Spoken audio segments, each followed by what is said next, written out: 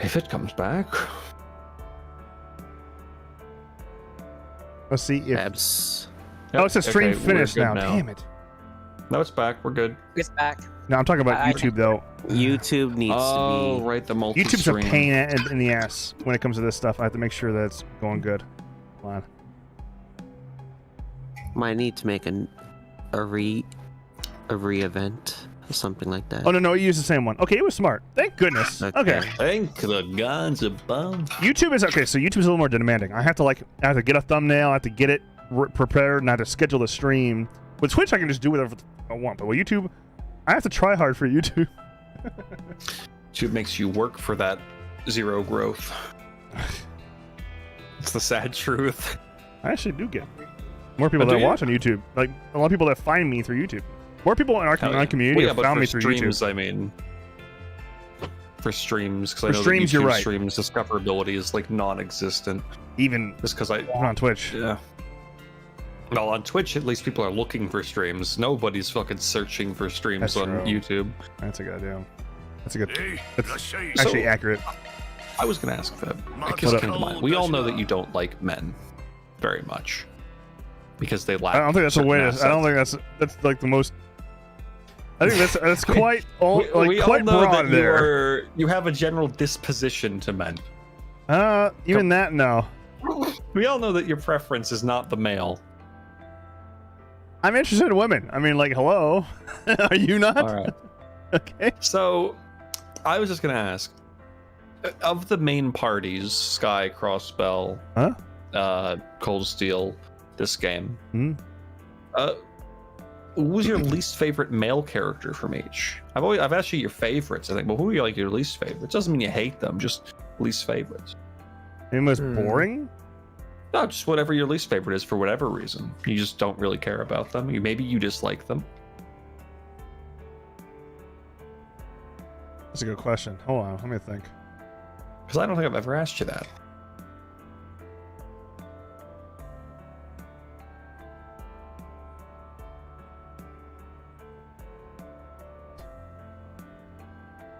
From Cold Steel, probably. From Cold Steel, probably. Machias is the least interesting. Yeah, I know. It. Doesn't like poor people. That's not at all. I know. Crossbell. See, the thing in Crossbell, all the dudes are great. Like, I feel like it has. No, Randy and Wazzy are freaking amazing. They are. Yeah. So Randy's freaking amazing, dude. Male. Does this have to be party members or? I'm talking main party. So main cast, yeah. Oh, I thought you were talking about other characters. No, I mean, I was thinking beyond like that. I think Randy is actually one of my most hyped characters in Crossbell, actually. So like, oh yeah, Randy's great. I can't like if I had to choose between him and Wazzy, I think I like Randy more than Wazzy. I mean, so Lloyd is part of that too. Lloyd, I hate to say it. Like, I can't. Hold on, let me think. He's not a bad character. He's not. Like Lloyd a lot. He's a smart character. He's very smart. I like how he's not a. The best part about Lloyd to me is that he's the MC that doesn't have any special. He's like just a dude doing a full-time job. He's an adult. Just wants to solve the case. He's solving the case using deductive reasoning and just solving cases, and I feel like that's very relatable, actually. So that makes him interesting to me. That's why I can't write off Lloyd, you know? Playable cast, Sisu. I got to pick a least favorite? Okay, I guess I'd say Wazzy then. Wazzy, alright, fair enough.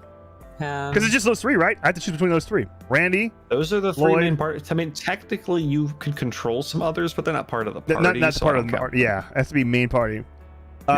Sky. Okay, Sky. Can we count Dudley? I will not count. No, it doesn't. He's not main cast. But he is playable, though. But he's not main party. Dudley's freaking not bad either, honestly. He grew on me. I like Dudley more than Marcus. Sky. Okay, what is it? It's Zen, Agate, Joshua, Olivier. Sky Agate. Sky Agate to me, You had Zen. Or would you prefer post Sky Agate? I have to say for Sky Zin, because like, Sky Zin, huh? Third I is see. she third? Is third? Okay, Isu's asking a big question. That's Blue. Yeah, It's because third is a whole arc though. It's the whole. I want to say third doesn't. I mean, we can include Kevin because SC. I'm gonna say not third because third includes people like Richard who Right. doesn't really. I feel like that doesn't count. Doesn't right? count. He's there for third at the last third of third as a playable character. So And he's totally SC busted. and FC. So you have Zin, Agato, Zin and Agate Olivier, is what I'm stuck between the two. Joshua, Kevin. I would not pick Agato. Really. I can't really pick like him. I love his arc in FCSC with Tita. I think it's wonderful. I love Zin too. I like Zin 'cause and we his called him- story We with called him Mom. Kilika and just I just like, oh man, it's another hard one. It's between those two though for me. Zin or Agate. And for me, probably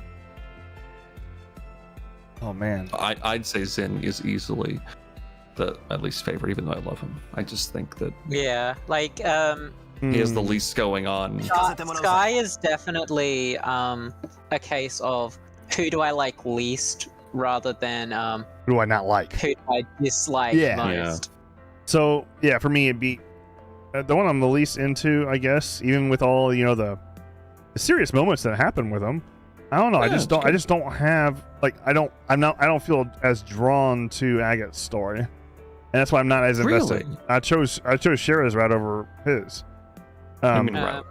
But you had to choose. There's a point in the game where you choose whether to keep Shira with you or Agate with you, and you go. Have Oh. you seen Agate's route though? I have not.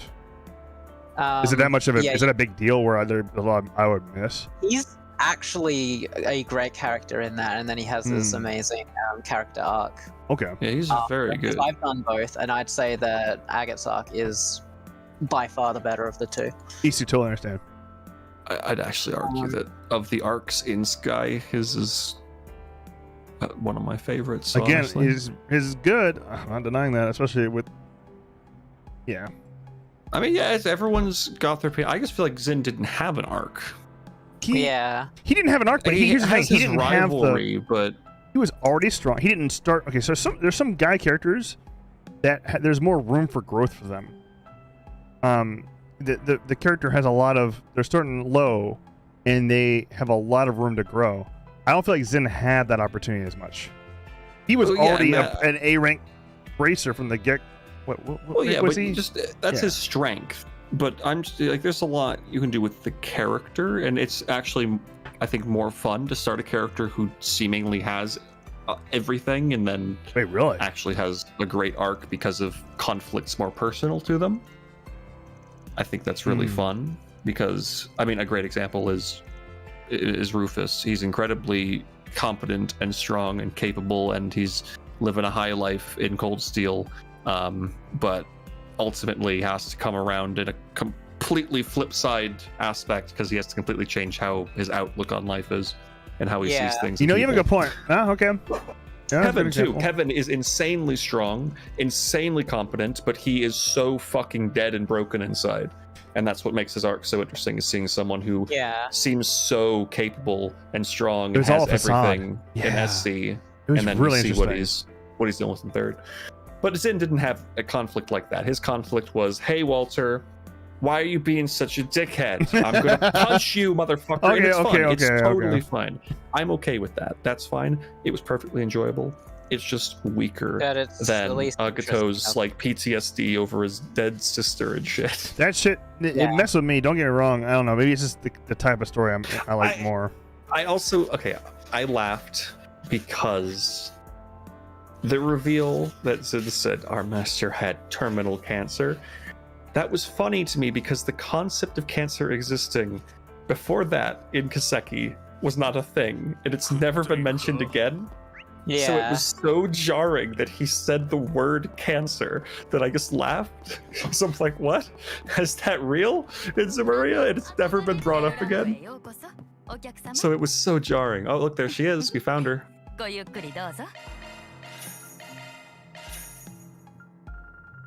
I'm broke as a joke. Crossbow for me. It But she is. It's Carmen San Diego. We found her. Oh my god, you're There actually in Zemuria. Where in Zemuria Where in is Zemuria is. Carmen San Diego? Yeah, I think I'd have to go Makes with me feel old. Lloyd for For Crossbow? Yeah, Lloyd. Lloyd. Crossbow. Lloyd is a great character for bringing people together and keeping a group together in a fun dynamic, but he isn't really someone who has a huge...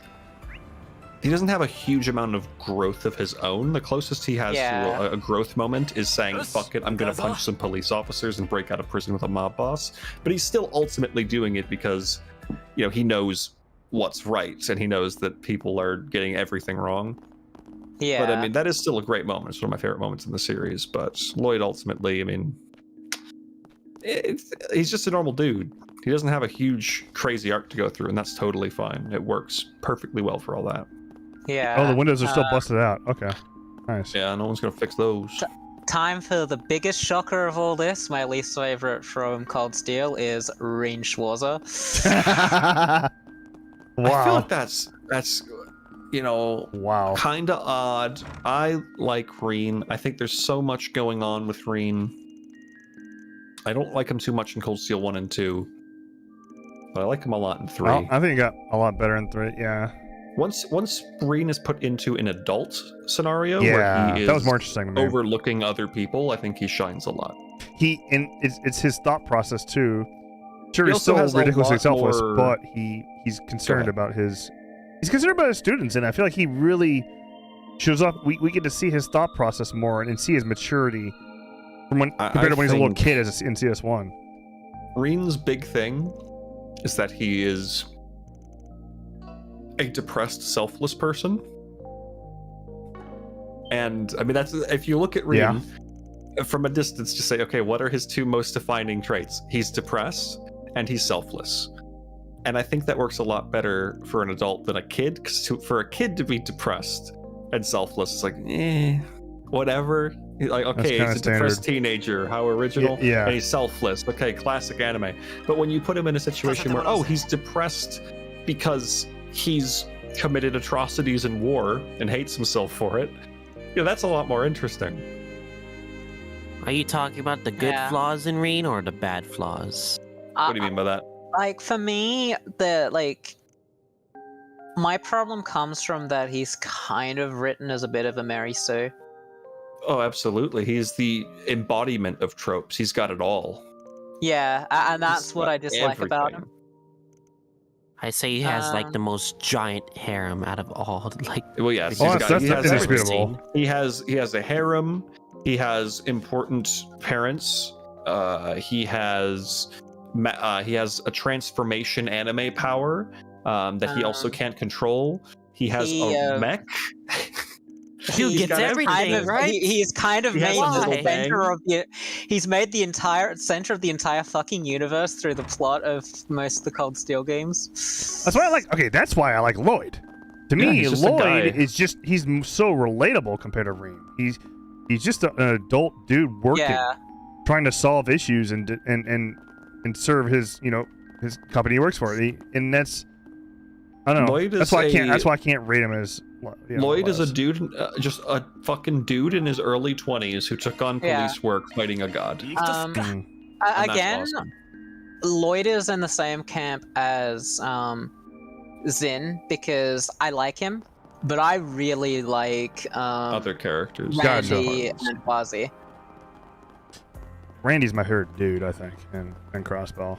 Oh, well, exactly, Alistair. That's one of the flops with Reen, is that you're supposed to believe he did horrible things in war, but Falcom is not good at convincing you that war atrocities actually happened.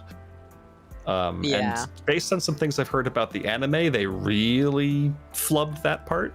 You should watch it first, though. I've watched it myself. You need to watch it. I can't say for sure. Even if you don't like it, you should still watch it so you have the knowledge. But yeah, no, Cold Steel, I think everybody agrees. I don't think there's ever been a less impactful set of wars in any piece of fiction than the wars that happened in Cold Steel. True. The big war that's breaking out at the end of Cold Steel 4 that we're building up to stop is about 40 minutes long. Yeah. And apparently it was so set up that both sides were like ready to attack each other, like waiting patiently for like the clock to strike exactly noon or some shit so they can start running at each other and shooting. Like, what is going on? What's happening there? It's so weird. Like, everyone had an alarm set, like, oh boy, it's almost war PM. Yeah. Oh shit. And then All right, hold on. This is a side quest moment here. Here we go. It's time for the beverage off. God, he's so Hey, creepy looking. That's the idea here, I think. who is? Bermati's so tall and lanky. Dang, he's so tall. Yo, he's like He's 7 huge. I feet. did He's like not 7 realize. feet. He's huge. I didn't realize it. Now you say that, like, wow. And the apron makes it look way worse. Right. Or whatever he has around his waist there, because you can't see his legs, so Apron, he just yeah. looks freakishly tall. It's like Slenderman. He is like Slenderman. Holy shit. What's up, Gamer Kiseki Time? Hello. How you Slenderman. doing?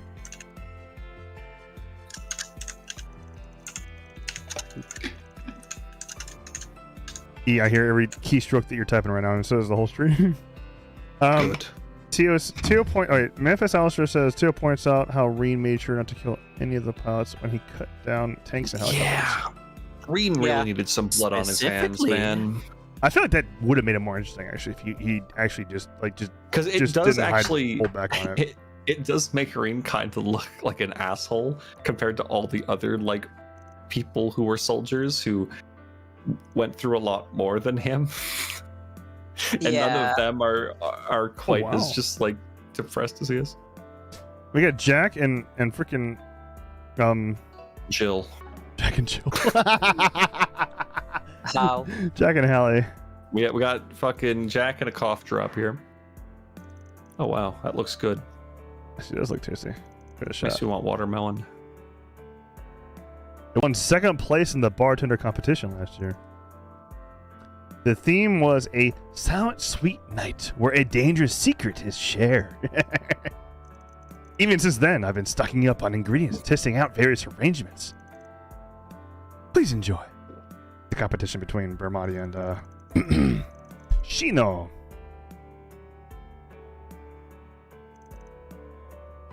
Easy to beverage, even for women who aren't good with alcohol. There you go. It's a fruity beverage. That's what I'd probably like. Nothing wrong with that. Nothing wrong at all. with that. I need alcohol that doesn't taste like alcohol Right, at and all. that's totally fair. That's just how it goes for some people. I can't say people are like, oh, that's the real thing. No shit, it's not. It's meant to mask that crap, and if people can't handle it, they can't handle it. Okay, to each their own. It's a potent flavor that I don't enjoy. Exactly. Nothing wrong with liking fruity beverages. Next is Shino's. Here we go. Look at that. Hold on, is that looks a carrot? like shit, Gino. Are you okay? Those What are is rocks. that? That's ice. On top, I'm trying to figure out what the top Oh, is. it's ice. Okay, because of the engine. It's the that engine, yeah. Look wood or something. Like blocks of wood. Blocks of wood and a carrot with a cherry attached to it. But I think this must be like, I don't even know what it is. Fruit or herb liqueur. Vivid Paraiso.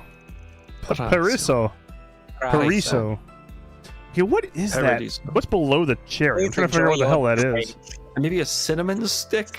I don't know what would be in alcohol. It's like a small little piece of like orange. Oh, It is that an looks- orange? Is that a slice of orange? So It's an orange. It's gotta be a cherry and an orange on a stick.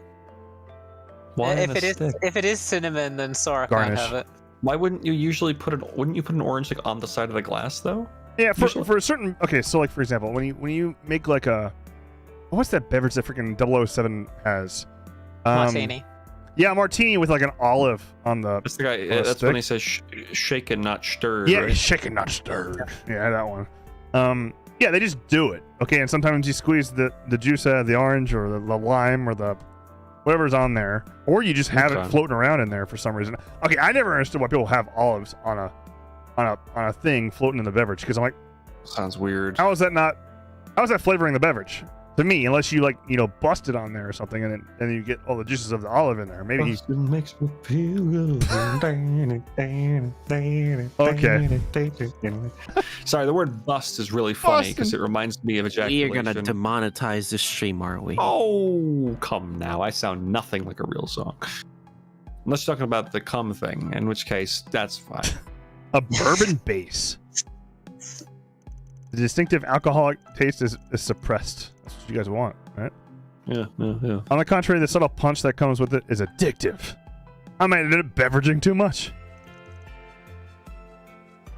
Oh, it's black tea? What? Oh. Alcohol and black tea is a combination of my favorite things. Man, I don't know how alcohol tastes with tea. I've never tried that before. Alcoholic black tea. Oh, yo, Bermani wants to try it. Let's see.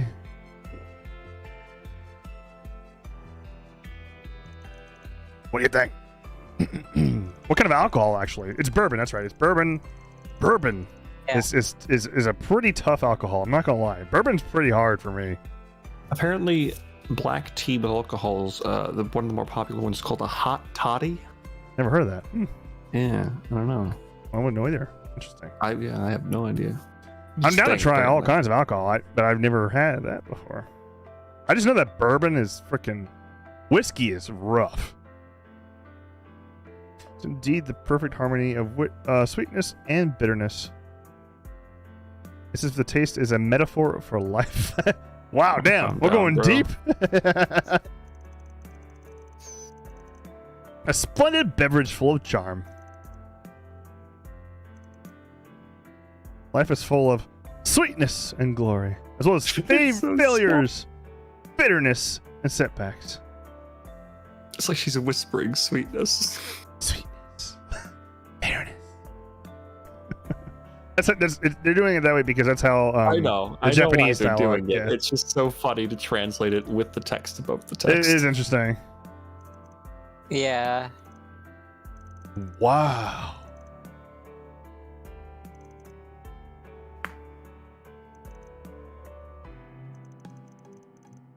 That's her style. Vermont's like, oh shit, I've lost this shit. Even Lynn's like, yep, you're fucked. Why are the kids here? Because they're taking a sip. Because they helped. Right. It's like their job.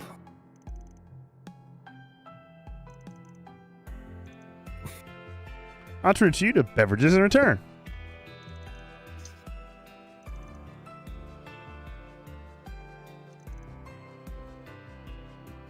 Looks like we're gonna get free beverages somehow.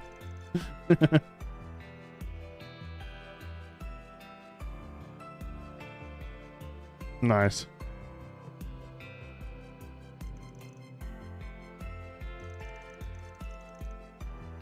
Aw.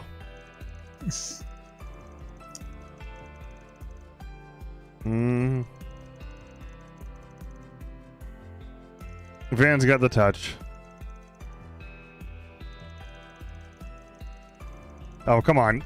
Okay, that's like the most Cinderella line I think I've ever heard him say. It's not like I'm really nurturing them or anything, Baka. Baka. So, Bermati, his hair would get in his mouth constantly. I hate that shit. When my bangs get too long, sometimes they like twist around themselves like that, and it's just that's your mouth. If you try to take a bite of anything, it just finds its way to your mouth. It's a fact. Yep, I can second that. Like my bangs are starting to get too long, and I have to like brush them back to the side or behind my ear sometimes.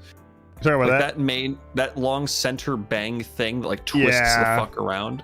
Yeah. That shit is the worst. All right, so I'm done with side quests. There she is. Wait, who? Where? What? Look in the window.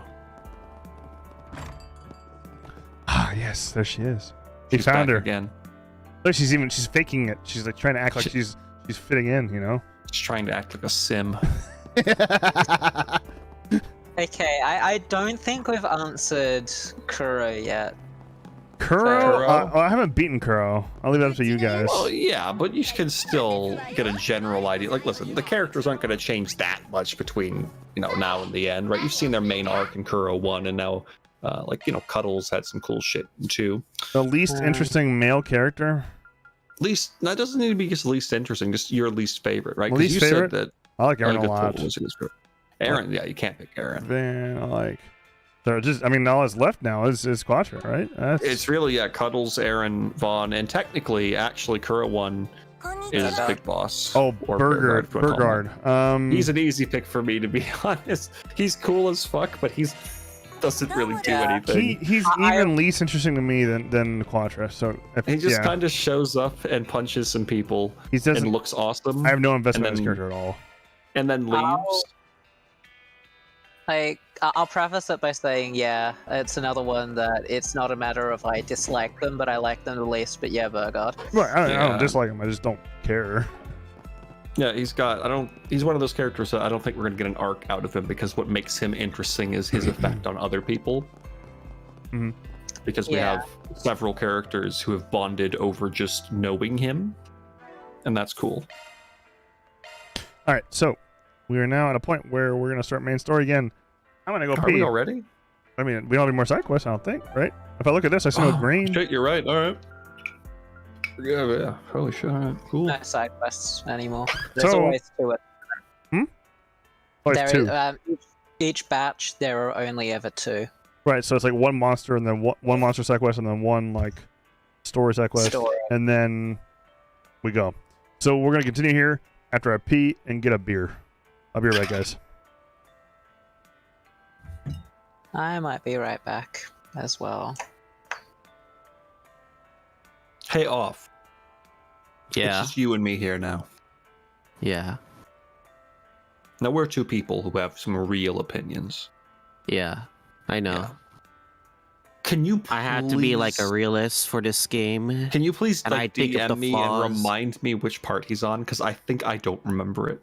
We are past the point of route. I know D. we finished the funny part with Fairy and Rosette. Yeah. What the fuck came after that? Because I know what the last one is. You mean we're still in Route D, and yeah, we solved the issue with the control army of Marduk, with Fairy, with Rosette, with Kasim, all that sort of thing. I don't remember what happens next. Not really much. We're just in the middle of side quest D. Okay. Now. All right. So we're all right. Yeah, gotcha. We Okay. haven't gone to the main story yet, but like I know the main story is gonna, like, of course, as what the stream entitles, there's gonna be a Route Oh E. my god, there's another part. There's a Route E. Oh my god. No, I just remembered. Well, there's also, but there's the worst part, and the worst and longest part,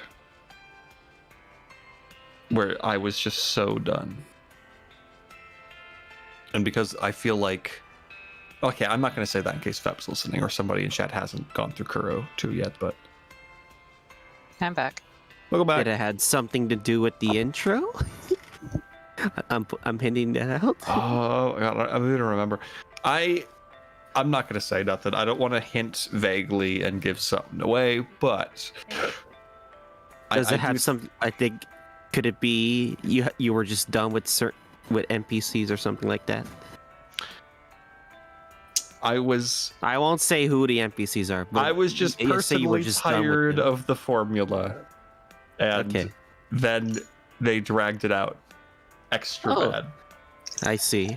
In my opinion, You were tired of the whole, like, how the past the past how routes it's the for, whole like, act goes. yeah. And then I understand. yes, it is that. Yes, okay. And then the generally, in my opinion, unsatisfying way things lead into the final section. Because of, we'll get there and we'll talk about it. But you know, if you know what I mean, you know what I mean. Disagree, but Well, I mean more. Hold on, I'm gonna message you, Eda, to specify the thing that I dislike. okay. Because I think you might kind of agree, or at least see where I'm coming from here. I mean, I generally am able to see where people are coming from. It's just, yeah, I have different opinions, and I like what they did.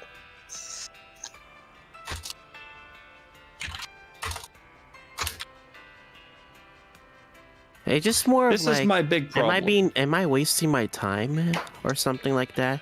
It's that sort of thing, honestly. That's what like caught me on like this game technically. Yeah, that's fair, Blue. I just like Because one of the things that happens towards the end, I was actually really curious where that could go, and then End of what? nothing. Okay. nothing. Yeah. You're we're talking bad. about I a can't game say you haven't played anymore. yet. Oh, yeah. But I'm glad you see where I'm coming from, me, because that's my Yeah. main issue with it. Because it It's lasts not a while, and then that I'll also just so we're clear, I'll message you my complaint as well, which is No, don't worry. About it. Yeah. I'm It's just gonna more say like when I actually talked about it with my community, I was like, there was like a full-on agreement with like the comments section, like, oh, they actually share the same opinion as me, so I wasn't crazy all along. I'm like, oh, okay. I guess like my flaws that I pointed out were actually like relatable, I guess. Which I'm like, okay, maybe the Kiseki community was cooking something after all. no, I don't give him too know. much credit, man. God, look how fucking huge he looks, man. He's towering over them. He's scary. I even discussed this with like other creators that actually played this game, and they also had like this similar agreement with me, which I'm like, holy shit! Which There are are many I of was us, actually they were cooking. There are many My of us. opinions were cooking. I thought I was just crazy. When you say Oh, cooking, what do you mean by cooking? They were. I was. They were I hating. never said anything wrong. I'm like, okay, Yeah, no, I was right all along. That was good. See, here's the thing. When I finished Kuro 2, I did say some dumb things, and I say dumb things because I was saying things more positive than I should have about certain aspects that looking back, I was like, I don't think so. So when I start my Kuro 3 playthrough, I'm going to be like, all right, guys, while people are here, I said some things at the end of Kuro 2. Let me specify. Because I was being too defensive of Kuro 2. I was honestly thought I Certain was parts of being stupid of my opinions. And then I'm Sometimes like, it no, feels you're that not way. stupid. You are a relatable person. It was like, There's I feel no such thing as a you, stupid man. opinion. That's Exactly. not true. We No, gotta no. be real here. There No. are some stupid opinions out there, Yeah, I and know. usually they're ones that are very hateful towards like people and stuff. Yeah, I'm Those are- meaning those in are stupid terms. I'm meaning in terms of taste in art Okay, specifically. in that case, I Like there are some 99% like, agree. there are very very stupid opinions on some things, but when it comes think- to art, I don't think that you can say taste is All stupid. right, I'm gonna say if we're talking actual artistic value, I can agree. I think that there are people who don't truly appreciate art who get scammed into thinking certain things about art, and that is a bad opinion that is to some extent no faults of their own, because there are people who create art in quotes. Let's say if you've ever gone to a store like a thrift shop or some shit and seen a canvas with a splattering of paint on it being sold. I think that's an example of people who see that and think it is genuinely meaningful are probably being scammed or tricked into believing something like that for the sake of getting some money out of it. And I think that might be sad for them, I guess. I don't know. Something like that. Yeah, I just I know what you mean, though, Ian. I agree. yeah. But I will In matters of taste, like it's down to the person. Some people have bad taste. I don't think that people have. You can't just yield somebody as, oh, you like this game, say they really love this game, it was amazing. I don't think you can say they have bad taste. I don't think that's right. Yeah. I don't think that's fair at all. I think even amongst the games that I don't like, I can't stand games that I've tried before, that I didn't enjoy very much at all. I tried before. I don't think it's right of me to say they got a bad taste if you like that game. I don't think that's. I think the issue fair. comes when people discredit other games to prop up a game they like. When they like genuinely discredit something, to say that is objectively terrible and horrible, and it's not objective. So much better. The word objective. Exactly, is not, that's the problem. It's not objective. It's not. I'll jokingly say things are objective. Art is subjective. But, totally subjective. Yeah, like some sort of like there's some level of subjectivity. Sorry. Huh? Like the arguments that I've seen of some games, like this has the same meta score as insert some other. Well, scores are stupid in general. Yeah. Anytime like you that kind of thing is just fucking dumb in my opinion. Anytime a number score is given to something, it is given to it in a sort of pseudo vacuum of either what that game on its own accomplishes or what games in that specific genre accomplish. Because you will see very pleasant, cozy little platformers. Mario Wonder, extremely highly rated game, very good in all departments. It's great. But if you compare that to games that are 100 hours long, full of deep character writing and great, huge set pieces and stuff, and you leave that feeling like you emotionally really got something out of it, then you'll look at it and say, man, that's the same metascore as Mario Wonder. That's because they both achieved something great in their own department. Yeah. In their but they own aren't way. comparable as two games in the Right. low 90s because they're so different. Yeah. And same thing with the a game lot of getting- people don't fucking get. A lot of games They get just lower that, like, scores and be more emotionally worthwhile per se, but it's just Right. a different thing. And like a lot of times people that are like that are like well, game I like it's more game I don't like scored high, how can I invalidate it? And I think that is fucking bullshit. Well, that's just Yeah, that's the ignorant. At any point, if I say someone has bad mentality. taste, what I really mean is someone has very different taste than myself. Because I will say shit, but then when people start getting like super aggressive on a game like Fortnite, for example, I'm usually one of the first people to say, okay, but realistically, Fortnite's actually a good game. I don't play it. I don't care for it. I don't like the community of it very much, but it's a well-made, very high quality functioning battle royale that is actually better than like especially when it came out 99% of the other ones. I like I PUBG more than Fortnite. By the way, I played. Did I you play actually, PUBG? I actually played PUBG. I played PUBG a lot more than Fortnite, but you know Yes. what? PUBG was part of the large batch of battle royales that for some reason felt like a feature of battle royales were that they were glitchy. Every battle royale you play after like H1Z1 was the until first big one, Fortnite are super buggy, weird, doors don't open right, managing your inventory is a hassle. It And then you is. play Fortnite and everything is just like smooth and it's weird.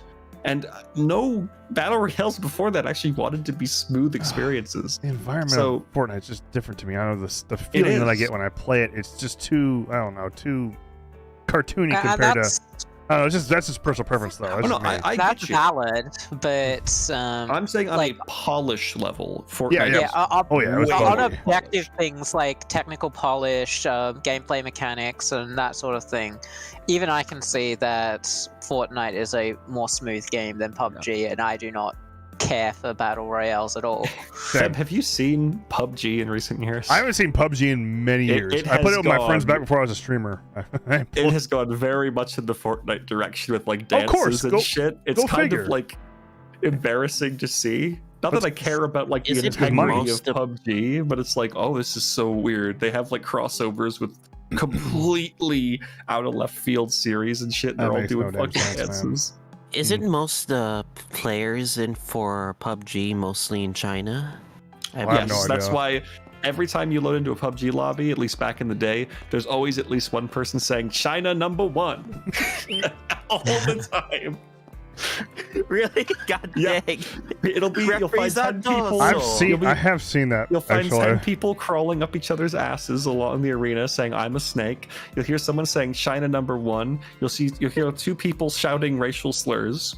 Oh my and then there'll be like 20 people punching each other in the face in a line. This reminds me of That's goodness. basically the Chinese multiplayer community in a nutshell.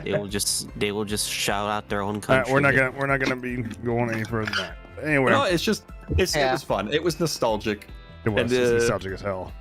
There's something about those days where any multiplayer voice lobby was just Dude, a chaotic mess of like weirdly I never wholesome see an haste. American Yeah. streamer Like- streaming that game. where people would scream the most horrid shit, but then you'd be like, "Oh, hey man, over here real quick." It's like, "Oh yeah, what's up, bro?" Just like they flipped the switch.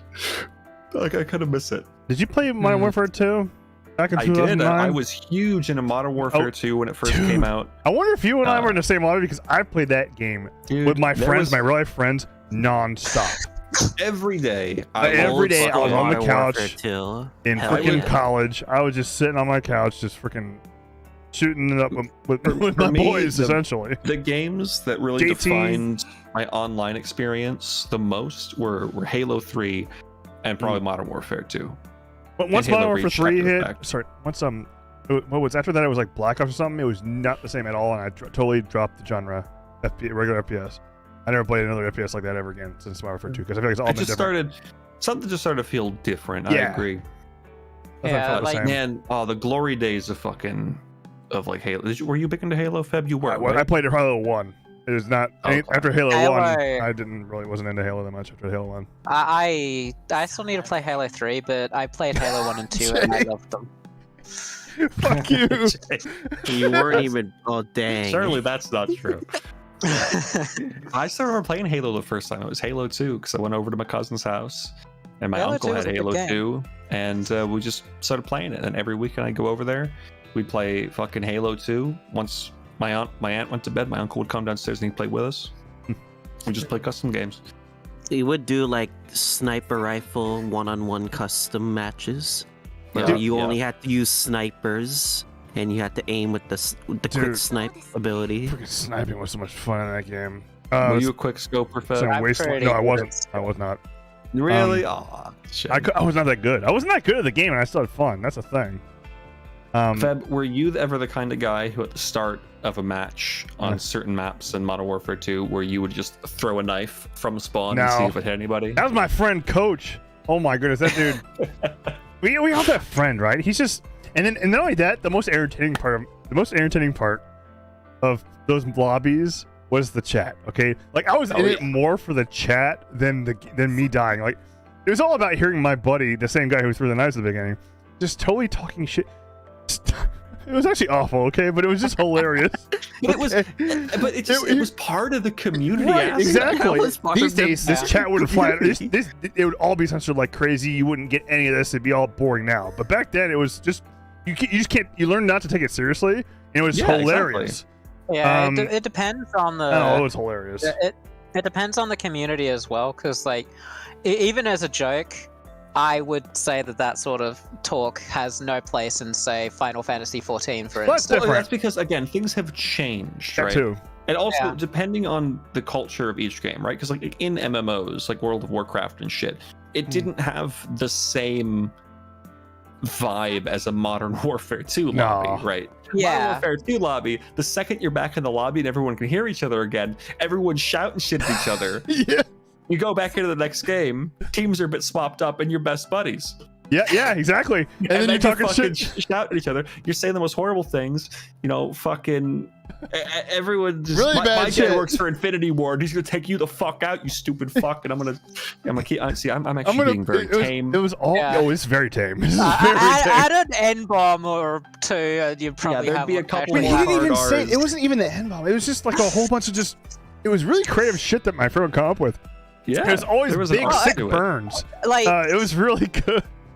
I'm not necessarily saying anyone in particular saying that word. It's just it had a reputation for that word being thrown around. I'll say. You just can get in trouble for saying actual bad shit. So Jay, it's like, okay, if you say something about, oh my goodness, dude, it was just, it's actually creative shit back then. There was some creative stuff. Sure, you'd have like the 12-year-olds that would show up with, just yelling out the really bad shit, but like you get some pretty interesting burns that were actually make me and my friends just laugh our asses off. It was pretty funny. That's the thing, Jay. That's the big difference, is that people do get in trouble, and they didn't before. And you know what? Maybe they should have, but I don't know. These days people get. Oh, well, I can't say that. I'm not gonna say that. It's probably to some extent for the better that there is a bit more of accountability for things you say online, but at the same time, you know, I think people have taken things a bit too seriously more recently. Yes. Like when you're online and you say some crazy shit, it's banter. Now there are some experiences where it isn't, and people get too much. Yeah, that's too much. Yeah. I think people, you know, there's a line though. I can't say it though. It's kind of not a single line. It's not. There isn't a single line. It will change from person to person, and exactly. I think that because it can vary from person to person, that's why the line has been moved in such a way that might be a bit too extreme. But bingo. It's whatever. In most online communities, you're still going to get some crazy, funny shit from people. And yeah, you can say some pretty crazy stuff without dropping the hard R. I think my favorite experiences when it came to angry people is definitely Dark Souls 1 Invasions with Xbox messages. Because, I mean, I'm sure, Feb, you also in Modern Warfare 2, people after the match would send you a fucking message. Dude, every once in a while I get one of those. The best thing is when they're so mad they're shouting at you and the message cuts off when they're still yelling. Dude, that. And when in Modern Warfare 2, this wasn't in Black Ops at all. They cut this out of Black Ops. It killed it. Like voice chat was off for party members by default in Black Ops. Black Ops 2, I think, was after Modern Warfare 2, and we lost all that. But in Modern Warfare 2, when you killed somebody in an enemy team, you could hear their mic for like about a second, and you could just hear you could hear them just getting so pissed. There is there's a game called BattleBit Remastered, which is basically, hey, what if we made old school Battlefield games, but with really dumbed down graphics so anybody could play it? And that game also has the feature where when you kill somebody, their mic becomes active for 2 seconds. Oh, perfect. And so when you're in an environment with like 120 people versus 120 people, and you're killing people and their mic just comes on for a second, it's so fucking funny, man. Okay, I can see that being pretty entertaining. Okay. There's people groaning and shouting. Occasionally somebody's mic will come on, they're like yelling at somebody in their house or something. The best compliment ever was like, this guy's hacking, when we're not really. We're just there is no greater compliment in an online shooter than someone accusing you of hacking. Exactly. Oh, dude, it's like the best compliment you can get. Instant ego boost. Anytime somebody got mad at me for shitting on them, I just tell my little bro was playing. Jay, it's good. It's good. Yeah. Oh man, it's good old days. I mean, some games, man. Damn, some games still kind of have a bit of that. I played on my Xbox 360. I didn't even play on console back then. Or sorry, on PC back then. I just played on my Xbox 360. I'd be sitting on my couch. Huge Xbox and just Nintendo only person until like 2010, 2011 maybe. And I was over at my cousin's. I feel like being over at my cousin's and seeing whatever my uncle had and was doing was always what like defined the next step of my gaming up until, you know, I was doing just my own stuff. But I was over there and they had Gary's mod installed. I never played Gary's mod. Never played that before. You know what it is? I've seen like references of it, like in SFM. Is it SFM? Like the models that are used. Gmod is just, hey, here's the source engine. Here's a bunch of shit from like Half-Life and Team Fortress and stuff. Right. And it's just a physics sandbox. You can spawn stuff in and you can just do wacky stuff with the source physics. And I was sitting there on his computer and I had the physics gun, which lets you move things around. And I spawned a mattress and I picked it up and I threw it at a guy and it flopped over his head and killed him. And I said, I want to play this at home. This is so funny. I want to play this at home. What the hell? So I got a hand-me-down computer from my dad. And yeah, then I started PC gaming. And that's when I realized, because any game that had a level editor, I was all over. I loved any sort of like level editor shit. You would like StarCraft. When I found out on PC that there are all these fucking like game creators and shit, like RPG Maker and shit. Like actually, I was playing RPG Maker on our home computer in like 2006, and I loved that shit. So when I had my own computer, I started downloading everything, dude.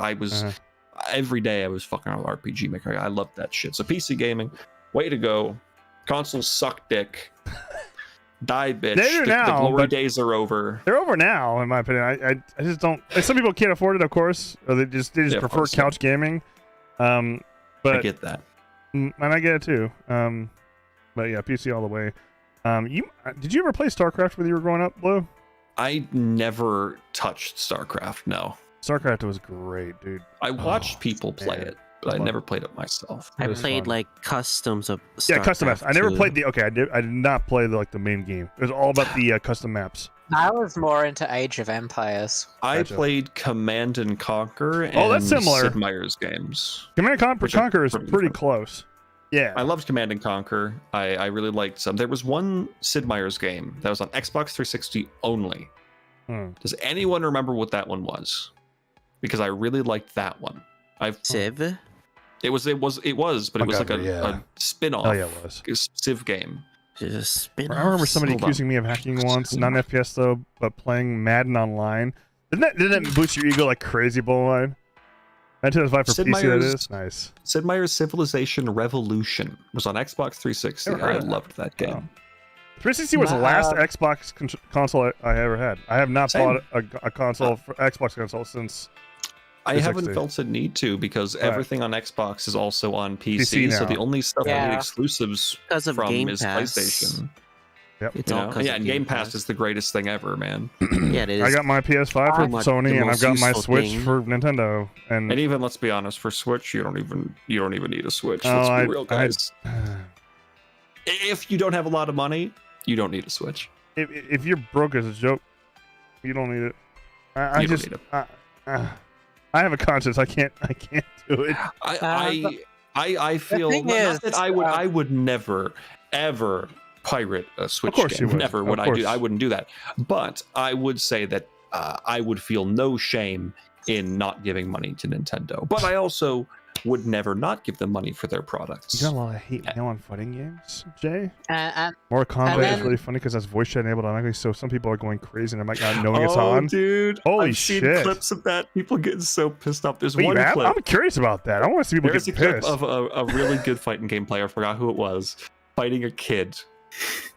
And he was just spamming one move against the kid because the kid didn't know how to play. One He's like, move. dude, you're using such a cheap move. That's a cheap fucking move. Stop. Is the kid That's so fucking him up? cheap." Yeah, he's talking to chat. Fighting He was game getting- behavior. He's like, that's such a cheap move. I'm just gonna stop playing. Wow, It that's was so funny. pretty sad, Emotionally man. killed that person. It was so funny. The guy was just saying, dude, you gotta learn. This is the real world. Yeah, exactly. He says that. It's like That's that so person funny. in Street Fighter One second. who just uses Blanca just to spam one attack, and there's no counter to it, except for like I don't know, maybe Playing the just game. losing the match. You just play the game better. Just play it, just get good. I It's actually had Justin that Wong one clip? time. Is that what it is? Yeah. One time in like in a fighting game, I was playing like let's just say Street Fighter 5.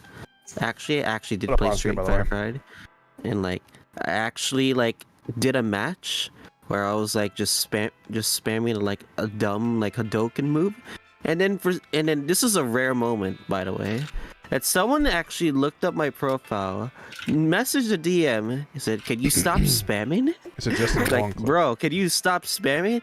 You know what I responded after that? I said, just get good.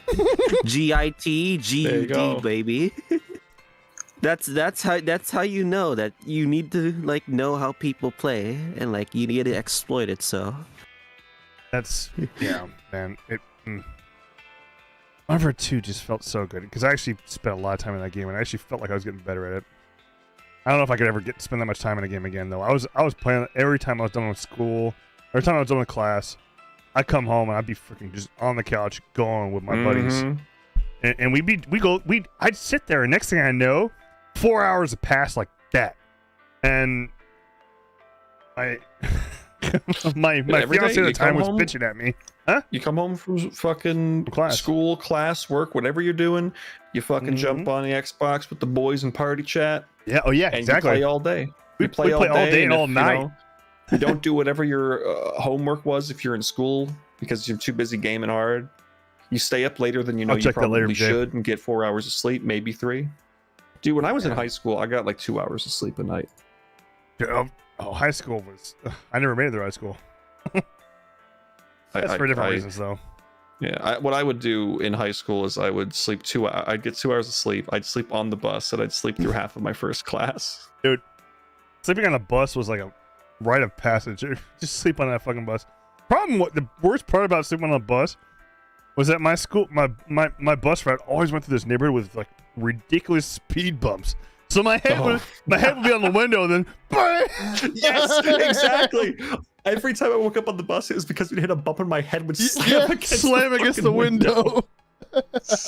I'm not alone in that. Let me see this. Yep, but the true skill is to be able to go from asleep to getting up to get off the bus in a second. Yeah. Not missing a beat. Yep. And that's kind of started getting ingrained in you, right? Like for me at least. Like you're Just like a got used to zombie. it. Like next thing you know, you're sitting at your desk. You don't even know how you got there. I didn't even know how you got there. Exactly. Yes. And you know what was the worst thing was for me? First period, at least when I was in sophomore year, was fucking algebra. Dude, okay. I had a big problem with math where I would get it done, but Algebra I wouldn't show the work the way they wanted. So I never, ever got good scores on anything. So I ended up having to take an extra math class. I had to go into summer school because it was my first. I went to summer school for one of my history classes. Oh wow! Because they kept asking me to write essays and shit. I'm like, dude, I don't like writing this way. That's for English. Yeah, I hate English writing. Well, when I'm in English, I wrote the way I like to write. My English teachers fucking loved me because they're like, dude, you have. So they didn't say dude. Actually, one of them did say dude. She was cool. That's cool. That sounds pretty cool. They're like, we love the way you write because apparently I had a lot of like voice in my writing, as they put it. Like they felt as if I was just talking to them instead of writing a super stiff, boring essay. Mm-hmm. So that's how I like to write. My history teacher hated that shit. So I just stopped writing essays because I knew he'd hate it every time. And then I went to summer school and I was done in 2 weeks. So I was like, that's the way to go, baby. Why fucking write a bunch of essays when you can go here, take a couple multiple choice exams, and get out of here? That's a good point. He was a boring motherfucker. Actually, that's not true. He was really cool in every department except for the part where you actually have to do any sort of work for him. Makes sense. Man hates creativity, probably. He does. He wants a stiff, structured essay that has no personality and is read like a fucking boring ass article on the internet. Yeah. Or a textbook. Like when I read something, I want to get some voice from the author, the creator. I want some style, some flair to it that makes me say, "Oh, I want to keep reading this." I wish I could read. That's true. You have that problem. I wish I could just fucking read. I envy people who just read books. A good article or something, then it's short, informational, and it's structured in such a way where it's snappy and you're enjoying reading it. Or I think of books, which obviously books are different than a fucking informational essay or article, but the highlight of a book is the voice that comes through from the author, how they write, what their prose is and shit. And that can, to an extent, be brought over to an essay format. And I think if I was ever a teacher, no matter the subject, I would always want people to express themselves in their writing rather than just write facts, because God, that is boring. It's like, my English teacher told me when they were grading the exams, because you're not allowed to grade your own student's exam, it has to be one of the other teachers. Oh wow. Oh They were all sitting in a room around a table, just silent. See it, GMC. They were just all sitting there reading the exams, bored, quiet, and one of them just started bursting out laughing. And apparently they were reading my essay. That's amazing. So my teacher's like, yeah, dude, the room lit up, and he was showing everybody, because I think that we had to read a short story, and then we had to write about the short story. You lucky little shit, man. That's amazing. Rather than writing about what they wanted me to write about, I really didn't like the main character in the short story, so I basically wrote a long form rant about the character. Why does main character sucks in a nutshell? And they loved it. That sounds so much like you. Holy crap. I bet you they got a kick out of that because nobody else would. Yeah, because apparently everyone else was writing, the normal stuff. Right, of course. And I got a good grade on that exam. That's hilarious. That's hilarious, man. Speaking of books, why Blue, should I praise this did you see what Jay said, Blue? Oh, you finished Warbreaker. Words of Radiance. Fuck yeah, dude. What is Warbreaker? I love Is that part of your series? Warbreaker's magic system. So that's part of the Cosmere series. Warbreaker's a standalone that should be getting a sequel eventually. Warbreaker. Every Cosmere world has a really cool magic system, and in Warbreaker, Man, I wish the I could big thing read. is focused on color and breaths. So you can take a breath from somebody and they'll lose like vibrance in their world to an extent, but you can take in colors and basically use them as a fuel for your magic.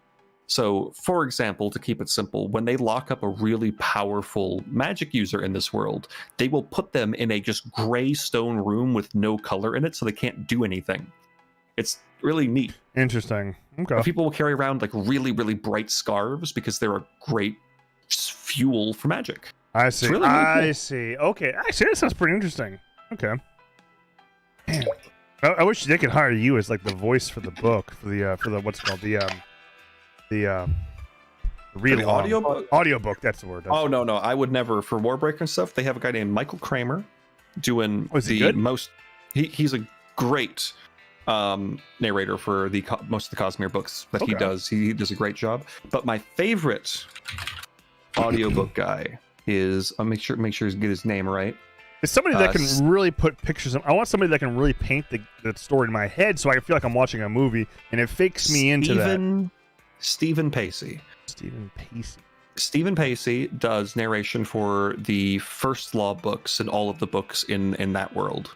And he is by far the best narrator I've ever heard. That man has an insane range.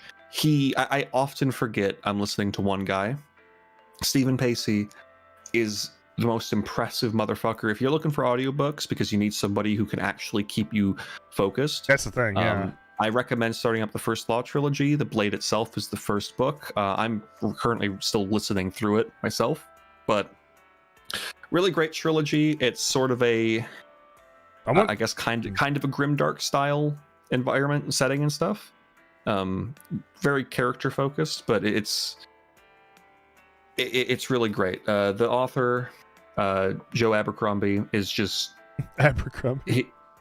What's wrong with that name? Whenever I hear Abercrombie, I think of the freaking clothing brand that everybody used to wear when I was in high school. yeah. Oh yeah, that clothing. But Everybody. his character writing is just top notch. He's also like the funniest author I know without trying to like make jokes stand out. Like they're all real quick, snappy jokes. I love it. He also, I don't know, he's a very talented author paired with Stephen Pacey as the narrator. It just makes for a great experience, because if one of your introduction chapters for a character can be 10 minutes of him walking down the stairs and it can be an absolutely riveting, then Just you did walking a damn down the good stairs, job. it's riveting. It's just it's a guy. He's got a fucked up leg, and he spends about 10 minutes walking down the stairs, and it is amazing. It's a great introduction, and it's crazy that it works so well. What kind of staircase is this? Is it like freaking 200 flights? It's a completely normal staircase, and for this character, stairs are the worst thing that's ever happened to him. I mean, I guess Anytime it he makes has to sense walk if he's up or got downstairs, you get a whole monologue in his head every time he has to go up or downstairs, because it is insufferable. And he's a character that always has to posture himself as being very in control of things. So he'll go up these stairs, he will be beat down, like ready to fucking vomit blood, but he's got to just keep himself steady. And it's great. Go read The Blade itself, or listen to it. Don't read it. Fucking don't read it. Listen to it. No, I need to. Okay. Stephen Pacey, what a guy. The book. Remember the book that I bought that I read like the first sentence out of? Is that one Stephen Pacey? That is Mistborn, so that's Sanderson's work, Cosmere. So that'll be. Does Michael Kramer do Mistborn? He does. Let me make sure. I know he does Mistborn era too. Jay is saying that Michael Kramer is really good. Like, he's amazing. He is. I love Michael Kramer. He is great. However, it's Kramer, says Jay. Michael Kramer. It is Kramer. Okay, good. Michael Kramer does have a very steady voice when he's narrating, and sometimes it might make you a little cozy, and you might kind of, if you're kind of sleepy, you might nod off a little bit. But he's great. I love Michael Kramer as well. Okay. So Mistborn, absolutely listen to it. I think I've only recently started listening to audiobooks, and I've realized that assuming you got a good narrator there, like it's the way to go, man. Because I'm at work. I'm at work. I'm doing shit, but I really want to listen to a story.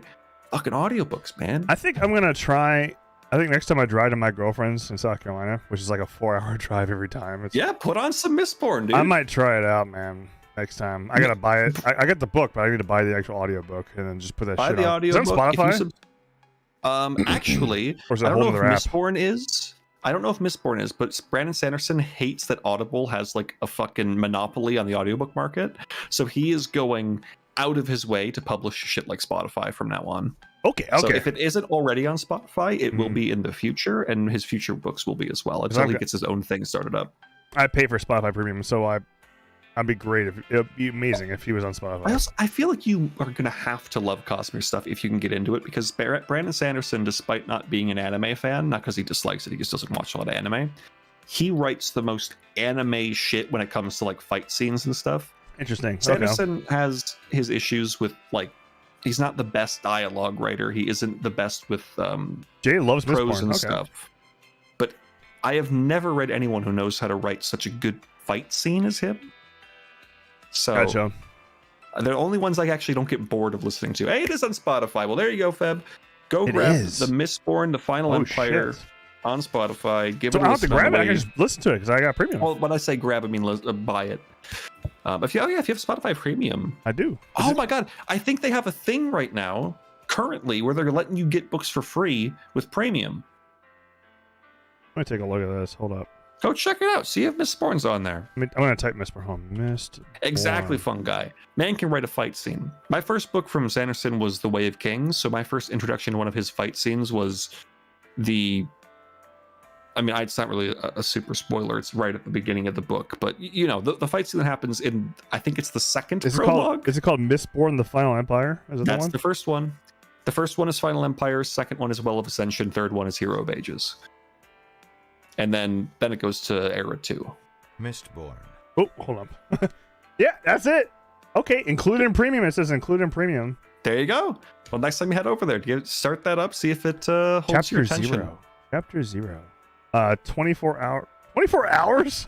Oh shit. Yeah. Oh yeah. Mistborn are the smaller books from Sanderson too. Yeah, but this is just one book. And it's 24 hours. Holy. Yeah, fuck. it is. Oh yeah. Well, because keep in mind, everything we just talked about this last time when you talked about reading the Kiseki books. Everything that you would read is made 3 times longer when you have to read it out loud. Yeah, I get that, but unfortunately that's what it takes for me. Yeah, enunciation. But that's fine, because you don't need to do this every day. Just whenever you got a long thing to do, or maybe you just listen to a chapter. Right, a chapter is like 20 to 30 minutes. You know, you're just driving or you're doing some dishes or some shit. My chapter 1's 22 minutes. Chapter 2 is 38 minutes. Okay, so there's a big range. They vary, and usually Sanderson has pretty good break points, even mid-chapter, where you could probably stop. The man can write a fight scene, says Fungiver. He does. The Way of Kings opens with like 4 prologues, and one of them is a fight scene. A fight scene that involves changing which way is up in a corridor, and it was so fun to read, and it instantly hooked me on Way of Kings. Okay, I've got it added to my playlist now. Cool. I got it on my Spotify. Dude, I really hope you like it. Mistborn is I'm gonna try it. Really cool world, really cool characters. It's got a romance in it. Ooh, is that what made me want to try it the first time? Because I don't remember you asked some stuff, and I said, "Feb, it's really cool. It has romance in it. I like that. It has one character. There's one character in the second Mistborn book that I really don't like, but other than that, Mistborn Era 1 is great, and I think that Hero of Ages has one of the best like endings to a story, in my opinion. I think it wraps it up so perfectly. Ladies and gentlemen, Blue's been trying to push Mistborn, by the way, or just Brandon Sanderson, Cosmere in general, since 2019. It's great, man. Listen, I just remember I was playing Jay. It's Zane. I was playing Xenoblade Chronicles, and my buddy before that told me to get Tate's chocolate chip cookies, and I got them. I'm like, oh, these are really tasty. So then he said, we were talking about books, and he said, hey, you should try Way of Kings. And I'm like, all right, well, you told me to get cookies, and I liked them, so I guess I'll get this book. And I fell in love with Convinced by cookies. Convinced by cookies. The cookies were good, and Way of Kings was better. Also, Brandon Sanderson has a thing people call the Sanderlanche, which is the last like 100 to 200 pages of his books are usually just fucking nonstop craziness. You know, it'd be pretty neat. I They're have really an idea. Would you be down to like listen to it with me? A little bit here, some here, some there. Since you've already read it, you're not gonna miss anything. But maybe like on the after party or something, we could, or the other after party. I can't say I'd recommend doing it in after party or something because ultimately it is purely audio. So if you have anyone talking at the same time, it is going to become. Well, you know me with anime. Mess. Wait, never mind. You don't know me with anime. When we watch anime, we don't talk because I can't pay attention. I tell everybody, y'all, I got ADHD. You could. I don't know if I would join often for stuff like that, but you could absolutely make it a group listen. And then we would break in between. Fun guy. I stuff. fucking the Bridge 4 stuff in Way of Kings. Oh, I don't know. I don't know. Everything with Bridge 4 in Way of Kings is like some of my favorite shit from Sanderson. I think Way of Kings is one of my favorite Sanderson books. Is the Final Empire really 24 hour? It's 24 hours of reading. Yeah, and that's a shorter one. Wow. Way of Kings is about double the length of Mistborn. How many pages are these books? Mistborn is around 500, 600 pages. Way of Kings is around 1,000. Every single Stormlight Archives book, so Way of Kings, Words of Radiance, Oathbringer, and Rhythm of War all get like an extra 100 pages each. So I think Rhythm of War is like 1,400, 1,300 pages. I have it on my shelf, but I'm too lazy to go check. Hunger says I dropped Way of Kings during a less interesting sequence. Need to pick it back up and finish it. It's very long. Way of Kings is stupid. The only book where I felt like, okay, someone needs to cut Sanderson down a bit was Rhythm of War. There are some parts in Rhythm of War that you could tell no one told Sanderson, hey, maybe cut this down a little bit. They're a bit long. But yeah, Fun Guy, please go back to Way of Kings, dude. Way of Kings, I love the final sequence in Way of Kings. It's so fucking good. I haven't read an actual book in a very long time, actually. Well, I recommend picking up either First Law and listen to it, or anything Cosmere, and either you can listen to or read Cosmere. Like, I like Michael Kramer a lot, but I don't think he's so good that you need to listen instead. Stephen Pacey is so good you need to listen instead of read for First Law. Like, that man is so impressive. Though I will say it's kind of awkward listening to him read the sex scenes to me because Joe Abercrombie's a little horny. when he writes a sex scene, he's just writing a fucking porn story for you for like 10 minutes. So I will say, my goodness, Joe Abercrombie is so talented as an author that during one of the sex scenes, when one of the characters got it up for round 2, I cheered. He had me so invested that I cheered when he popped a second stiffy ready to go again. It was a actual hype moment for me. Yeah, just keep in mind, First Law, it's a dark fantasy kind of thing. It's, kind Dark of like fantasy, miserable. That's not true. Dark fantasy is my favorite genre. Dude, go read The Blade itself. I'm sorry, listen to The Blade itself. One of the characters, like I said, he's just the most miserable cripple, and all of his chapters are just him being miserable and hating people. And he's such a good character. Because actually, one of the things that I've dropped and I really need to go back to is reading Berserk. There you go. Which I've that heard people is loving Berserk. That is quintessential dark fantasy. I Like, still think I don't like it though, just based on the people who like it. You would not like would it. enjoy Berserk. it's very, very You would violent. not like Berserk. Feb wasn't here. Feb, did I tell you about the erection thing with First Law? What the? Hold on. That No. I was so invested that during a sex scene when a character got it up for round 2, I cheered. Like, I was hyped that he managed to get a second erection. There's a certain person that when I hear their taste, I watch Trash Taste. There's certain people on that podcast when I know that they like it. I mean, I'm like, I'm not gonna like it. Anyway, whenever it's mainstream, a lot of mainstream stuff that people are really hyped about, I'm like, I'm probably not gonna like it because they like the dark stuff. They like the dark, bittersweet or sad stuff. Really fucked up sad stuff. I don't think Goblin you'd like Slayer. First Law, because First Law isn't like, at least not so far. It might get there. It's not like super like sad. It is very brutal and dark, but it isn't so far not like really sad. It's just a very, yeah, I don't know. Music is I transcendental love it. medium. I just don't like my brain being fucked up by stuff as much. I don't know. That's just me. I'm only a boring person. I can get that. There was one moment in a Sanderson book. It wasn't like super fucked up or anything. It made me so like It's me. kind of just sad. If you like it, more power to you. That I stopped reading for like a week just to think about it. That's the I don't thing, think man. many people were affected by it that way, but for me, for some reason, it really was like, oh, that's I stopped reading for a bit. But it was well written. It was great, and it was meant to make me feel that way.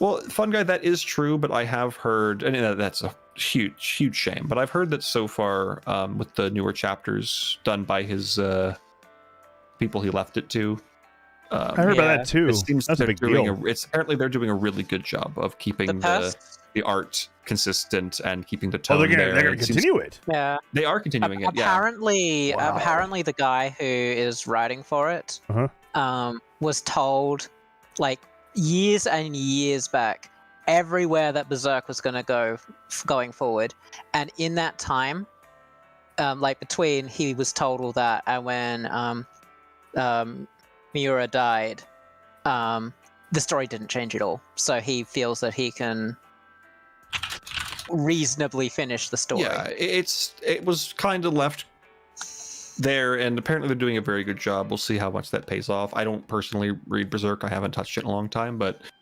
apparently it's in good hands.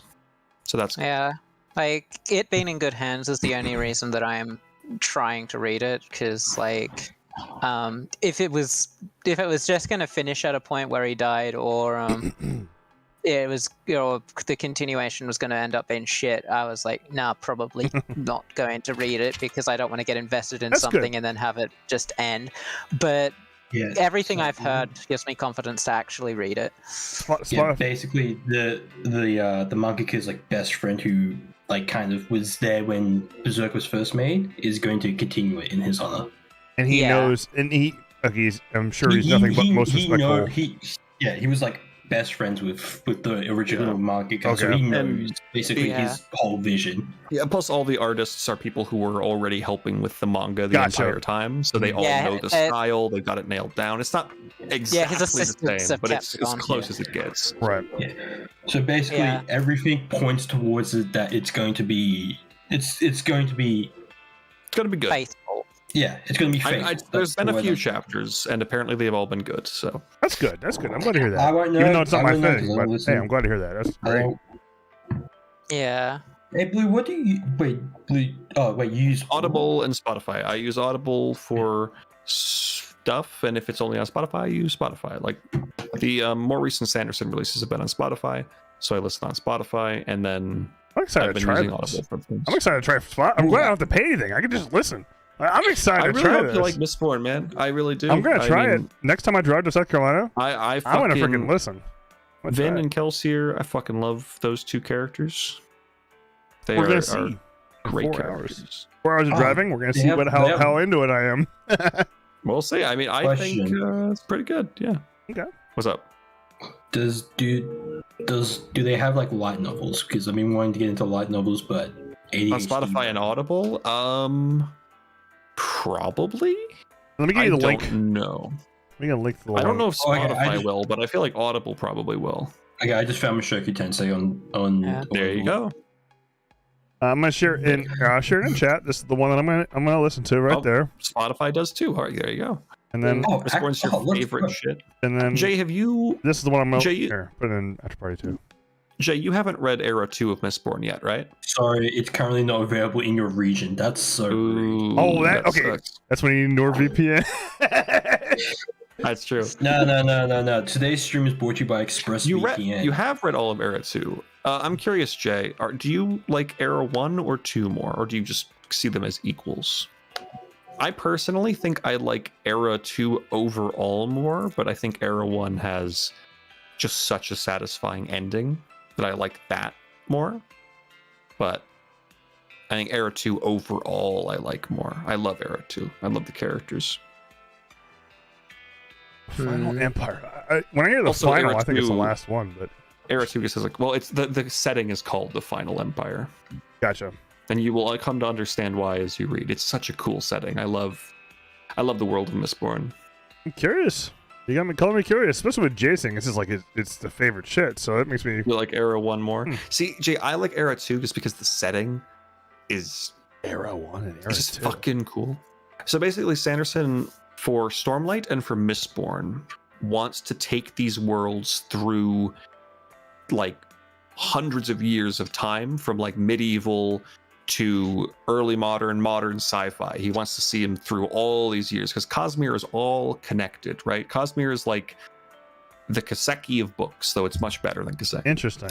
Okay. Because you have this whole universe, which Mistborn only hints at that stuff, but you'll see it more as you go, of different worlds and different characters going between them, and how this universe is changed over time. So it's really, really cool. Okay. Era 1 had such a definitive ending. I don't know how that story gets continued, to be honest, but I gotta check it out too. Fall Guy, once you jump into Era 2, you'll immediately see like, oh, that makes sense that it's continuing this way, and it's great. I love. I mean, I don't want to say anything about Era 2 because if people don't know, it should be a surprise. But I don't want it just to be. love- Yeah, I want to be surprised. Just in case. I love the way that they incorporate certain new things in the world into how the magic system is used. I think it's really creative and cool. The magic system for Mistborn is basically swallow metals, and depending on which metals you swallow, you get different metal-based powers. What the hell is a metal? It's a metal, like actual literal flakes of like iron or steel or copper. They swallow them and burn them in their stomach. Okay. And that's the main core of the magic, and you will understand as you read. But it's really, I love Sanderson's magic because it's always defined almost scientifically. There's always such a logic to it. There's always you will understand the step-by-step process of how it works and how limited it is or isn't. It isn't mystical, right? He does not like mystical magic. He likes logical magic. Not that it makes sense in reality. I like that better. Not that it's that it makes sense to you. You will understand when a person does a thing. You will know exactly what they're capable of. Okay. And if they do something that they shouldn't be capable of, you will know that there is a reason they did that, and you will find out. Okay. And that's really awesome. Okay. It's a hard magic system, exactly. Yeah. Love seeing how the magic changes from Era 1 to Era 2. I was unsure too, but Sarah proves his point pretty quick, says Jay. Hard and soft magic systems, and like, it depends on how the author can use them, because both have their uses. I think one of the cool things about a soft magic system is how mystical it can feel, how almost divine it can feel. Yeah. Sanderson also does a good job of showing you the perspective of people who don't have that magic, to make you realize that even though it is a very hard magic system, to other people it can look mystical. So soft is Lord of the Rings. Yeah. The magic just is magical. It is not exactly explained and defined by hard systems. It's magical people can do big, crazy magical things, and you don't know what the limits are of that. Would that be like what the witches do in Cold Steel versus what arts is? Kind of? Yeah, kind of. I would say that arts, you know what certain arts can do because they follow a mechanical kind of set of rules. It isn't super hard to find, but it's logical. And there is a structure to it and a limit to it. Whereas witches, you don't really know what they're capable of because they're just using magic. Got it. Okay, now I get it. Yeah. So, yeah. Oh man, it's great. And there is a novella set in the world of Elantris. I forgot what the actual world is called. Also used by Sanderson. What's the book called? The Emperor's Soul. Are there any movies on any of this? Like, is no, because Sanderson is very specific about not letting people fuck up his books because he really doesn't like how a lot of adaptions have been done. So he is very hands-on. So I appreciate that, but he's trying to get it done, though. He's trying to get it done because he is like one of the best-selling fantasy authors out there. I'm wondering if there's a way he could make it happen to where, you know, if it takes enough movies, he could do something to where, as long as he is in direct control of it. He wants to do some as movies and some as like series, because some of his books are so long they can't be a movie; they have to be a series, right? Interesting. Like, okay. You can't turn Way of Kings into a 2-hour movie. Like it's like 1,100 page book. You need a series. Okay. He does. Yeah. Fucking Brandon Sanderson has in-world encyclopedias in the back of his books. Written by someone in that universe, describing the magic systems and the world and the people and all kinds of stuff. That's a really neat author, dude. He sounds so damn interesting. I really wish, man. You know what? We're gonna see. I'm gonna try listening to these audiobooks. He is a world-building machine, and he will not stop writing books. The whole secret projects thing he's been doing is basically he was pretty tired from writing the most recent Stormlight book. I think it was. He needed a break, and so his break was to write 5 books he wasn't even intending to release. But his wife, being his biggest fan, said, "Hey, these are really good." He's like, "Okay," and so he started a Kickstarter to release the books, and then it became, I believe, the most successful Kickstarter like ever. Wow. So yeah, it's really cool. Jay says he sold that movie rights to a few things, but all of them fall through. So, like, here's the thing: I would have never gotten into Harry Potter ever unless he did in the movies. And I've been told by people who have read the books. My ex-wife at the time, she told me that she had read the books and then you saw the movies and she loved the movies, but she told me all the scenes that I didn't get to see once I saw the movies, right? Yeah.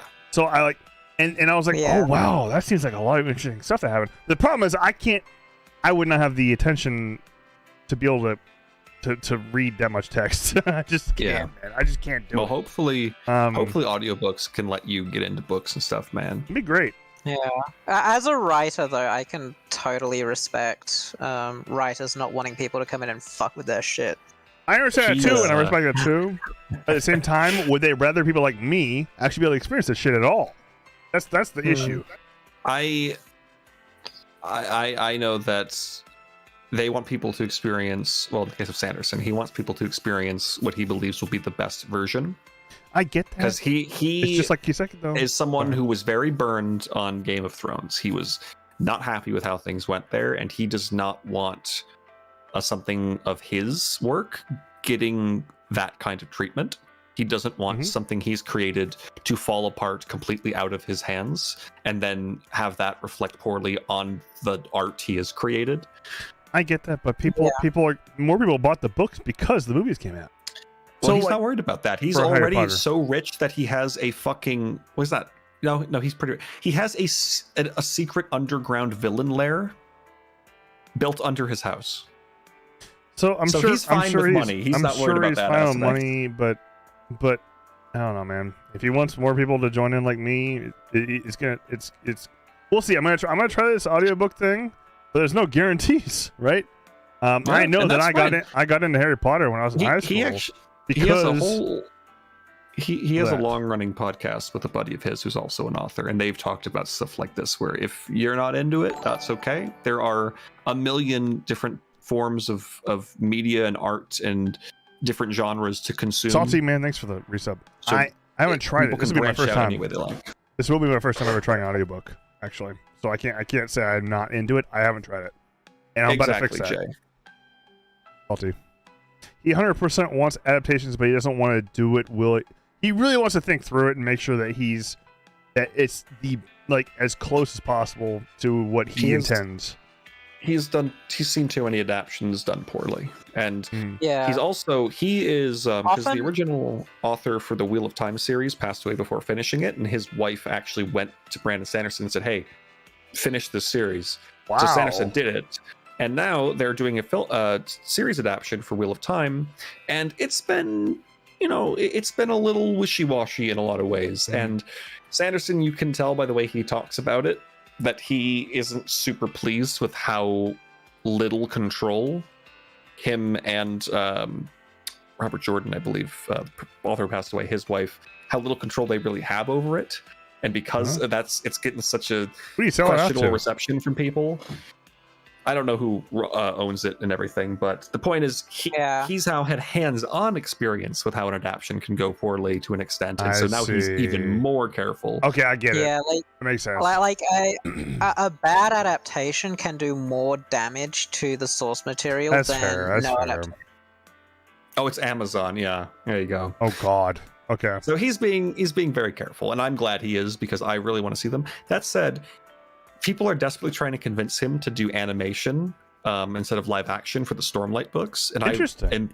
I really want him to do an animated series for Stormlight, kind of in the same vein as like Arcane, because I haven't even seen Stormlight Arcane before, by the way. Stormlight has some really cool like visuals in the theater of the mind. It has some really crazy I envy magic you shit going so on. much. I wish I could unlock that in my brain, man. Because I just Ugh. if they try to do live action, unless they have an insane budget, there are a lot of scenes in Stormlight that are gonna not look good. Like there are the most anime crazy fucking fights That sounds fun, happen man. in the sky and shit, and like you can't. It's got to be animated, all right. You just got to be animated. There's stuff that happens in Words of Radiance, like it's got to be animated. It'd be cheaper, so it'd be easier to do it in a setting that he can maintain complete control over. Talking about shows and even games instead. Games. Yep. He would like to do game. Dude, he fucking loves games, dude. He is a super gamer. He's also like the best Elden Ring player I've seen. He played through all of Elden Ring. He loves FromSoft games. He played through all of Elden Ring and has stopped leveling up at level 60. Keep in mind, you're supposed to be by the end game like almost around a level 100 plus. Did he play? And he held on to all of his souls. He didn't stream it. He was sharing it like on Twitter and stuff and on his podcast. Oh, okay. He held on to all of the souls because you know how when you die you drop your souls and you have to pick them up again. He held on to all of them. He had like over 1 million, and people were like, "Brandon, please level up." And he's like, "No, I don't want to level up. I'm just gonna hold on to them." So he beat Elden Ring at level 60 with all of his souls still in his pocket, with like fucking dual great swords, heaviest build he could, and he just crushed it. And it's like, God damn it, dude. He's like a machine of an author. He's incredibly intelligent. He's claimed that he's never had a bad day in his life. He wakes up every day and he's just happy, apparently. Damn, what a chat. That's he's one way to live. He's also a super gamer. What the hell? He's great. Jeez. He is great. You know, well, I'll experience this. You know what? I'm gonna experience the first 4 hours, maybe 3.5, depends, of Mistborn next time I drive to go see my girlfriend. Okay, hell yeah. That's how I'm gonna do it. Jay, when you have someone who actually loves the writing process, it's probably easier for him to make free time. But he also has like time set aside for his family specifically. He's very good at like scheduling his day out. It seems good for him. Yeah. That's good importance. I wish I was him. I want his capable brain. I'm so jealous. Let's see. I don't know how he's have free time to game. Yeah. I don't know how he can pump out lots of like what you're describing about all of his world building stuff, because I'm going through the world building for my own project at the moment, and that's really time consuming. Actually, he has he does write like he does like teaching classes at colleges and shit, and some of them are online, like writing courses that he's done where he explains a lot of his process and shit, and I really enjoyed listening to them. You might want to go look up some of his lectures. That does sound intriguing to become a better writer. It's like an 8-part series, maybe. Each one's like an hour, and it's just a camera in the back of the room while he goes through his whole process. He has some specifically for world building and shit too. Because his really world cool. building his world building's really fucking cool, man. It's so cool, and how subtle he is with it sometimes. Like he will have a character from a completely different book show up for 1 page of a book, and it won't even be by name. They will just be there, and you'll just say, wait a minute, was that person? And then that's it. That's all you get. And now you just know that person's on that planet doing something, and it's done so well. And there's one specific reoccurring character that everyone fucking loves, and I love him too, and he's so cool. Ah, man, this has been a fun derail. Yeah, go check out those lectures when you got free time. They're really fun to listen to. Yeah. And more than fun for someone like me who actually Oh wants yeah, to do something with writing. every time I listen to those, it made me think, man, either I want to fucking run a D&D thing, or I want to write something.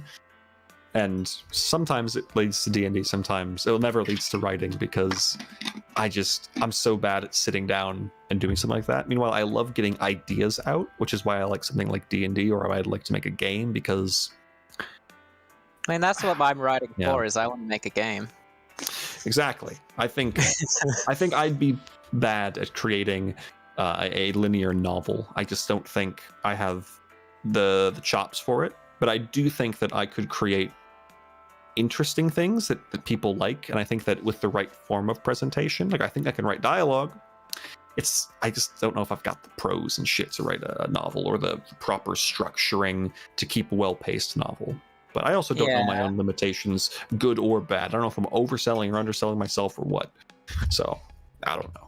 I know that I can generally write prose, because I did like creative writing in high school. I did quite well with it, and like I kept up with it even if I didn't continue formally studying it. I took a creative writing class in high school because I knew I'd be good at it. No shit, man. I wrote a story about a dwarf who wanted to travel out into the forest of giants so he could become tall like the giants. He wanted to have them stretch him so he'd be tall.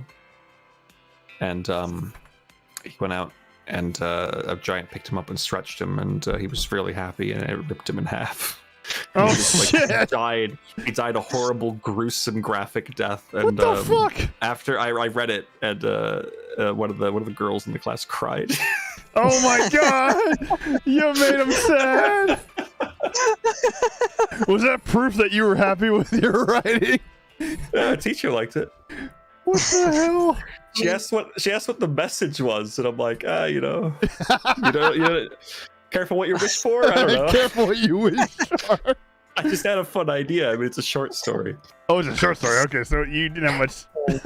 Yeah, it was like, it was like, maybe like 5 pages. It was like the first thing we wrote. Okay. It was the most basic little, here's your introduction to the class. Write me a short story in 5 pages or less. And so, okay, I have an idea. I'm a lunatic. Leave it to Little Blue. God damn. I think I had just finished reading. No, never mind. I hadn't. That was way after that. Yeah. Writing fucked up shit is actually a lot of fun. It is. I would. Beer makes me pee so damn much. All right, here we go. I don't know what I'd want to write, man. If I wrote a book, I don't know what genre. I'd rather make a game. I actually have an idea for a game. I would also rather make a game because I want to tie in multiple concepts, not just narrative. But how would you help with the gaming? I have an idea for the concept. Same. I have ideas for a bunch of different genres. I have a lot of turn-based ideas in my brain. Yeah. And dude, that'd be fucking sick. So what I'm working on is it is dark fantasy, but it's inspired by Trails. Interesting. Okay. Because I have plans of future arcs down the line once I'm done with what I'm working on at the moment. It's just the politics and stuff is really fucked up, and my idea is that all the countries have something really bad about them, which means they really don't function as countries. The one that I'm writing at the moment, it's endless civil war, a constant war of ascension, because a bunch of nobles want the crown. No one's on the throne at the moment, and life is hell for everyone who isn't the nobles. Hey E, go check out the first Law trilogy by Joe Abercrombie, read by Stephen Pacey, so you can enjoy kingdoms and countries and miserable states. It's fun. Yeah, it's fun. I love writing shit like that. Again, one of that cripple guy, his whole thing is, he hates everyone. He's miserable. His life is the worst thing ever, and he's just helping, basically, he's just going along with making things horrible, not because he really wants to, but just kind of that's the position he's in. It's great. My game that I want to do is based on orchestral instruments. Ooh. I really badly want to do a game where you go through and you choose, what instrument's most interesting to you, and you go through based on, I don't want to say too much, but like, you go through and you battle certain bosses. There was a meme that happened like 3 years ago. It was all about tubas and stuff. Okay. But it's related to that, but it's not just tubas. It's the whole. There's so many instruments. There's so many mainstream instruments you got that are not just brass. You got the woodwinds. You got the strings. You got the keys. You got a lot of things. I feel like there's so much you could do. Percussion, and especially percussion, actually. Yeah, is percussion is the most game thing. What's up, Blue? Is it like a rhythm game? No, it'd be turn-based combat? JRPG. Where you play and you have a different route. Here's the thing: the best part in my mind was you play as one. Like, say I wanted to play as violin. Right? That's the first instrument I really took up ever when I was a kid. And I'm like, you experience a whole different route to this story, and earning your reputation. Versus if you're like, oh, I'm gonna play piano, or I'm gonna play, I don't know, I'm gonna play trombone. Right? A whole different story and everything based on which one you pick. And it'd be totally unique, totally different endings, sad, bittersweet, happy, like all throughout, just all experiencing, just whole different routes. Ooh, but I'm picturing this. So, okay, so I'm picturing here a world that's defined by music in a way, and you're going through it with these different instruments, and each route a different character, different instrument. You're going through them, and they're all, First of all, I think that the combat system should absolutely have a rhythm element to it. You know how Mario RPG has those action commands? I see what you're saying. Time it to the music. Every fight, every song is diegetic with the music. Maybe everyone you fight is also playing an instrument different than your own. It's still turn-based. Sick. Yeah. It's all based on the rhythm of the music and stuff. So you can do different just. You do music shit. It's cool. And how you fight changes the song based on how you're playing. And maybe if your opponent is like overpowering you, then their instrument becomes more prominent in the song.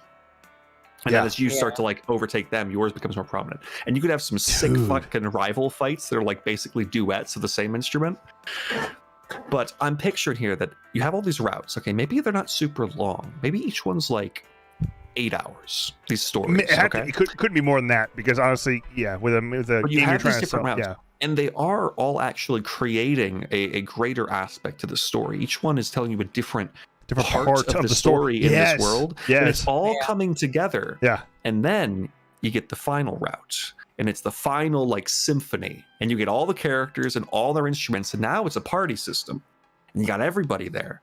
And now whatever the big culmination of the story is in its music plays out. You get all the instruments, you get all the characters, and it would be this really cool thing where before the music was usually focused on one or two instruments at a time, you got a full orchestra for the whole soundtrack. It's got everyone there, and it comes together. It's awesome. Blue, we need to talk. Now, what the story would be, I got no idea. I don't either, but just how this comes together. I'm sure some cool writer could help us out with that, but I think we got a good writer here. I'm just saying, I think it's a cool concept. I really like that idea. I've thought about that. I've thought about that for a little while on that. But I'm not a developer, but it'd be sick. Especially, your idea with the freaking incorporating, like, sure, there's the music. Okay, the music, we needed some serious, I'd be down to pay some serious money for an actual composer who really knows what the hell they're doing. We need people that, music would be the biggest part of the game. This would be the most fucking expensive thing. Dude, there's plenty of up and coming composers. If you do a game like this, I feel like you absolutely have to have it be played with real instruments. Oh yeah, like you gotta. There's plenty of people that would want to do that. That would be willing to do that. And every character absolutely has their own theme. We're asking somebody with a Stradivarius to perform for us. There's people that'd be willing to do it. Oh man. for a good price, like a reasonable price. See, I have absolutely no perception that this game would ever come to be, just because Right. It probably won't, but it won't. We don't have it's in my the dream money, mind. etc. But the dream for it is cool, right? Because every character's got their own like theme and shit. So at the end, when you get to the final boss and it's this, the big battle of this orchestra and everything, you're basically just playing this huge suite of all the themes composed like together. Overture almost. Ooh, no! Oh my god! I'm a fucking idiot. What? Every character has a theme. Huh? And what you don't realize until the very end when they all play together is that all those character themes are actually one part of the same song, all the layers of it. And when they play together, they create one final song, all of them layered on top of each other. And it's perfect. Damn, dude. I'm getting goosebumps just thinking about it. Holy shit. Okay. Huh. That's actually an idea stolen from an absolutely brilliant game called Outer Wilds. Everyone should play Outer Wilds, but that game also features a lot of character themes that you don't realize are part of a song until you hear it. Which actually, I shouldn't have said that, but yeah, it's really cool. Okay. Damn. So basically go play Outer Wilds. Also, Divinity Original Sin 2 has a cool thing where it's not part of the combat or anything. It's just a little bit of a cool artistic flourish. Is that you pick an instrument at the start of the game, and for every like fanfare, for every combat encounter, it uses your instrument specifically. So if you are winning in a fight, your instrument will take over the song, or if you level up, then you'll get a flourish, a fanfare with that instrument specifically. Gotcha. And it's just a cool little thing. I want to see more games do that because it was really cool. I think of it not just the instrument though. So it's like it's the character, you get to create your character each time. So like if say you're a lady that's playing through, you play as lady, a certain character, this lady playing a violinist. You get to choose your character through each one, but the overall story still is focused on what instrument you're playing, and it connects it. Once you complete all the different routes, you're able to see something that you weren't able to. Certain routes unlock once you perform all the string instruments. Once you finish all the string instruments, so you did violin, you did cello, you did viola, you did string bass, all of a sudden you get a new unlock, and you get the orchestra. It's orchestra. Band is different than orchestra, right? So band is not string. String is orchestra. Piano. Actually, I feel like piano and organ are two totally. Even though they're still string instruments. Different, yeah. I feel like they're like a grand boss kind of thing. The thing with piano and organ, or keyboard instruments, is they're technically not string instruments. They're technically percussion instruments. Technically, but you can just put them in their own category. It's a debate. Yeah, I think those are ones you unlock later on. How about that? You unlock it, and then you get to see more of the overarching story above and beyond like all the other instruments. I feel like this kind of game, if you didn't want to go for a route structure per se, but still kind of a route structure, I feel like it would work really well in a roguelike environment where runs are only like an hour long at most, but every time you run, things are slightly different and you unlock things as you go. I feel like unlocking these instruments and learning more things about the world and these stories in hour-long chunks in each successful run, I feel like it would work really well for this. And then of course you have to complete a run with every instrument to get the final kind of path, whatever that would be. I think it would work really well in a roguelike genre. Because Hades has proven that you can have a great narrative in a roguelike. Not roguelike to me. I still want to be turn-based, just because I'm. No, roguelike can be turn-based. Roguelike is not a specific like combat structure or anything. Then I misunderstood. Roguelike refers to that. There's some randomness to each run. Each run is like there's permadeath at the end of it. It may or may not have stuff that carries on between runs. Like, I want to be a forgiving game though. So like, say, well, permadeath just means that when you die, you go back to the hub, but you don't lose progress per se. You just lose progress in that run. But there's macro progression in these games that sticks over, whether it be narrative or mechanically, between all of the runs. And in the best roguelikes, death isn't actually a bad thing. Sometimes when you die, you're actually excited because of all the things that have now changed. I'm talking about Hades and how brilliant that game is. Because Hades, you die and you should be upset, but now you get to talk to more characters. You get much more dialogue and story and stuff. So yeah, it's not my kind of thing, but like roguelike is. I just think it is a combat style. I'm down for if it's turn based. Number one, number two, really focused on the music. I feel like we don't have a game that is so focused. It's all about the music. Oh, but that's another reason why roguelike would be great. Because if it's so focused on the music and these songs, then every time you go back in, you're better at the song. And that means that these attacks you do, because let's say every attack is to some extent focused on what part of the song you're on, plus little flourishes you can do. Ooh, you could even do flourishes and kind of throw in your own little notes here and there to embellish where you are in the song to do some extra damage and style points. Like vibrato. You can add in your own little fanciness, and that could be really cool. But that way you get better at the song, so that because obviously it's a song game, so every enemy that attacks you is going to attack on beat naturally. So if you have a good rhythm, then you're going to perfectly dodge or parry all of these attacks, because it's going to have like a cool guard mechanic. I don't want to be like, dude, the song's going on, we're fighting, we have to keep pressing a button every second. No, it's not that. I don't want that. You can totally sit still. It's just that when you start the attack and you have those perfectly timed abilities, again, Mario RPG, it is in time with the music. Same with when you're attacked. So you always know that hit is going to land on the next beat. Or maybe if you've seen the attack before, you know, that attack's going to hit on the off beat. And it creates this cool mechanical thing with the music. This is basically just turn-based Hi-Fi Rush at this point, which is awesome. You're making me want to play Hi-Fi Rush a lot. I've actually really thought about doing that. Is such a great game because yes, it is action, but ultimately, one, you can turn the difficulty down, and two, it's on beat. So if you got that beat, then you can deal with the action because you always know that you're attacking or dodging on the beat. So you can be overwhelmed by enemies, but nothing's going to hit you if you just know that you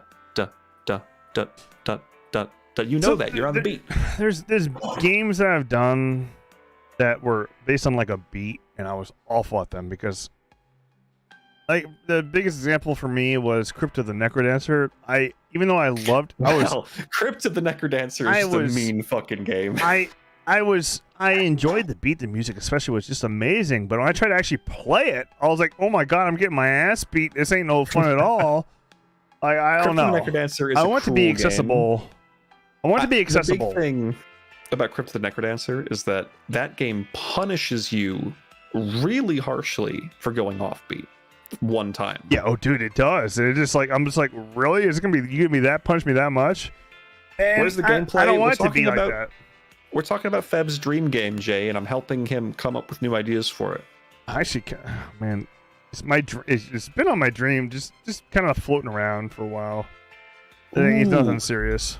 Oh god, you got no idea. Is this the kind of thing where it's actually like almost like a through the ages thing? Like certain instruments take you to certain, like the stories take place in certain time periods almost. So then you get stuff where you whip out the electric guitar, and now it's like modern shit, right? So you got all these different stories, different potential time periods. I see acoustic guitar and electric guitar as two totally different instruments. Exactly. That's how I see they it. are. So the acoustic guitar naturally takes you to an old West town. Yes. Yeah. Hell yeah, dude. Hell yeah. And then you have this thing where, despite all of this, there's always this kind of magical, extra-dimensional presence to things to some extent. So when you get to the end and everything culminates together, it does take place in this sort of hodgepodge of all these different time periods kind of brought together into this one weird place, and it's this cool visual because you got shit from fucking medieval, shit from an old west town, shit from different countries and stuff, all brought together into this strange, almost kind of trippy environment that brings the story to its big conclusion with everyone there. And actually, you could have some really fun character dynamics there naturally because you have people from different time periods. That's just a blatant, here's a fun character dynamic. You could have the guy with the electric guitar talking to some dude with a cello. But the dude with the cello is like, yo, that's sick as fuck. Oh shit, man. And then you could have you could have it set up too, where some of those guys who are really into it, they actually swap instruments. Someone finds out that an electric violin exists. Did they? I've known that there's electric violin. They're good shit. Oh, hold on. Yeah, but these characters who don't, they just have like an old-timey violin. They're like, oh, what the fuck is that? And so you have a cool moment where he's rocking out of the electric violin. He's super into it. There's so many opportunities in this kind of with this idea. Well, let's talk about this, man. I'll But you stream gonna play sometime. Kuro 2 at some point? Like, what's I don't going know. on? Maybe I won't. But no, dude, you got me excited about this because it's actually been like in the back of my brain for a long time. I've thought about this, but I just don't have like I'm not sure what platform I'd use, especially with how the whole bullshit going on with Unity. Like I'm like, what engine should I use? Do not use Unity. Depending on presentation, right? Because you could absolutely do a rhythm style game. I don't want it to be full rhythm though. Like I don't want it to be like DDR or something. I'm talking in how the mechanics of it work, right? If it's like RPG with the timing and stuff, oh, sorry. When I say RPG, I mean Super Mario RPG, where you have like or even. You can make basically any kind of RPG like an RPG Maker. I was gonna say RPG Maker is the poor man's option, and you can do some great fucking shit in RPG Maker. You just need to have the commitment to it, and also with RPG Maker, you want to do as much as you can to make it feel like it wasn't made in RPG Maker, and a lot of that comes down to presentation and UI. Music and damn music and stuff too. I would need composers because I'm gonna be honest, I love music so damn much, but I am not a composer. So we need somebody that could really compose some good stuff. That's probably the most important thing that we would need. If I knew how to composer, I'd be freaking down. I think the two things that come when it comes to getting outsourced stuff from RPG Maker, right? The big two things are going to be obviously composers. And artists / animators. Yeah. Because you want to do as much as you can to make sure it doesn't look like RPG Maker, but you can still keep using the in-game sort of coding because it's very easy to understand, and using plugins that have been made to make it feel different. But you got to make it look different because it doesn't matter how different it feels. If you're using generic RPG Maker assets, then someone like me is going to look at that and say that's an RPG Maker game. I don't like that because what it is looks like was it? Star RPG Maker. What engine did not Starfield? What engine did Sea of Stars. Sea of Stars was I have no idea what that was made. Let me find out. See, to me, I felt like that was actually pretty good. That was fantastic, but that was made from scratch in like every department except the engine. That's too much money then. I guess so. Well, the big thing is also coding knowledge, right? Because the thing that makes RPG Maker so approachable is that anyone can pick it up and make it work with enough time without having to learn entire languages for coding. Sea of Stars was made in Unity. Of course, it's Unity. Yeah, a lot of things are made in Unity, and luckily the Unity stuff has all been backtracked on. And I haven't checked it since the bullshit. It's definitely too late. Most people are gonna jump ship because they're like, I can't trust you now. Bye. Right. Yeah. Go figure. Corporation don't realize they're out of touch. Anyway. Yeah.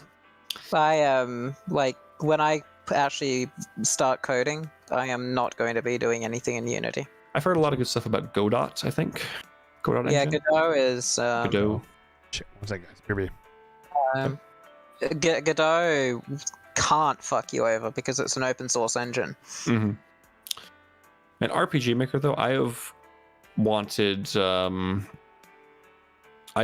do an RPG Maker game jam thing with friends for a while, where it's just, hey, we have one day to just make throw together a fucking random game in RPG Maker. You can like prepare assets ahead of time, but you can't start the project itself until the day of. So I did this once with friends, and it was super funny and super fun.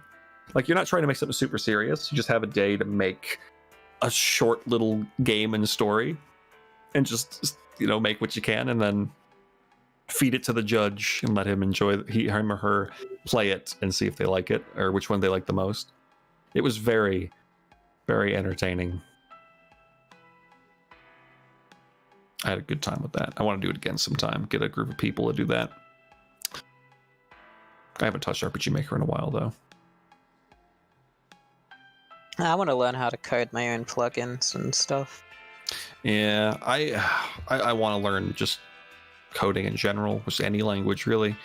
But God, I'm fucking bad at that kind of shit, man. At commitment to just doing it. I was so good at coding in high school that at one point I was teaching my teacher rather than the other way around. Yeah. And at uni, I was literally doing harder shit than what they called PhD level when I was in high school.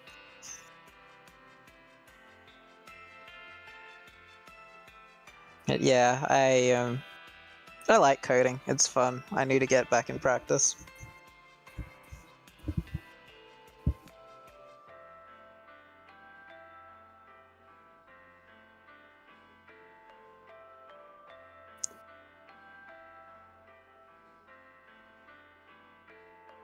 Because the problem with where I went to uni was he resigned. Sorry, didn't mean to interrupt. He did, yes. Did he realize he fucked up that bad? Well, apparently, after the fact, it wasn't even his decision to do that. Oh! Funny enough. I'm confused. But he's the one who took the fall, obviously, because he's the big CEO. Scapegoat. People are even theorizing that the whole thing was actually just to get him removed. Wow. But I don't know if it goes that deep. I think that people were just stupid and thought they could get away with it and knew they had a good scapegoat to just get him kicked out because he already had, like, shitty takes. So they were just kind of testing their waters. Well, honestly, man, it'd be amazing to make a game like that. It would be. I have many game ideas. I have a lot of turn-based combat systems in my head that are... And let's fucking chat, dude. Off stream, please. The problem is all the games I want to make, I know can't be done because I wouldn't, for the most part, some of them would be okay. For the most part, I wouldn't want to settle on like lower budget art direction stuff. I know that's very stupid to not want to settle, but I have just these visions in my head of what I would want the style to look like and stuff, and I don't know. For those games, I wouldn't want to. I'd probably be willing to compromise and make something smaller budget that wasn't those, but there are some where I like really got these ideas, and I wouldn't want to do anything other than that at the risk of it not coming across the way I wanted it to. Fair enough. Yeah, art is the one thing that I am worried about as well. Art? It's my own idea. Yeah, art is art. And here's the thing. I feel like composition of music is just as much art as the actual like drawings and animation. It is. Because music is just as much art as it's part of the arts. It just is. However, if you do want to look at it from a marketing perspective, someone on Steam is going to see a screenshot before they hear the music. That's true. Yeah. It's a sad reality, but it is what it is. The other thing is that I'm not as worried about music because it's something that if push comes to shove, I feel like I could handle for my project because I am a musician. Whereas visual art, that's the one area that I just can't do myself because I can code myself, I can write myself, I can... if push comes to shove, I can do music myself. I can't draw myself, though. Yeah, art's a tough one, which is a shame, because if I had just committed to drawing, I'd actually be able to do that on my own by now. But when it comes to drawing stuff, like I know that I am like above average with drawing, but that's not good enough. It's definitely not. And I definitely can't animate. Like animation is a whole other thing. That's a Animation. skill, man. Big thing. And for me, music is probably where I'd put most of my money to find someone really good for it. If I had the money, I'd want to make a fucking special soundtrack. Yeah. But hey, Undertale definitely Dude. proves that you don't need the prettiest game. You don't. You really don't. You don't.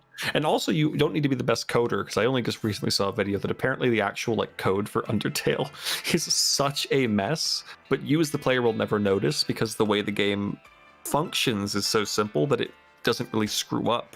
But So- apparently the code itself is a total That's like nuts. amateur hour mess. But that's fine because the game works and it's great. It And the works. writing's really good and the music is great and the combat system, although not pretty, is really clever and unique. Dare and fun. I say the marketing is a bit more important than you'd predict? Well, the marketing there was because people knew who he was because of fan projects, and he kickstarted the game. Go figure. So he had the advantage there that he made a funny fan project with some good music back in the day, so he had name recognition in a small community. And it's not like Undertale was an expensive game to make because he already had a friend helping him with art, and he did all the writing, coding, and music. Mm-hmm. So yeah, I mean he could just make that. And obviously he's very talented. Him and Temi Chang for the art stuff.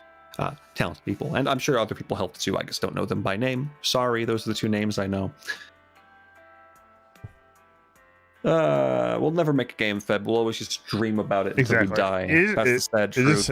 Honestly, it's probably what's going to come down to, man. I have too many games in my head, and they'll never come to be. It's just, oh man. You know what? I don't know about you, Feb, What's up? or UE, but what I think about the most when I think about cool games is I always think about, man, how am I going to make an opening 30 minutes that is going to make people say, God damn, I got to keep playing this? That's the most important part of the game, right? I think about it so you often. have to have your first 30 minutes. It's got to grab you by the balls. Has Because to. I think If it don't, of then someone else is. Persona 5. Take away the prologue in the casino, or I'm sorry, the intro in the casino for 1 second.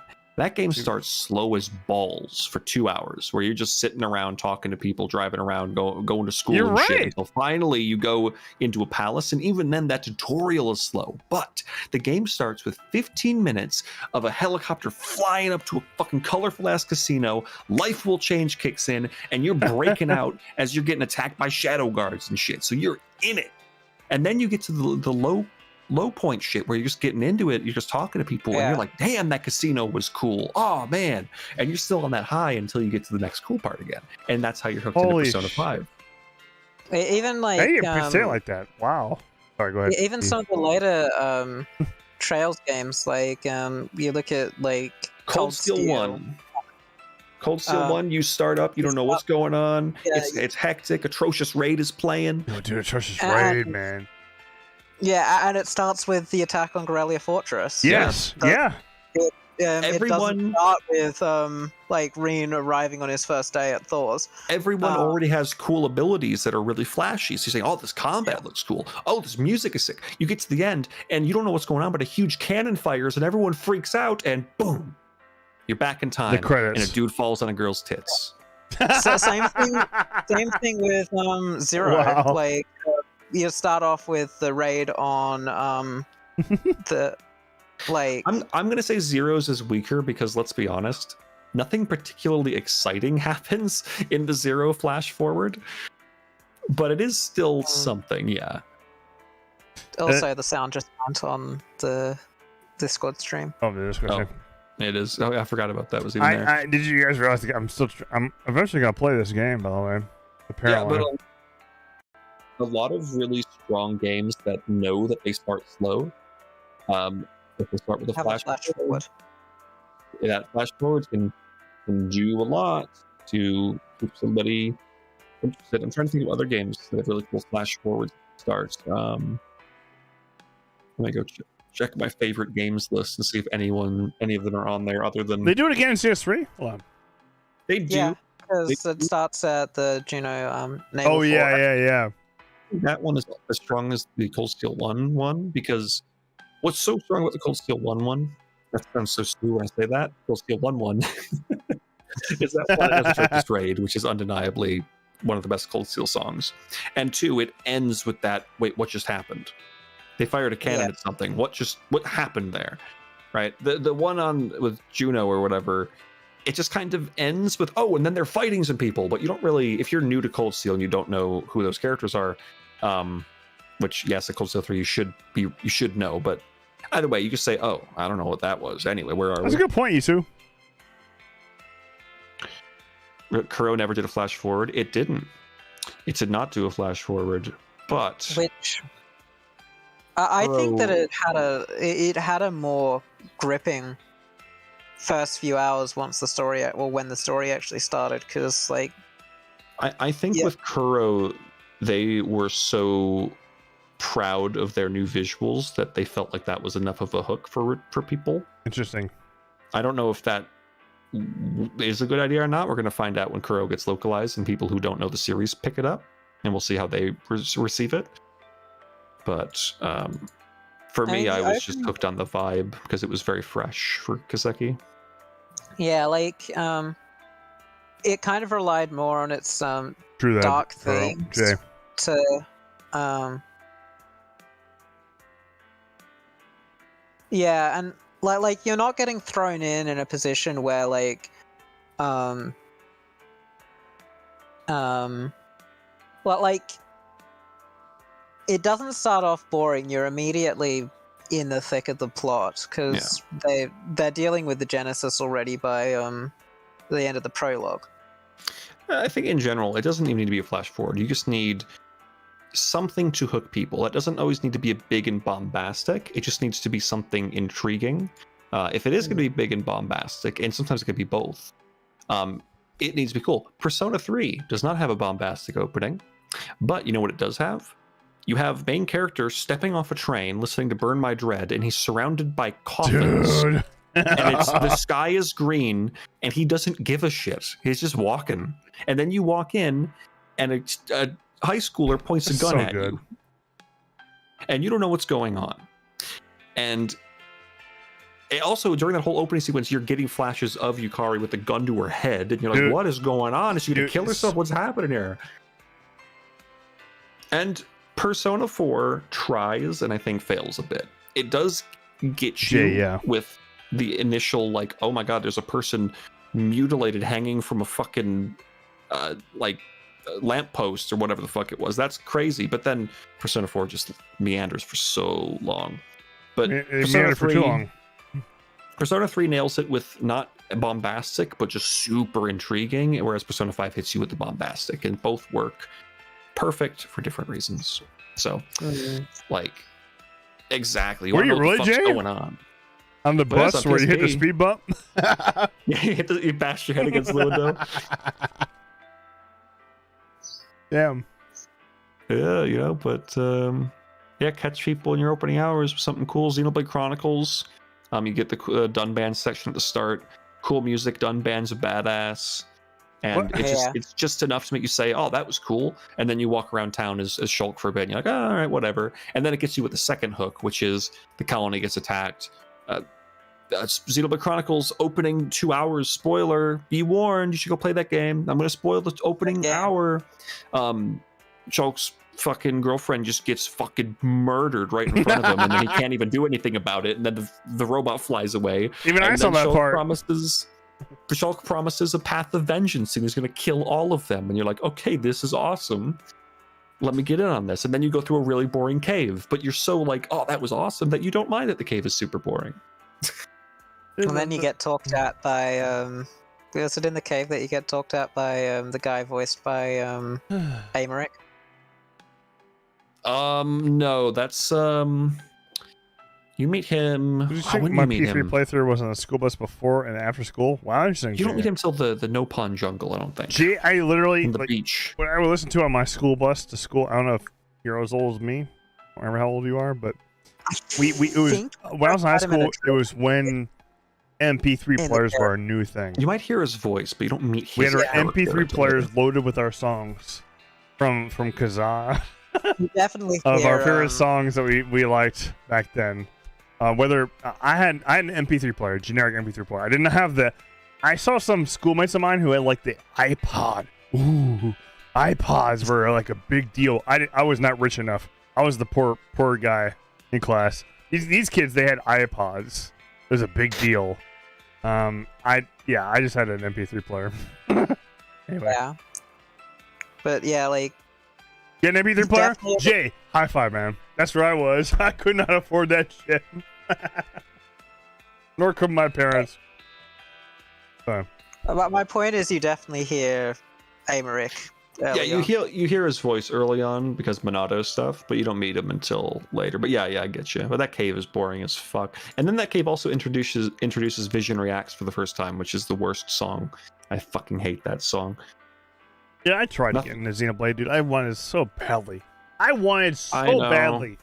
I'm so sad that you couldn't get into it, man. I wish you could have gotten into it and experienced Xenoblade Chronicles 3's party. I love the Xenoblade 3 party so much. They're like my favorite JRPG party. They're so great. I love all of them. I want to hang out with all of them and just pat their heads and say you're such good characters. And they'll say, "What the fuck is wrong with you?" But in British accents. I'll say, "I'm sorry." Except Senna, who's American. Sorry? You mean sorry, right? Sorry. You know, Uni would like kick me in the balls and throw me off the cliff. Sorry is Canadian, isn't it? I don't know. I'm mixing up British and Canadian. But oh man, Xenoblade 3's party is great. I fucking love those characters. I'm not gonna play Xenoblade 3 if I don't like 1 and 2. There's a scene in 3 that is like I love it. So it's just like the most wholesome shit I've seen in my entire life. I also cried like a bitch at the end of 3. I didn't like the last chapter of 3 too much, but I loved the actual ending.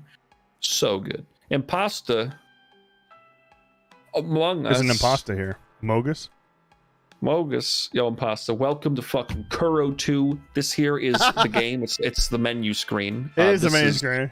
Burned into Feb's TV at this point. I don't have a TV. What are you talking about?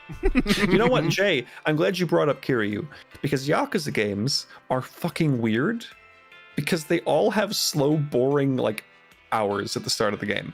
Those games do absolutely nothing to try to make you like hooked on them in the first hour. They always start slow. There's always barely anything going on in the story for the first hour or two, sometimes 3 or 4. Like they just don't care, and it's so like respectable that they don't give a shit.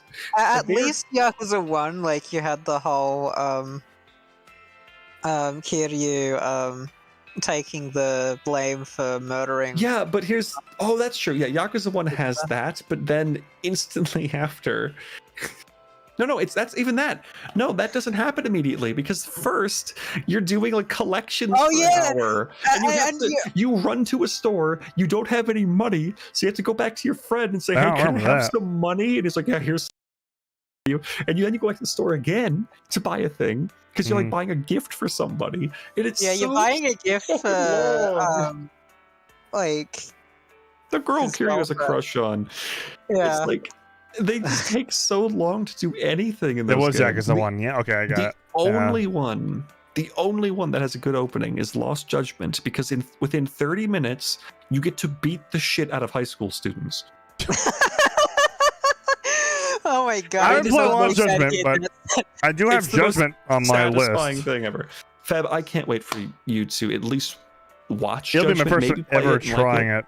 It'll be my first time ever playing I hope action. you like it, but dude, I love Yagami so much because he's so cool and he's so sassy and he's so intelligent. That sounds pretty fun, actually. Because actually, Kiryu is the kind of guy who a problem walks up to him, so he punches it in the face. Right. Ichiban is the kind of guy who a problem walks up to him, so he says, "Change your mind or I'm going to tell your boss about this." And then the guy punches him and he says, "I'm still going to do it." No, the guy punches him and says, "Okay, I'll tell your boss now." And the guy says, "Wait, stop." And Yagami's the kind of guy who a problem walks up to him and he reads out the problem's address, social security number, family name, his second wife, his girlfriend who his second wife doesn't know about. And then the guy's like, "Oh, I'm sorry." And then Yagami punches him in the face. Okay, you've raised my curiosity. I love Yagami so much. Yeah, like you gotta respect, like, particularly Yakuza 5, with like starting out, like you start out the game with Kiryu just being a fucking taxi driver. Dude, that was so good. starting with Yakuza 5 was so good with freaking I just love how they're capable of making all of their protagonists badass in a different way. Yes, it's really awesome. Because I enjoyed Kiryu's arc a lot from when I watched. You gotta watch 6, dude. 6 is such a great ending. I haven't watched 6. Which is, it's not really an ending because we got Gaiden and now 8, but it was a great ending for him. I'm probably gonna put 14 on hold because I really want to do some more. I might have to just accept that I'm not going to be able to be caught up for Dawn Trail. Honestly, I'm starting to think that. Yeah, I got too many games I gotta play. Games to play, man. It's all good. I'm gonna tie you to a chair and make you watch 6s, Jay. All right, Jay. Honestly, let's go. 6 is great and all, but let's be real. Go play Judgment. Go hang out with Yagami and Kaito and the boys. Once I finish 7, I will think about it. When does 8 come out? When does 8 come out? January. Oh fuck! Yeah, get fucked. I'm also panicked. Oh no. I'm almost glad that early next year is is going to be tied up with. I did binge it. Rebirth. I've got so much shit next year. That's another thing. Next year we're eating good, but it's also really nerve wracking because I'm like, I got too many games. I have, you know what? I hope you don't mind, man, but I feel like I gotta put 14 on the weight, man, because there's so many games. I mean, it's up to you. I only suggested you prioritize 14 because you seem so. You seem so keen on that. I did. I wanted to be there for to re-experience, being live for a new patch, but now I feel like it would come at too great a cost now. Because there's so many games that I want to play. Alera, keep in mind that Yakuza 8 comes out 1 month before Rebirth and about 1 week before Persona 3 Reload. Holy shit, that's a lot. And if you're interested in Grand Blue Relink, then the same week as Grand Blue Relink. There's too much competition. There's just too much competition.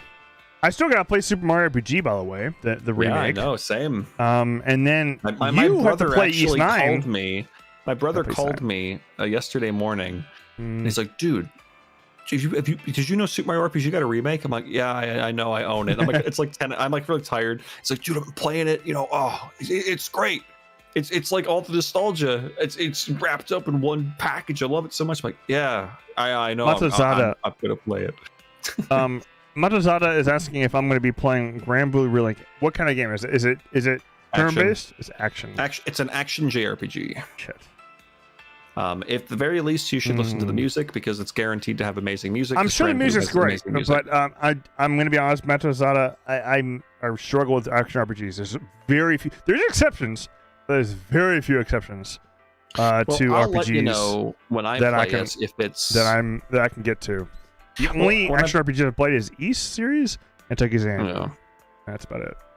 Well, you can check it out when I fucking play it. I'll play on it day 1. Take a peek. I might watch one stream of yours and see if it's something that I feel like I could get into or not. To be honest. Alera Isu P5 Tactica is good. It's so far nothing like super special, but it's fun. By the way, I wouldn't. It's just my style. I'm more of a he hates action RPGs. It's rare when I like one. How about that? I don't want to say I hate. It's rare when I enjoy one. Tactica is pretty good. If you have Game Pass, I recommend it. If you don't, I don't know if I'd say it's like super worth $60, but it's fun. I mean, got good music. Gameplay is fun. The dialogue is good, but the story has done like absolutely nothing for me in Tactica. So try it out. I think it's fun. I'll go back to it at some point. Most of the music sounds like Diet Persona 5 is how I would describe it. Like it's Persona 5, but it feels like even they're kind of tired of making Persona 5 music at this point. They need to make a P6 for crying out loud. I know. They have milked this cow for the past how long? It's 2017, right? So this feels 2016. Like the milk has finally It's almost been 8 years. It's almost been 8 fucking years. Time to move on, Atlas. Give me a fucking break. I think this is the final one. It feels like they're out of juice at this point because the story isn't gripping because it's the same shit we've seen, but like looser.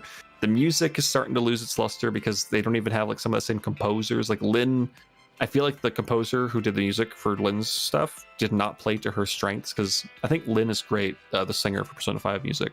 Interesting, Jay. She's really great at the sudden bursts of energy in her music. right? Like I think that she's great when it's kind of slow, super energetic, and she's just great at that change. And I feel like Tactica is way too like consistent with her songs, way too flat almost. They're good, but they're missing a bombastic moment. You get like Last Surprise. Like Last Surprise Yeah. is a song you great. like, Yeah. and then you hear it. Then when she screams, you never see it coming. Suddenly you love the song. That's the moment everyone gets to, like, oh my god, okay, I love this song now. But that never happens so far in the soundtrack. Jay. P5 racing and P5 golf. Golf, dude. I played the shit out of that golf game though. Not gonna lie. It'd be so ridiculous though. Like they're gonna do everything they could to milk it. Yeah, I would say it's more subdued. If you think about it, it was like 10 years, I think. Like 11 years between Persona 4 and Persona 5. 10 years between 4 and 5? A little less than 10 years. When did it? Persona 4 came out in like 2008, and for some reason it was on PS2, even PS3 had been out for 2 years.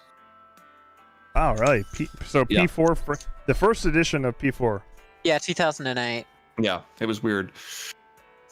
So 8, and the first of was 16, so 8 years. 8 years. 2015 in Japan, I think. No, Japan was 16, wasn't it?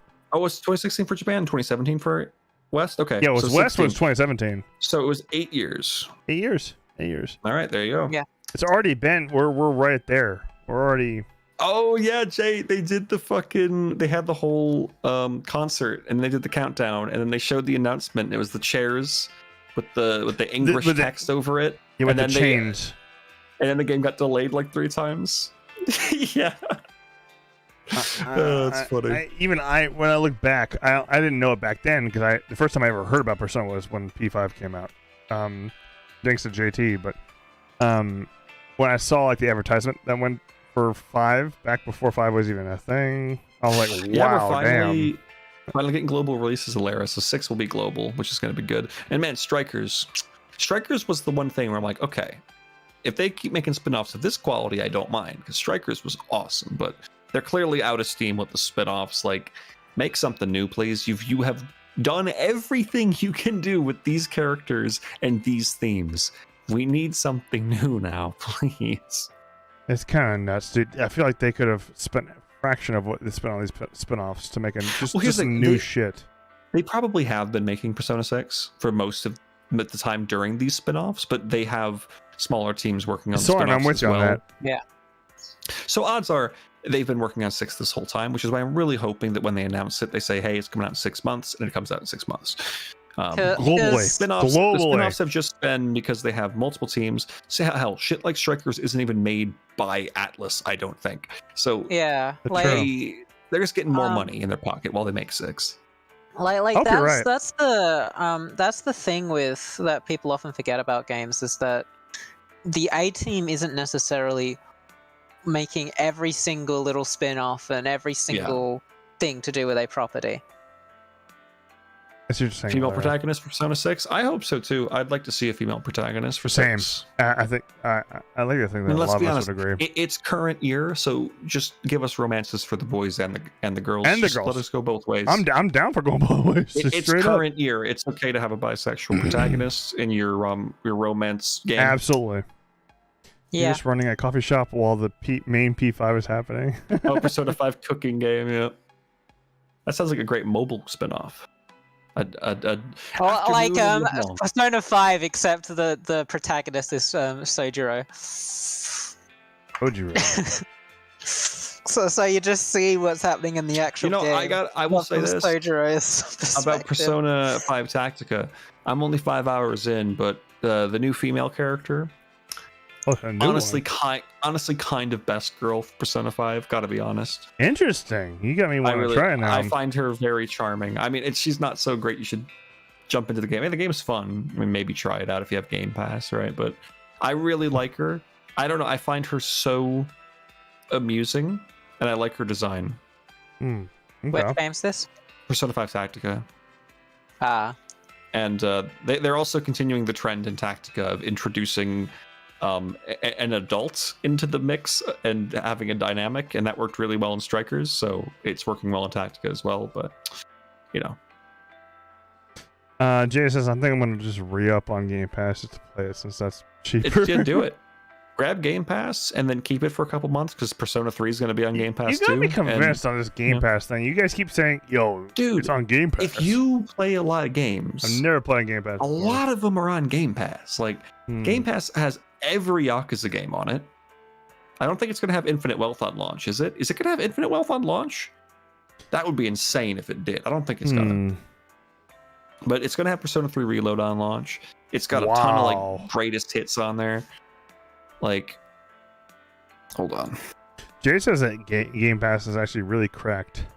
It is, and Sora said that. But yes, yeah, Sora. Sorry, excuse me, Sora said that. Like here we go. Like it's got like from this year alone, great games. It's got Hi-Fi Rush. Sea of Stars is on there, which it's an okay game. Let's got Liza P.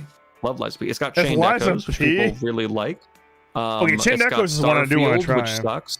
Monster Hunter Rise with Sunbreak, by the way, is on there. It's got like all the Persona shit. It's got Soul Hackers 2 if you want to try that. I do want to try Soul Hackers 2. I do want to try Soul Hackers 2. Guilty Gear Strive is on there. Is this? Yeah, this is Game Pass. Guilty Gear Strive is on Game Pass. It is. What the fuck? I didn't know that. Like a Dragon Ishin is on there. Look at that. The Phoenix Wright games. I didn't know those are on there. They sure are. Valorant. 90% of the time, you can get Game Pass for $1. $1? It's got the first time you get it, you'll get it for $1. The first time you get it, it's like $1. Like you get 30 days for a month. Like, especially if you're willing to sit down and just play a game that you already wanted to play, just get Game Pass. And even post Game Pass, it's like I actually don't know how much it is in the US, but it's like 12 Canadian dollars. Is it a whole other platform though? Is it like you just open up the Xbox app, which by the way, if you own a Windows PC, is probably already installed on your computer. Just I don't know if I do. Just play on your PC. Like, I mean, it's literally it's already on there. You just download the game on there. It's a super easy. It's not like Epic Game Store or some shit. It opens in 1 second, and it's super easy to go through. Yeah, but if it say it falls up, can things fall off of Game Pass and I can't play anymore? They can, but they warn you like a month in advance. You get plenty of heads up, and honestly, most games on there have been on there for like fucking years. Yeah, it's okay. It doesn't happen often, but yeah, there is a ton of shit on Game Pass. Then you're screwed. You get a save file, and I'm like, oh shit, it's gonna fall off in a month. Doesn't matter. You get to keep the save file. Yeah, you have the save file because you got to buy the game to keep going. The game installs on your PC. It's not cloud, so you have the files. And you but he's saying that if it falls off Game Pass, then you need to purchase it to keep going. But like I said, they give you like a month's notice if a game is going to fall off, so you will know ahead of time, right? So it's like, and plus, I see gamer time. Got it. You're like 30. It's worth the gamble. It seems like. Okay. Well, it's not a gamble because you know something will fall off Game Pass in advance. It doesn't just happen the next day. There is no gambling involved. It is just, hey, here is a heads up. By the way, you have a month to either beat this or buy it somewhere else. Or buy it, and I'm pretty sure they give you a discount when you buy it anyway. Oh, that's interesting. Okay.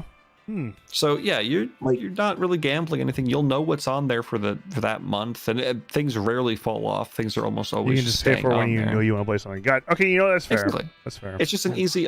Here's a game, maybe even two that are $60 coming out this month. I'm gonna pay $10 to play both of them. That's actually pretty damn good. Sometimes when I'm bored, I just scroll through Game Pass. See, okay, what's on here? Especially if they're brand new. Like, so you get a lot of brand new releases on Game Pass, huh? Like tons of games release day one Game Pass. Like I said, Persona 3 Reload will be coming out day one Game Pass. That's pretty sick. Liza P was also day one Game Pass. I played Scarlet Nexus all the way through. Like I think it was like the second week it came out. Death's Door is on Game Pass. I don't think that's Feb's kind of game, but everybody I recommend Death's Door. Trails on Game Pass, by the way? Did Trails ever go on Game Pass? Trails is not on Game Pass. Trails is not on Game Pass for the specific reason Trails is not on Xbox. Yeah, Trails is not an Xbox thing at all. So no Trails on Xbox. Gotcha. All the Fallout games are on there. if that interests anybody. It's it's a series people play. I guess Falcom is underestimating Game Pass, because Game Pass seems to be pretty lucrative to get people I think that to learn of games. If Falcom put some trails on Game Pass, that would definitely not blow them Falcom. up If Nisa did with Falcom's permission, everything, whatever, that would be pretty big for them. Yeah. That's an opportunity. I could see that then with that, because you're starting to convince me. Even. Oh yeah. Also, all of the Halo games are on Game Pass. Is Super Mario RPG going to be on Game Pass? That's Nintendo Of course exclusive. not. It's Nintendo. Oh, it's Nintendo Nintendo. It's the Disney or the freaking Apple/Disney of. Ooh, Hypnospace Outlaw is on Game Pass. Everyone go play Hypnospace Outlaw. Damn it. Okay. Just saying. Oh man, I gotta think about it. If I really just think Xbox, can I play Banjo-Kazooie Nuts and Bolts on Game Pass? I think that's too old.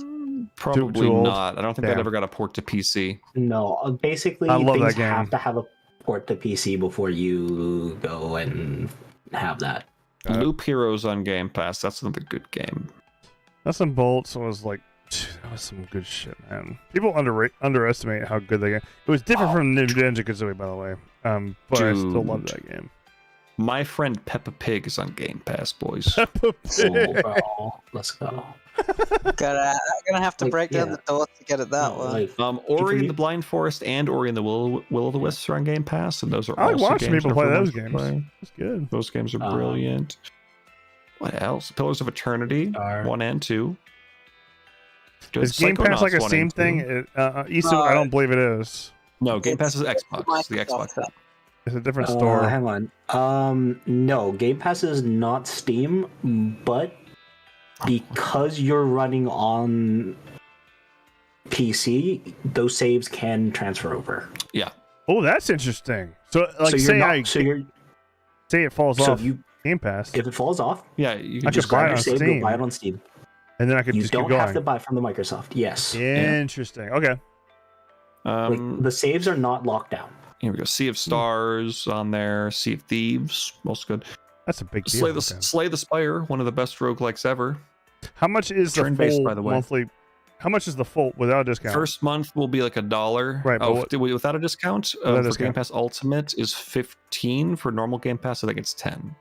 That's totally reasonable. Know the difference. Okay. No, that's totally reasonable actually. Yeah, it's $15 a month for literally hundreds of actually good games. Yeah, and you can just unsubscribe if you don't want to play something. You see something new coming out, then it would if it took you 4 months to beat Persona 3 Reload, then congratulations, you've paid full price for the game. If anything less, and you've got it at a discount. Yeah. Hilarious. That's a really good deal to be honest. Yeah, and it seems pretty reasonable actually. And I can switch around. Reasonable. Because it's like games are what? Depending where you live, $60 to $90. $60 or $70 now. Yeah, like 60, 70 in the US. They're like you get multiple games. 70, 80. Oh yeah, you get there are games that are 110 Australian dollars these days. This is like if Netflix was fucking decent and not a dumpster fire, this is what it would be. Like this is like games. I can't believe Atlas is doing this. This is actually a big brain move when I think about it. Atlas is actually like doing, because back in the day, remember how long it took for P5 to finally be on PC? Atlas has realized they understand how many people they can get, how many eyes they can get on this shit. Exactly. I'm surprised. I don't know if I'd give Atlas that credit. Somebody at Atlas. I feel like it's more Sega strong arming them. Yeah. Well, that's right. I'm sorry. Sega realizes it because Sega likes money, and they know Atlas gets them the money. So it's like probably Sega. Gotcha. Gamer time. Okay. I'm glad. Because Sega. Yeah, exactly, Lyra. Sega is actually a pretty, in some respects, is a pretty open-minded company. I just wish they would put more money towards the presentation of Sonic games. Oh, yeah. They really need to work on the presentation. I think that is the worst aspect, because what was the new one that just came out? The new 2D one? Superstars. Superstars. That game... Wait, what? It's not very nice looking. To be honest, like I remember I watched some shit. I'm like, wait, what the fuck? This is Sonic the Hedgehog. This shit makes money. This is a iconic mascot. Exactly. Why does it look so stiff and awkward? Really, like this game should be really pretty. Compared to the newest, the new Sonic game that came out, that Frontiers. Compared to Frontiers. Well, they're very different art styles. Frontiers, I don't like the art style because I just don't think Sonic looks right in the environment. But this new one has Sonic-style environments, but it's the animations that are really stiff. I mean, I would say Frontiers is a huge step forward on Forces in a lot of aspects. Infinite Wealth is also global release. What is Infinite Wealth? Is it? Well, yeah, Infinite Wealth is global release. Yakuza's been global release since Like a 7, Dragon, right? Yeah. Yeah. They've done global releases for a while. Once they realized, once Zero took off in popularity, they threw out Kwame 2 and 6 and saw people were really into it and like, okay, well, fuck it. Hold everything up until global. God forbid you hold everything up until global release. You're gonna see things really hit off for you. Falcom should take note, in my opinion. Well, Falcom is a bunch of silly gooses. Like, I mean, their games are so boring that you'd rather sit here and talk about a million different topics than continue the main story. I'm having fun just chatting with you. It's not because I think that game is boring. I know. Come on, Feb. You know I'm fucking with you. Okay. I actually didn't. Feb is I'm thick-headed. easily, and I mean easily, gaslit. You know, it's very funny because my buddies and I, we always talk like this about shit. And we know. But whenever I'm with Feb and like, you know, this crew, every time I say something like that, somebody's like, well, come on now, Bloom. It's like, someone always misses. Yeah, I used to be like that until I got to know you better. Oh, no, it takes a little bit getting no blue. Someone always misses it. Someone will miss it, and then if Feb's around, there's like an almost guaranteed chance he will start rambling about it, and I'm like, yes, oh god, fuck. Yeah. It's like, sometimes they'll say something and people will get really defensive. But now we have the issue where Dark now thinks that when I'm telling the truth, I'm lying. Like when Tales of Arise came up, she thought I was fucking with her, but I'm like, no, I just actually don't like Tales of Arise's ending. Everyone's got their own not taste. the ending, the final act. I used to want to fight Blue, but now I just want to choke Blue. I just think it's funny that it's gotten to the point you see what Jay said? Yeah, that's fine. It's just funny that she's alright. She's alright. No, I just think I think it's funny that I gaslit her so much that it's gone to the point where she just doesn't believe me. I have told her you can't take Blue seriously, and she's learning. She's learning, just like Blue learned, just like we all learned. I initially took you seriously, and then like I got to know you better like through the D&D campaign, and like the D&D was great. By the way, we still got to get back to that. I miss D&D, man, but I am uncompromising. Thank you, babe. I am uncompromising on Fridays. The end of the day. Mango, good shit. Man, Mango knows me best of all. So more than anybody, yeah. And I've fucked with her far too many times. I'm sure you. Well, never mind. I think one day she's like, "Why do you do this so much?" I'm like, what? So why do you gaslight me? And it was right after I like convinced her that milk is like sold in pyramid-shaped cartons or something, what the hell, or whatever the fuck it was. I didn't have to hear the whole thing to know. Wait. Hang on, milk is sold in cartons. She like made a joke about, or like saw a picture of like milk in some sort of very weirdly shaped thing, and then I said, "Wait, what's wrong with that?" She's like, "Well, what like this?" I'm like, "Do you not have that?" And I said boxed milk doesn't exist. That's what it was. Because cartons of milk. I know it does. Yeah, she said, "Yeah, cartons of milk." I'm like, "Wait, what do you mean cartons?" And she's like, "Like cartons of milk." I'm like, "What? That's just boxed milk." What are you talking about? Milk only comes in jugs. And she's like trying to tell me like it's cartons. I'm like, no, not over here. Is that like a Californian thing? And she was starting to believe me, and I'm like, nah, no way, dude. Of course they're in cartons. You fucking idiot. And then she got mad at me. I think there's actually some place. I think there's some places that sell milk in bags. No, that's Canada has some bag milk. No, actually, funnily enough, not really. That's Sorry, actually can you shut up, please? I like living in my fantasy world where Canada has bagged milk. No, we do have bagged milk, but you will find like milk in bags more often in China or like really like Vietnam or Asia. Like in Japan. I didn't know that, honestly. I don't think I know any Chinese people. Yeah, I found that out when I went. It's literally like. It's the size of a pack of popcorn, like unpopped popcorn, and it's just milk in there. You just cut a slit and just drink out of the packet. Depends on the province of Canada. So different provinces have the bag milk. Canada isn't real, says Jay. But yeah, most of the game of Alea. Man, I refrain from cracking fucked up jokes here. Is it more or less in BC than Cinnabon? Speaking of Cinnabon, I found the creamer. Yeah, don't buy that. The creamer is bad? Really? No, it's like god awful. It's too sweet. Hold on now. That sounds pretty good to me. Well, yeah, it's Feb sweet. would like it. All right, Feb has like I was saying I'm gonna get diabetes soon. It's not Hello, the good everyone. I'm gonna have to like call it night. Good night, man. So, Have a good sorry, one. guys. Take care off. So Sorry for derailing. I like the Cinnabon cream. This is a total derail stream, by the way. I'm gonna change. I'm gonna change the whole name of the YouTube. Oh, that said, if you have to get flavored creamer, the Oreo creamer, solid. Really, Oreo? Okay. I just get French vanilla. French vanilla is good too. That is also just. I give. Yeah. I like French vanilla. Like I will like typically default to something like French vanilla, but when I see something weird, I just have to grab it. Peppermint mocha is good too. I've tried that at her suggestion. Peppermint mocha. It's a holiday thing, so it's speaking probably of which, available to buy right now. That so sounds go to the tasty. store. Okay. Try It's some eggnog peppermint mocha season, by the way. creamer. It's tasty. Which brand would you prefer? McDonald's Coffee Mate. Fuck. Coffee Mate. Yeah, no, yeah, like get it at the store. You get your creamer at the store. Okay, gotcha. But once I'm at the store, I'm sitting looking at the K cups.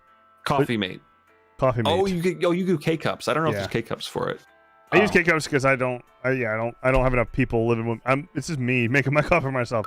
I use single cup. Those single things. Wait, aren't K cups just? I've never get used a K cup. I don't know how they work. You get a box of them, and they're flavored. So I can get Colombian, I can get French vanilla, I can get Dunkin' Donuts, I can get McDonald's, I can get. I don't know. Okay. I don't so know if that is that's not creamer. That's I'm not talking about creamer. I'm talking about the flavor. I'm talking about the coffee itself. That's just actual coffee. We're talking about coffee creamer. Yeah. This is specifically creamer for the coffee. Okay, I use half and half for the creamer. Yeah, exactly. So instead of using that, half and half, you can also just get like Coffee Mate makes a bunch of stuff like for flavored, and then I forget what the other. There's another brand out there that makes this weird shit. Yeah, so use any medium roast coffee, like Mango says, and then go grab yourself a bottle of Coffee Mate peppermint mocha. You can get a small one. Keep it refrigerated. Okay. Yeah, obviously. Not the powder stuff for the love of God. Oh, hell no. Hell no. The cream. Do not buy powder. And then add a little bit of that to your coffee, or a lot, because you're you. It's peppermint flavor, so it's kind of strong. So try a little bit at first, and it's really tasty. It gives you that holiday feel. I could see Feb just like if he gets like the really sweet creamers. I feel like I could see him just dumping half the bottle in. Yeah, he does. Yeah, no, he. You damn right I we would. already knows he uses This is starting to sound like some van level shit. So okay, Feb. Exactly. I know earlier we talked about how like people, in most cases don't have bad taste. They just have different taste. Yes. I think when it comes to coffee, you might have bad taste. Oh God, fuck you, man. Well, because you drink less coffee. Because I what now? Suck it. You drink less coffee and more creamer. Thank you, E. Don't worry about it, Feb. He can say it. Yeah, he earned it. Exactly, he's good. That's why I picked it up. See, I will say Feb this. doesn't actually consume coffee, not on purpose at least. He just makes a cup of creamer and some coffee spills by accident. Just a little, I like a little bit of coffee with my cream and sugar. There's like no, there's probably the closest taste buds to coffee as Feb does. My recommendations are top tier for him. Are you a fucking horrible creamer machine, babe? Thank goodness, she understands. So many Americans touch your friend. You know what? Listen, you don't want to be on her I got side. somebody. Maybe I do because it seems like you. You like the bitterest shit ever, man. No, I don't like bitter coffee. I take my coffee with 2 little creamer cups. That's nothing. 2. That's good. It's gonna barely turn a little bit brown, dark brown. You get good coffee. Yeah, no, you like 2 cream, 2 sugar, bro. 2 cream. You don't taste anything. Bro, no sugar. It may as well just have it black. It's grainy. Hang on, do you order 1111 or some shit? Yeah, sugar. He does. He's insane. No offense. No offense, honestly. Like, oh, do you like creamer get, has like, enough sugar. 11 cream, 11 sugar? Oh, okay, so it's Maybe one of 3 those. cream. It's like Dunkin' Donuts where they have like a shitload of sugar in the creamer itself. Coffee with 2 cream. I mean a single mug of coffee, right? I have a mug of coffee. I'm at a restaurant and I say, hey, would you like coffee? I say, sure. I get a cup of coffee, just a mug, and I pour in 2 creamer. If I'm getting a larger cup, I might do 3 or 4. When I do a regular mug, okay, Yeah. not the one that you guys saw me do when I was on my food stream, by the way, from like 4 fucking years ago. Yeah, you have a mug of coffee. I have a mug of war coffee. The amount of sugar, I do 6 packets of sugar. Jesus Christ. And sugar? There's hardly any sugar in a packet of sugar. Fab, Okay, and then I do they're 5 about a creamers. teaspoon, right? Huh? They're Pretty the packets are about a teaspoon, right? I don't know how much is in a packet. I just know it's not Alright. much. How much creamer with that? 4 to 5 creamers. Oh, I would like to specify that, like, if you find that stream clip, Am I okay? I realize that I'm in the minority, but that's me. Fab, I'm pretty sure that's a tablespoon of sugar he put in there. Multiple. Nothing by wrong. Nothing wrong with a tablespoon, in my opinion. the way. It's a big ass Fab. mug. It's not a massive mug, but it's a big a mug. big mug, yeah. I don't want still have it. I don't want to make a small little shit mug. Okay, Is fuck. yeah, some in there. Fab, Ooh. you've just admitted to being worse than Van. Oh God. Okay, hold on. I'm gonna show you guys the damn mug. Yeah, please get the mug. We need to judge Please this. get the mug. I will tell you that there was a cutscene in Kuro 2 where Van had 4 teaspoons of sugar in his coffee. Yeah, Perhaps worse, yeah. Like, Doesn't 4 surprise me. teaspoons is like, okay, fine. You're getting to some absurd amount, but like, I swear to God, Feb did not use a fucking teaspoon. That shit looked like a fucking Listen, tablespoon. if he just said 5 creamer, that'd be all right, fine. But it's the fact that it's 6 packs of sugar. Like the sugar. Yeah, That's where it's too much, man. Okay, I don't know if Fab it is makes that much of a So, difference, okay. by the way. Like, Feb, where's the mug? This big Do ass anything mug right above- here, Let's see it. the size of my face. that's Feb, that's not that big. that's not. that's This a is- regular coffee. This is That's a a this is a regular normal sized mug. This right here is a normal coffee mug, which is Oh, a lot okay. smaller. All right, where's the big one? Oh no, that was the same. All right, Feb, no, that's like a. Show them side by side. Okay, you are. That's like the same. Okay, it's barely bigger. It's That's way like bigger. Are you maybe- kidding? What? No, because No. a lot of that, the whole bottom is fucking. Yeah, the it's whole not- the it's whole a bottom's not base. usable. Show us the bottom of the big cup. Wait, the wait, no, no. base. Show No, us the base. Like, is it indented? They're just barely- flip top upside. My It's barely ass. bigger. This is It's nothing. barely I bigger. can sip this in like That's several one creamer bigger. sips. No, This that's right not here is sip, a that's lot more. Yeah, Alright, that's First of all, Feb, that's not a sip. That's a slurp. Okay, a Okay, few no, slurps. show us the Show us the bottom. show us the bottom. Like Bottom. not from the top, not Yeah. from the side that you pour stuff into, but from It's underneath. indented. It's indented. It is indented. It's indented. It's indented. So there's So even less that- room in the cup. That's Yeah. not. It's Yeah. not as. It's not as much Okay, bigger as so you think. let's just say, Feb, listen, it's okay, but I think that for your health, you should probably start adding less sugar to your coffee. Well, I guess I won't how have many any coffee. I'll coffees- ditch coffee because I can't That's stand the taste of bitter coffee. Listen, let's be honest. That's probably a good idea. Nobody should actually. I need consume coffee to keep going though, man. Damn. Just okay. How Like, about you take an hear Energizer? me out, right? Just fine. up? Have your fucking creamer, right? Fine. Like, just tone back. Just like half creamer or some shit. Yeah, Dude. do creamer. Just not do less sugar. Just the creamer's fine. The creamer's fine. It's the sugar that's like where things are getting out of control. Like, goddamn. Like, listen, Feb. You're a Thank you. big boy. Yeah, Mango's fucking siding with me. Thank God I got somebody on my No, Mango side. is not.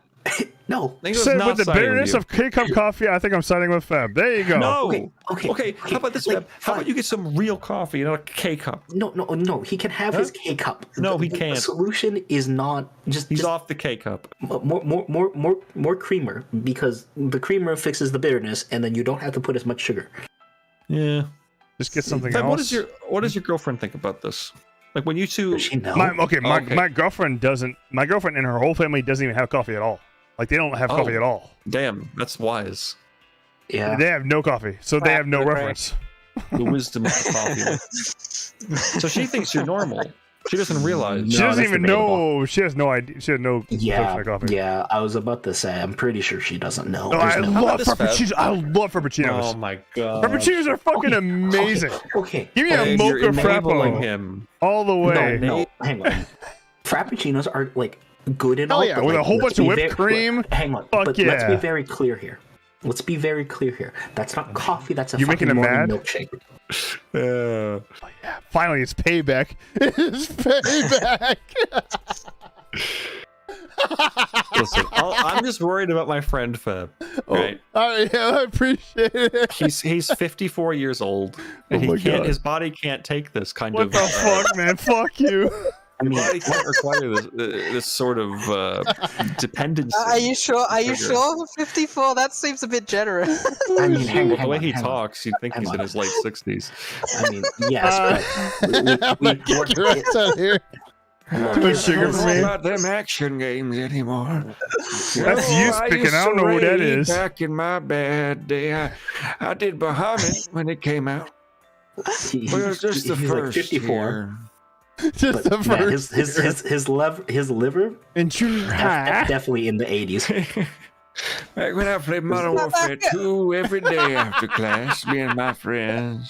Back in the day when I played Final Fantasy 11. Yeah, okay, all right. I'm gonna keep your ass right the fuck out of here. You start this in 11. Nowadays, it's just a when Feb could consume, when I could consume copious amounts of fucking booze and not be fine. Yeah, I'm not shit talking 11. I'm just pointing out that you always bring up 11. I love 11, by the way. Feb, for someone being, 34? Yes.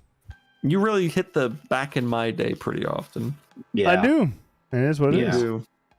It is what it is. Feb You're wise beyond your years. Well, no, Feb looks back at like these age streams. Well, Van has 4 sugar cubes for coffee. No. 4 sugar cubes is nothing. Sugar cubes are cute. You know, yeah. as many of those as you want. They're like adorable little things. They're barely anything. Yeah. But Van has the equivalent of 4 teaspoons in his Sometimes I coffee. wonder if he puts more sugar in his coffee than a Coke. Go Taco Summer Help. By the way, hello. Welcome to this freaking derail of us. Oh, hey, Taco. I remember you. Man, he's a man of culture. I can tell you, Feb, that you put more sugar into your coffee than Van puts into his coffee. That's fine. You know what? I'm cool with that. Man ain't gonna judge. He has way more freaking kicks from Andalusia than I even would be willing to. But. Butt. You like butts? I do. Me too. What's up? I have to question.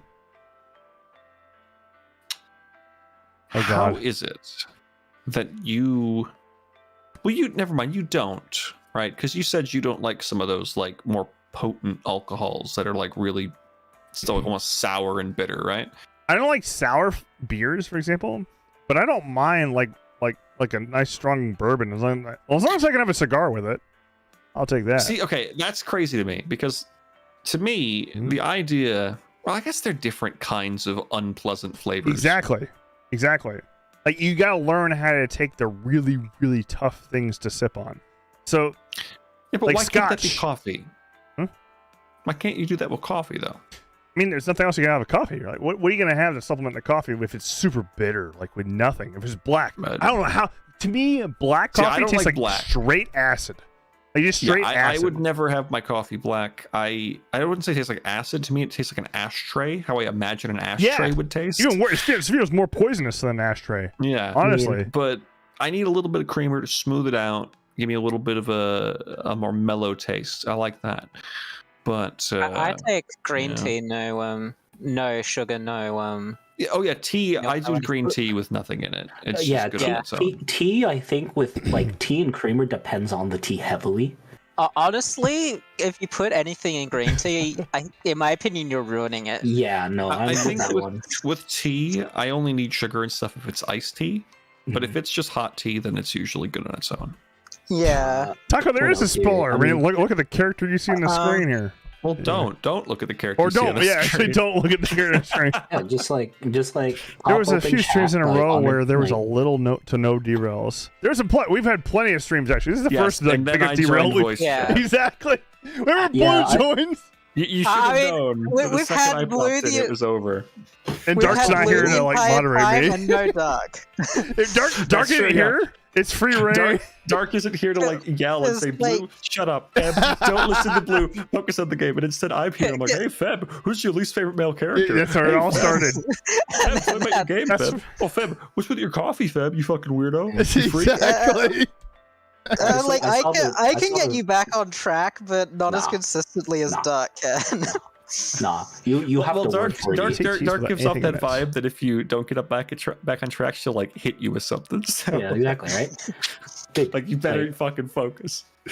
God, how long has this derail been going on? Like, I opened up The whole the YouTube stream and I was just like, we did some side quests. We and got that's like it. 40 minutes max of Yeah, like that's side quest stuff, and then the rest of it has been derailed. Yeah, no. We're right here ready to I was, continue the main going through story. YouTube, And I say, saw like he hasn't moved, saw Blue and Eeyore, and I'm like, let me open up the stream. oh, that's what's interesting. When I'm not actually progressing, it's time to join. When it comes to streams and stuff, like I feel like Jeez. half the fun. Okay, let's be very real here, Feb. We've talked about this. You have a stream focused on the social and community aspect, right? Very little of your stream is focused on the gameplay, to the point where your gameplay is half automated by the community telling you, hey, this is how you should handle this. Go ahead and do it. I disagree. So no, that is true. Not half of my whole streams. I'm talking gameplay. Not like the story. So I'm talking like the gameplay stuff. My community is helping me like build better. Like, no, that's not a so bad that thing. I enjoy it. Just what I'm saying is that's half of the gameplay, right?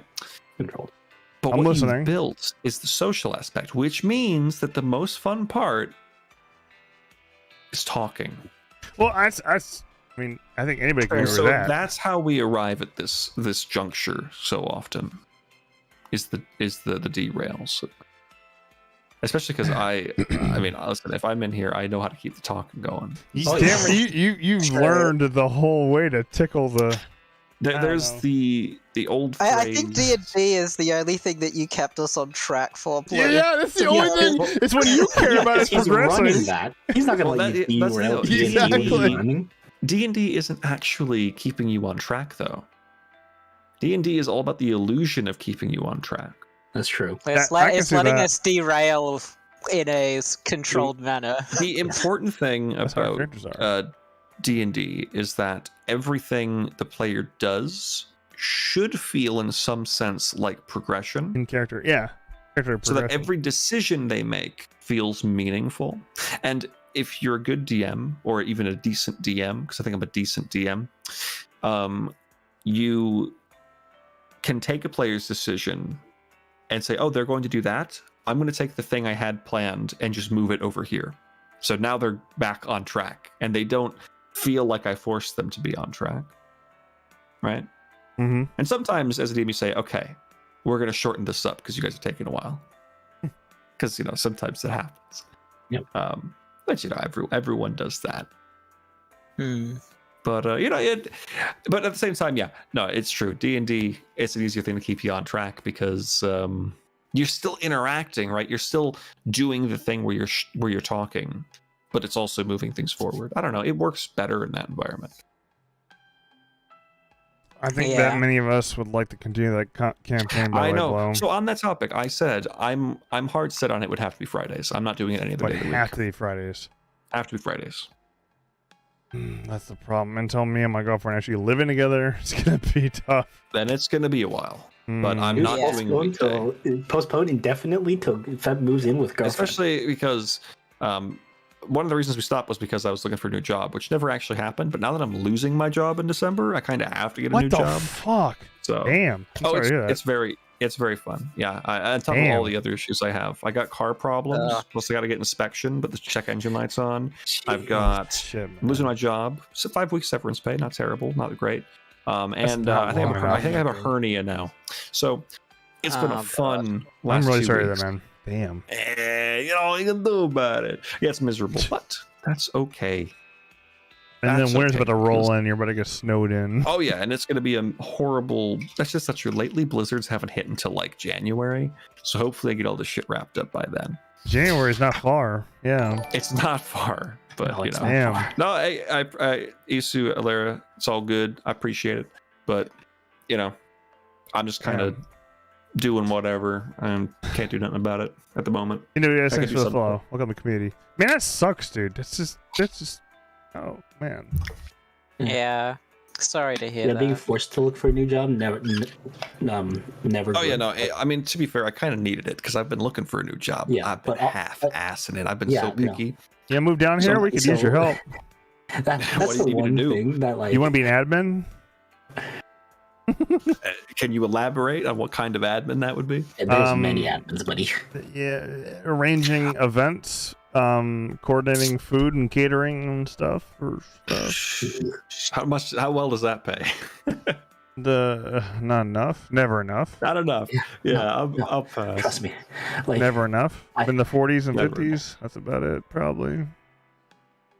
Yeah, I mean, that would be a step up for me. That's the one thing. I'm really? making shit at my You job. live up there where it's all expensive, and that's still a lot to you. Hang on. I'm making barely above minimum wage working. Okay, then please come work for us. Holy shit! Like, you get way more house here than up there. That's for sure. I was doing IT, Jay, and then I got moved to a different department. So now, what I've been doing is handling customer info and shit, customer data shit. I don't know what the exact name of the position is because it was altered like 3 times while I was working it, but you know. College I'm working at, we're looking for people. Crap. Yeah, well, everyone's looking for people. Hey, that's great and all. Unless y'all got remote options, I'm probably not moving somewhere. If you're not willing to move somewhere, that might be an issue with that. No. Yeah. Because you got to be there in person and meet with these people. That's the problem. Yeah, I can't really move nowhere because fucking money. Yeah, money and when it comes to certain problems, you know, kind of rely on my family a bit because, you know, looking out for me. You would be shocked at how many fucking IT jobs I've looked at that barely pay above minimum. I know. Well, what pisses me off is, I mean, I was at this place for coming up on 5 years now, and I got one raise, and it was 65 cents. What the fuck? That's just... Hang on. Yeah. Honestly... Let's just say that complacency hit real hard because the job was pretty easy. I know exactly how those things feels because I'm going through that right now where like I am so complacent in what I do and somehow I am still fucking exceeding expectations. It is actually absurd. I will actually take a look at that, Jay, and if it is garbage. I mean, even if it's not something I take, I appreciate it. Yo, look at this fucking backdrop. They have like a weird painting filter over it. It's kind of creeping me out. Thanks, Jay. I'm gonna have nightmares. I was telling my boss. Yeah, that's horrible. I told my boss because there's a lot of us that are trying to go more remote, especially my girlfriend. She's like all remote. I told my boss, you better not post the word hybrid with the ones that you're gonna put there because they're gonna just overbrush yours because there's other competitors that are gonna get those good applicants because you chose hybrid instead of remote. These days, if you want good competent candidates that are going to apply for your jobs, you need to put fully remote and just accept it. Yeah, I'd love to work remote. Like I'm really hoping to do, but people can't afford to move, especially now. Okay, to be fair, without going off the deep end, I was never doing anything like high tier IT shit. Mm-hmm. It's pretty much mostly level 1 stuff, help desk shit. It's never been anything special. But again, it was complacency. You know, job was pretty easy, very comfortable. I knew who I was working with, so I just stuck around. I never needed more money. Gotcha. So it's kind of, you know how it is. So I'm sure everybody here has had a job like that where they just kind of stuck with it because they knew it. Yeah. Oh yeah. No. Definitely. What the hell is it? Yeah, no, my friend mentioned this to me a while back. It's just like, you don't actually start fucking looking for a job until you either lose your job or you quit your job. My cousin Any job hunting left before his that job is half-ass. at one point. He left his job because he had a bunch of money saved up, and he's like, okay, I can comfortably look for a better job now, because he had like Looking for a 15, 20,000 in is a full-time savings, job, and honestly, looking for a new and so job. what happened Full-time job. is he got comfortable not working, Oh shit. and then he was down to like $2,000 in his savings account. That's not good. So That's not good. he ended up right back at his old job, making less money. There's double-edged swords left, right, and center. Like, so it's like, yeesh. That's the way it be. Isu, welcome. Okay, my best days of my life, still to this day, as a 35-year-old dude, best years of my life was when I was in grad school. Because I didn't have to worry about adulting yet, quite totally yet. I had to worry about paying debts, paying bills. I could just, bring on my student loans, make them higher, wait until you become an adult. I can say a lot of the adulting stuff isn't as hard as you think it is, right? Right nowadays, it's even worse though. I don't know. Well, it is worse. I can't imagine being a brand new, fresh out of school these days compared to how it was 10 years ago. But just all you gotta do, Isu, is be like my friend who got a really solid job for his first job, and then that has nothing to do with what he went to school for. What did he get? I don't even know what the fuck he does, and he barely knows what he does. But he works with a bunch of what the fuck? Analytics, dead people info. I don't know what it is. Oh wait, what? Dead people? Point is, he went in there. I don't know. He works with wills and stuff or some shit, and insurance stuff. Anyway, insurance. That dude, he doesn't know how good he has it. He doesn't actually understand. He went in there, first job, a couple years ago now, and he was already making $20 an hour. First job. Now, every time he asks for a raise, they give it to him. Every time. And he's like, oh yeah, next year, I'll go for just 25. I'll just ask for it. It's like 25%? Just gonna $25 an hour, which is still not crazy, but first job. 45 an hour? He just asks for it. And apparently he makes it sound like they're going to give it to him. I would love $20 an hour because, like I said, I make jack shit. And for him, it's really nice because he lives at home because he does a lot of helping with his parents and stuff, or grandparents or whatever it is. But the point is, he's saving a bunch of money. He's got so much money in his savings, and he just keeps putting more in there. Jeez, man. And I am jealous. I'm very jealous because That's the thing, Alera. That's why I don't want to leave my job, even though I don't make $40 an hour. I feel like having a good boss. Listen up. Having a good boss to me is more important than a big. There's a line, okay. Sure, there's eventually okay, that's enough money to make me leave. But for me, diminishing returns. It's exactly.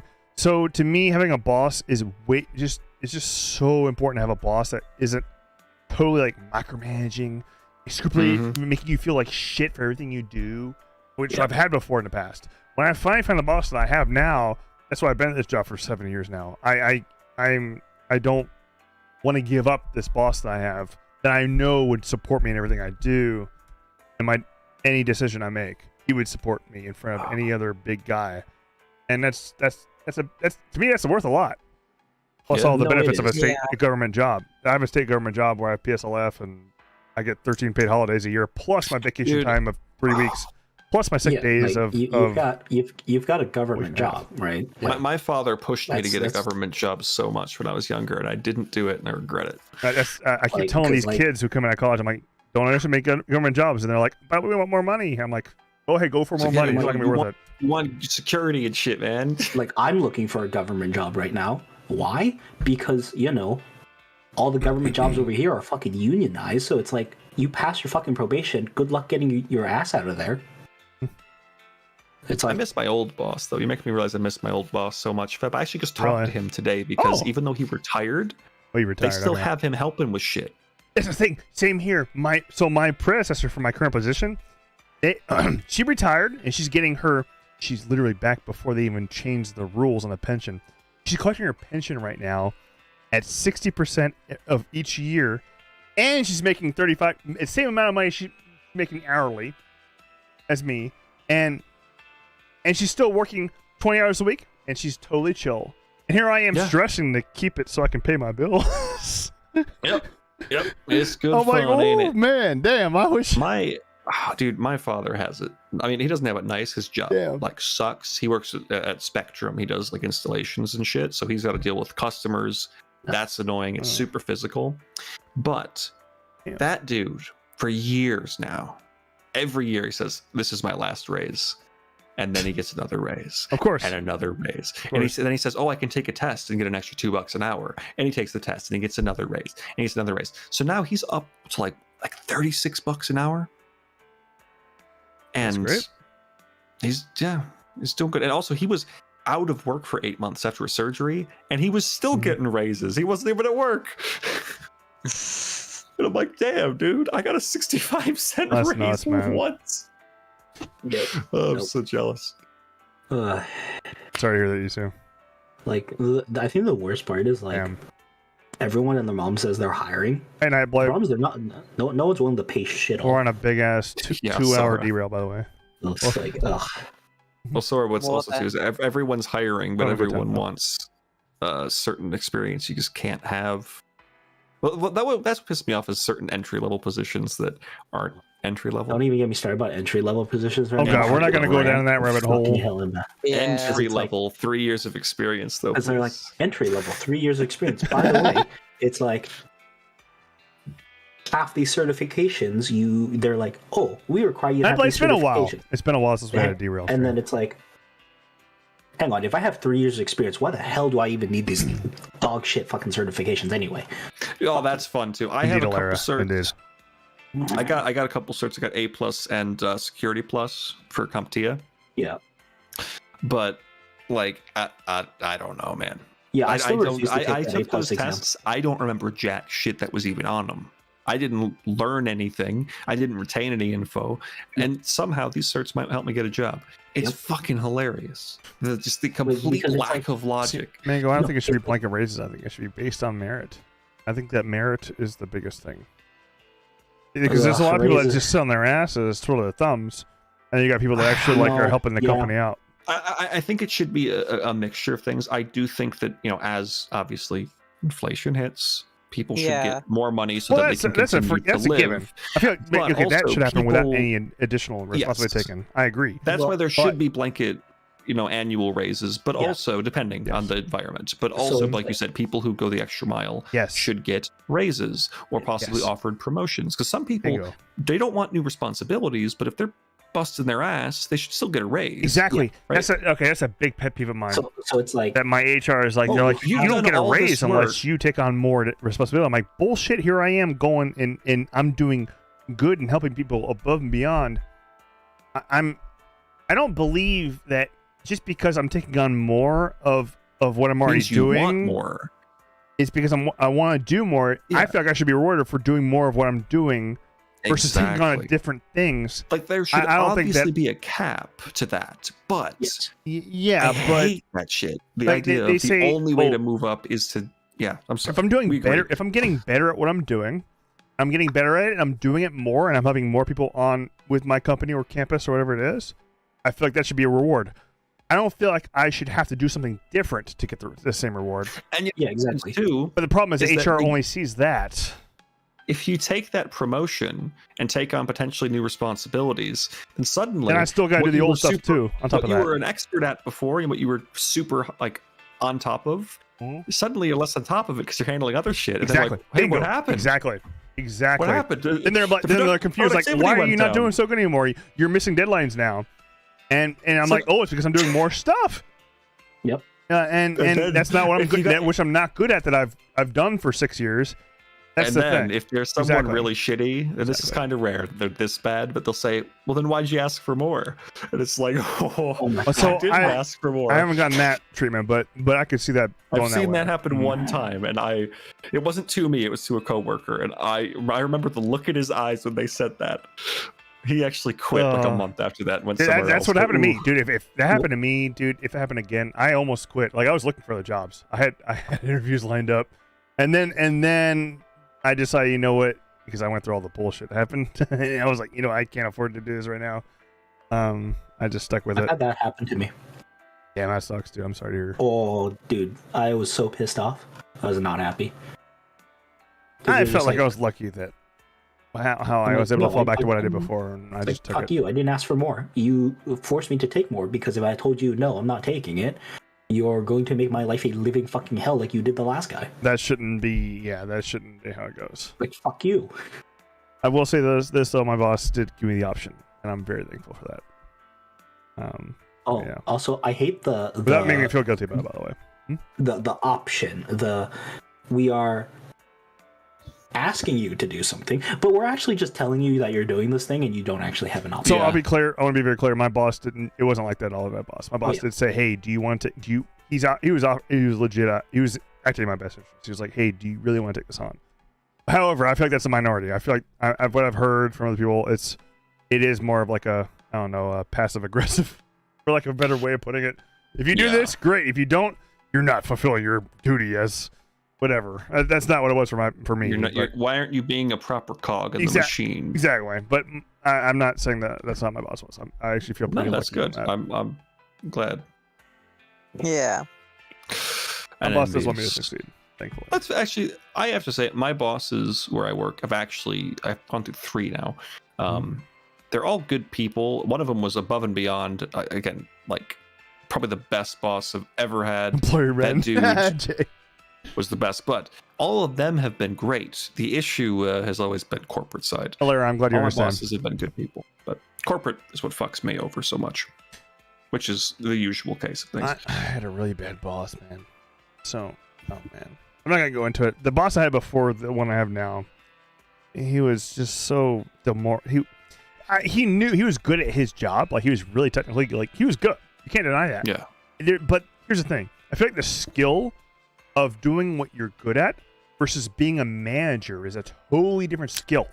Yeah. Totally different skill than doing the technical skills or the administrative skills, whatever you're good at with the accounting or whatever technical skill your job is at, your discipline. Being a boss is a whole nother thing. And I've tried to tell my boss, he's really my current boss even. He's like, I feel like you have the skills to be a manager. And I'm like, I don't know, man. It makes me nervous because put in the hands of somebody who has it makes me nervous. He believes in me more than I believe in myself sometimes when it comes to this. He tells me, I feel like you'd be a great boss. You have traits of a good supervisor. And I'm like, how? Because it's to me, I get nervous with somebody who has a full-time job.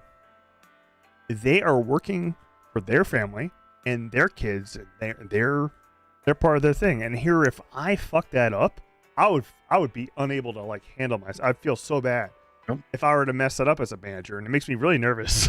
Not gonna lie. You don't need to just be good at your job. You need to understand what other people are doing. You need to manage them, which is a big task because a lot of people don't consider the people you're managing and what they're doing. Exactly. I will say the fact you have those concerns automatically puts you ahead of some fucking idiots who work their way into managerial positions. I do think that this is a common theme. It's a common theme in fictional stories. The person who is the most nervous about what they could do wrong and how it could affect other people is usually more fit for the leadership position. Yes. Because they are considering people as people rather than just considering people as I know they're not cogs because of myself. Exactly. Expendable resources. No, they're not expendable. They're like critical. Yeah, I'm saying that's what fucking idiot bosses think of. So that is a reason, and I think this might even be one of the reasons why your boss, because he sounds like he, she, whoever they are a good person. And they understand this stuff, and they probably see that you understand this stuff and say, okay, they would be fit for this because they don't want some other asshole taking that spot, right? They don't want someone who doesn't give a shit. Yeah, someone who's going to treat all of the staff as expendable, which they're the worst fucking bosses. So I am inclined to agree that that is a good trait for leadership. Whether or not you're great for a leadership position, I don't fucking know because I've never seen you in the workplace. Based on what you said, Your medication helps you stay fucking on task. So I assume when you're at the workplace, you're a machine, fam. I assume you're a fucking killer. Okay, my boss is like the biggest machine. Okay, and here's the thing: my boss don't have my disability. He's able to be a machine without my medication. He's able to go. I envy him because I feel like he can just go and just knock shit out like for 12 hours straight. To do 12 hours straight, I would need to take so much Adderall that I would start to go nuts. Like straight up, I take my medication to do my job, and then it starts to fade near the end of my shift, and then like that it is what it is. Like I can't do much more than that because I start to just think about my brain starts going everywhere, and I just can't focus anymore on that. And that's a thing. This is a thing. When I worked at Dollar Tree years ago, my boss was working like 70-hour weeks. And that dude was just going to every store in the area. He was just on top of shit. And I'm like, how do you function? He was just, he was always smiling. I think he was just I think he was going insane. And you know what sucked for him though?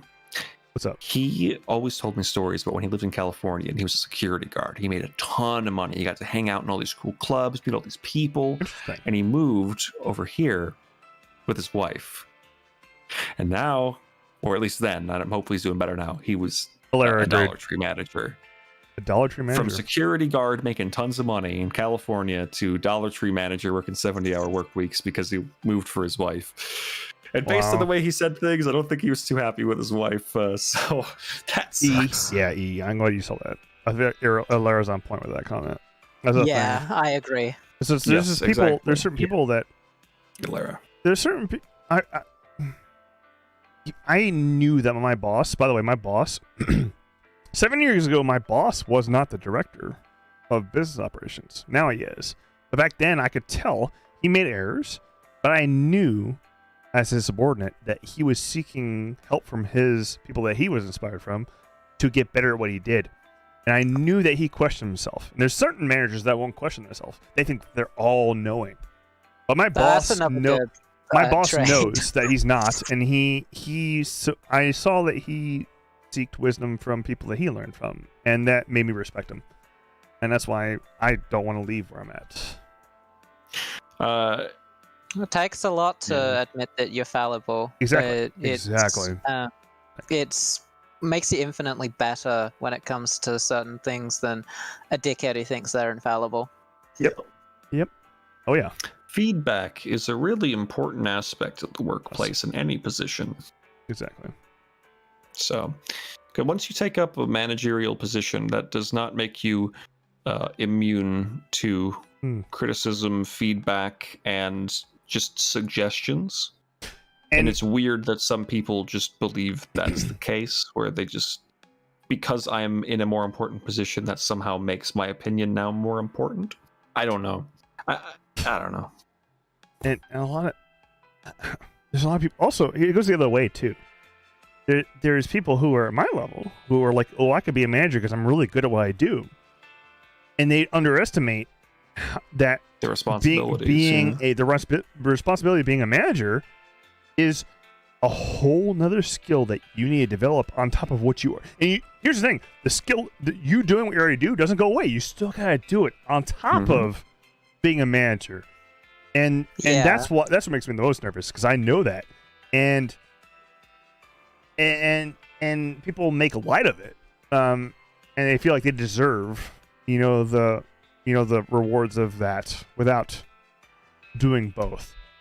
And in a way, I'm like, you know what? Maybe I'd be good just being not a manager. Maybe I've thought about this for a few years actually. I'm like, maybe I should just do what I'm doing and just do it the rest of my career.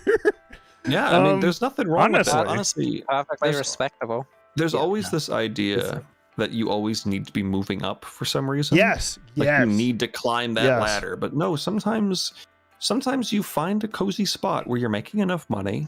Mm-hmm. You're doing something that doesn't stress you the fuck out, right? You don't want to wake up in the morning and be like, oh, fucking hell. Oh, I got to go to work and there's all this stuff I got to do. You don't want that feeling. You don't want it. You just want to just do your thing. Ideally, okay. The ideal workplace experience is you're excited to go to work, but that's not realistic. Most people want the ideal experience of you wake up and you're okay with going to work. Yep. Yes. And that is, I think, what most people should strive for, because the more you try to climb, the harder it is to go back down. Yeah. Oh, yeah. And once you climbed up to a point where you're stressed out your mind, it's very difficult to say, hey, can I go back to that less important position now? Yep. No, absolutely not. Yeah. No, sorry, we actually filled that spot with a new guy. Yep. Okay, well, oh, by the way, you're really underperforming as a supervisor. What's going on there? Thank God my boss gave me the chance to go back to what I was when I tried it. And yeah, the reason that I've been recently willing to do more, or at least open the idea, is because inflation, honestly. Yeah. Because right now, the amount of money I'm making now, back, like 3 years ago is a long time now. Nowadays, when it comes to inflation, well, yeah.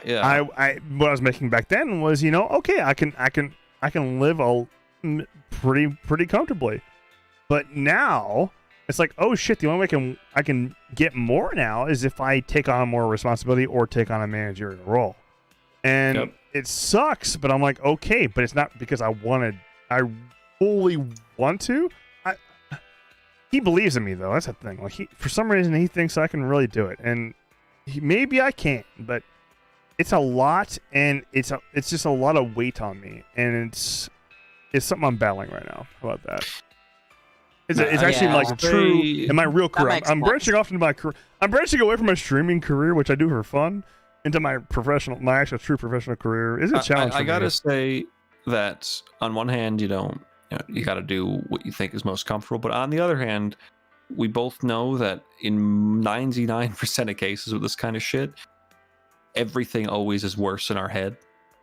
We always think that next position, that new job, whatever we do is going to be way worse than it actually is. Because once you fall into that flow, it's usually not the worst. But if you're super comfortable right now, I get, the concern. But if this guy who seems to know you well, you seem to know him well, if he really does believe that you're fit for the position, then I'm inclined to believe you would be, but that doesn't mean it's still going to be a fun time.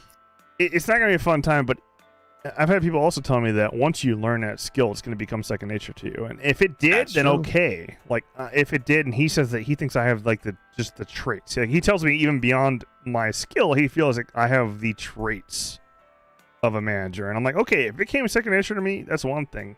However, I feel like it's a big pressure. Like I said before, being a supervisor is a lot of responsibility, and I really don't want to fuck over somebody who, gave it their all. Yeah. And that's just me. I would feel bad. Oh shit, I was gonna say something and I forgot. Damn it. But yeah, that's the bottom line. Anyway. Yeah. I like my job fine enough, and people I work with, they don't hate people who work there. There you go. We just haven't killed exactly Blair. They never have, actually. Jay, that does remind me that I don't think I like my job. I don't dislike it, but I'm losing it anyway. But the people, I think that's a huge thing. I have been pretty good with all the people I work with. I think that's a really important aspect, and that's something I fear going into the next job, is I have no idea what kind of people I'm going to get, because I feel like I kind of lucked out with how generally pleasant the office I work at is. That's nice. That's good. People have just been pretty chill. There's some people I can shoot the shit with for a while. There was one guy in particular when I still worked IT, who sometimes him and I would end up like, oh, we're both in the storage area. We're just grabbing some shit. And then we would talk for an hour. And then our boss would walk in, and we'd both instantly turn around and pretend that we're grabbing something and walking out.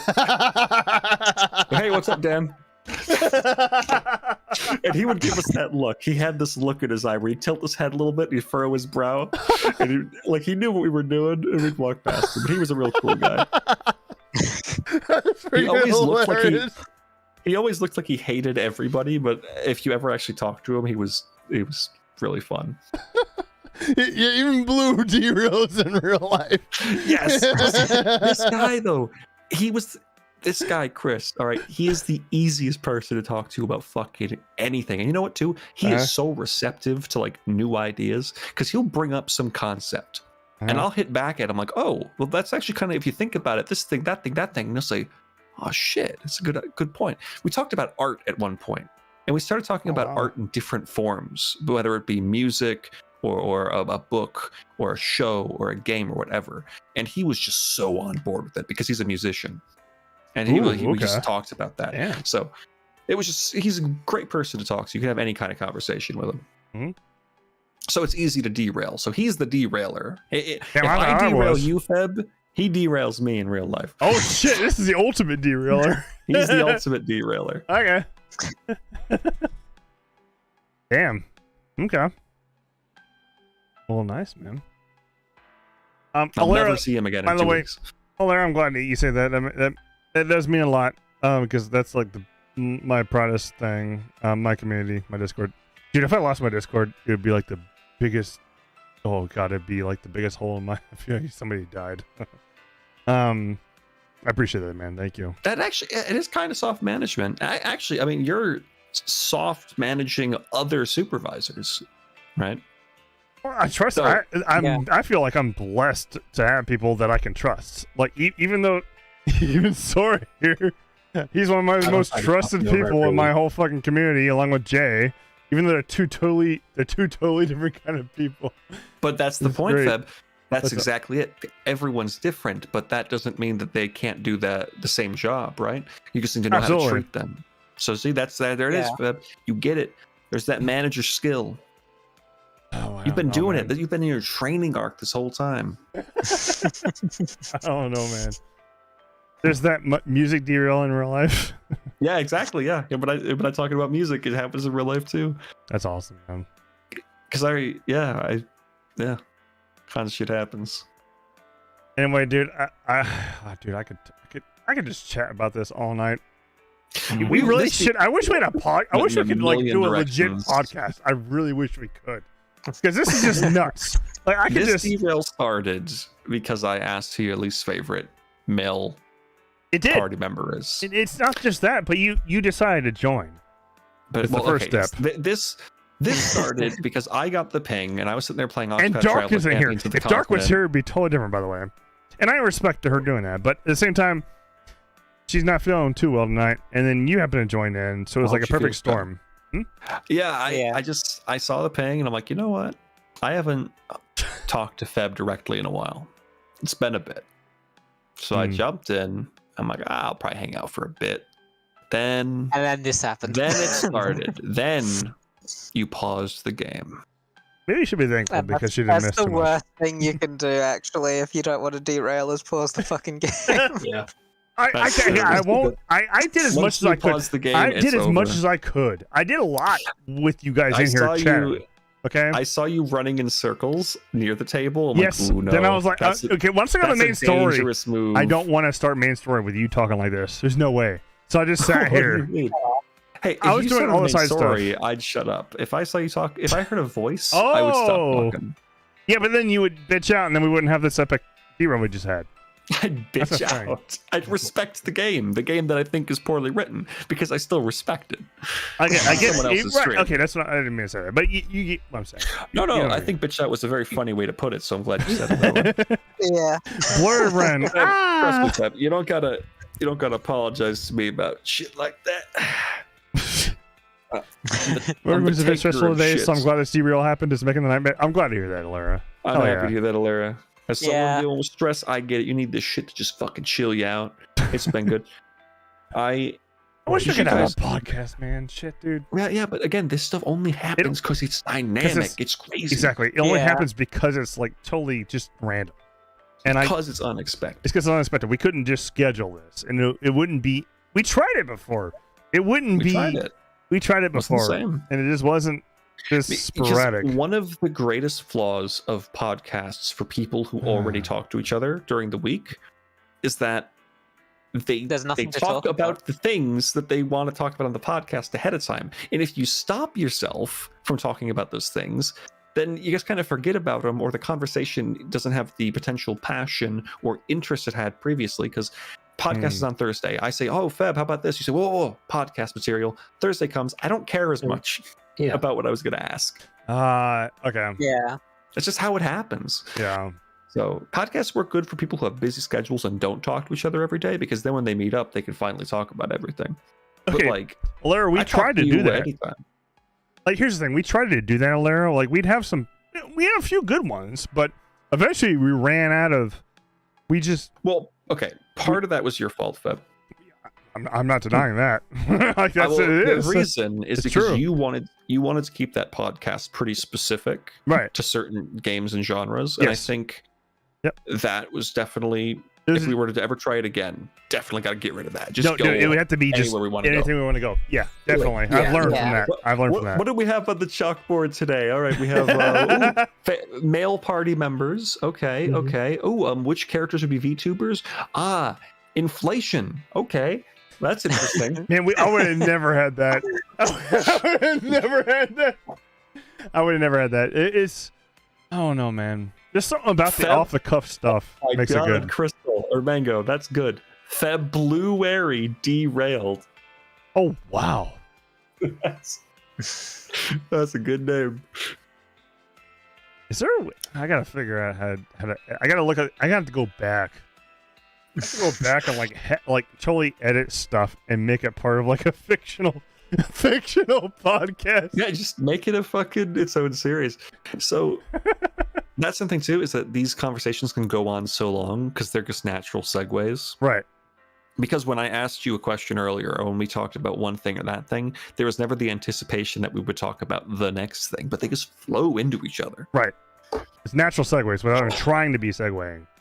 Like, Yeah. you don't have to try to when you're just chatting, when you're just shooting a shit, right? That's why there's a lot of podcasts out there. Not a lot. There's some where they have their general topic they're going to plan on talking about, but they don't care if they go elsewhere. If they go elsewhere, They and that's know the how they're best going kinda, to. Yeah. that's the They best know how kind they're of going to podcast. initiate, and sometimes before they start recording, they're talking about something, and it leaks into Yeah. the start, and then 30 minutes in, they say, "We were supposed to talk about X today, but clearly that's not going to happen. So we're just going to keep talking about Y." That's the best way to go. That's the best way to go, in my opinion.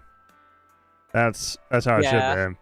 Well, we'd have to just not give a fuck if things go off the rails completely. That's what I mean by structure. That it definitely feels like having to be forced to be on topic to have certain questions. Exactly. Exactly. Yeah.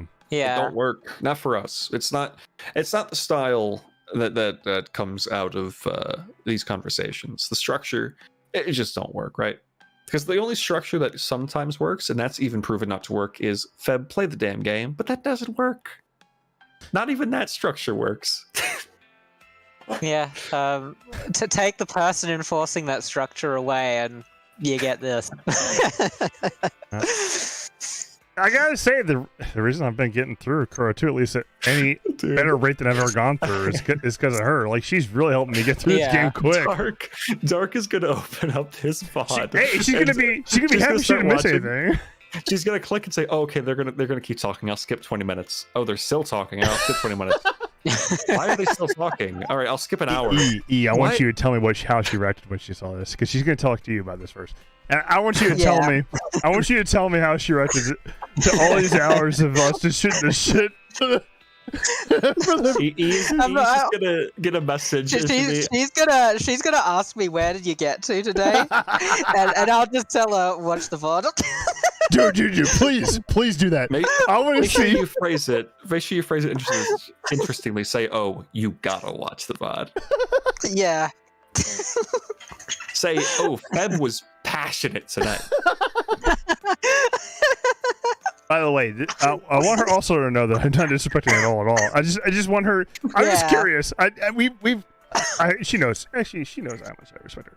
And I'm very thankful for her keeping me on track. But when Blue shows up and she's not around, it's Yeah. See, here's the thing. It's gone. Even if she is around, if I show up, I will usually say something that gets her passionate too. And Yeah. so then the debate starts. Oh yeah, no, that will happen.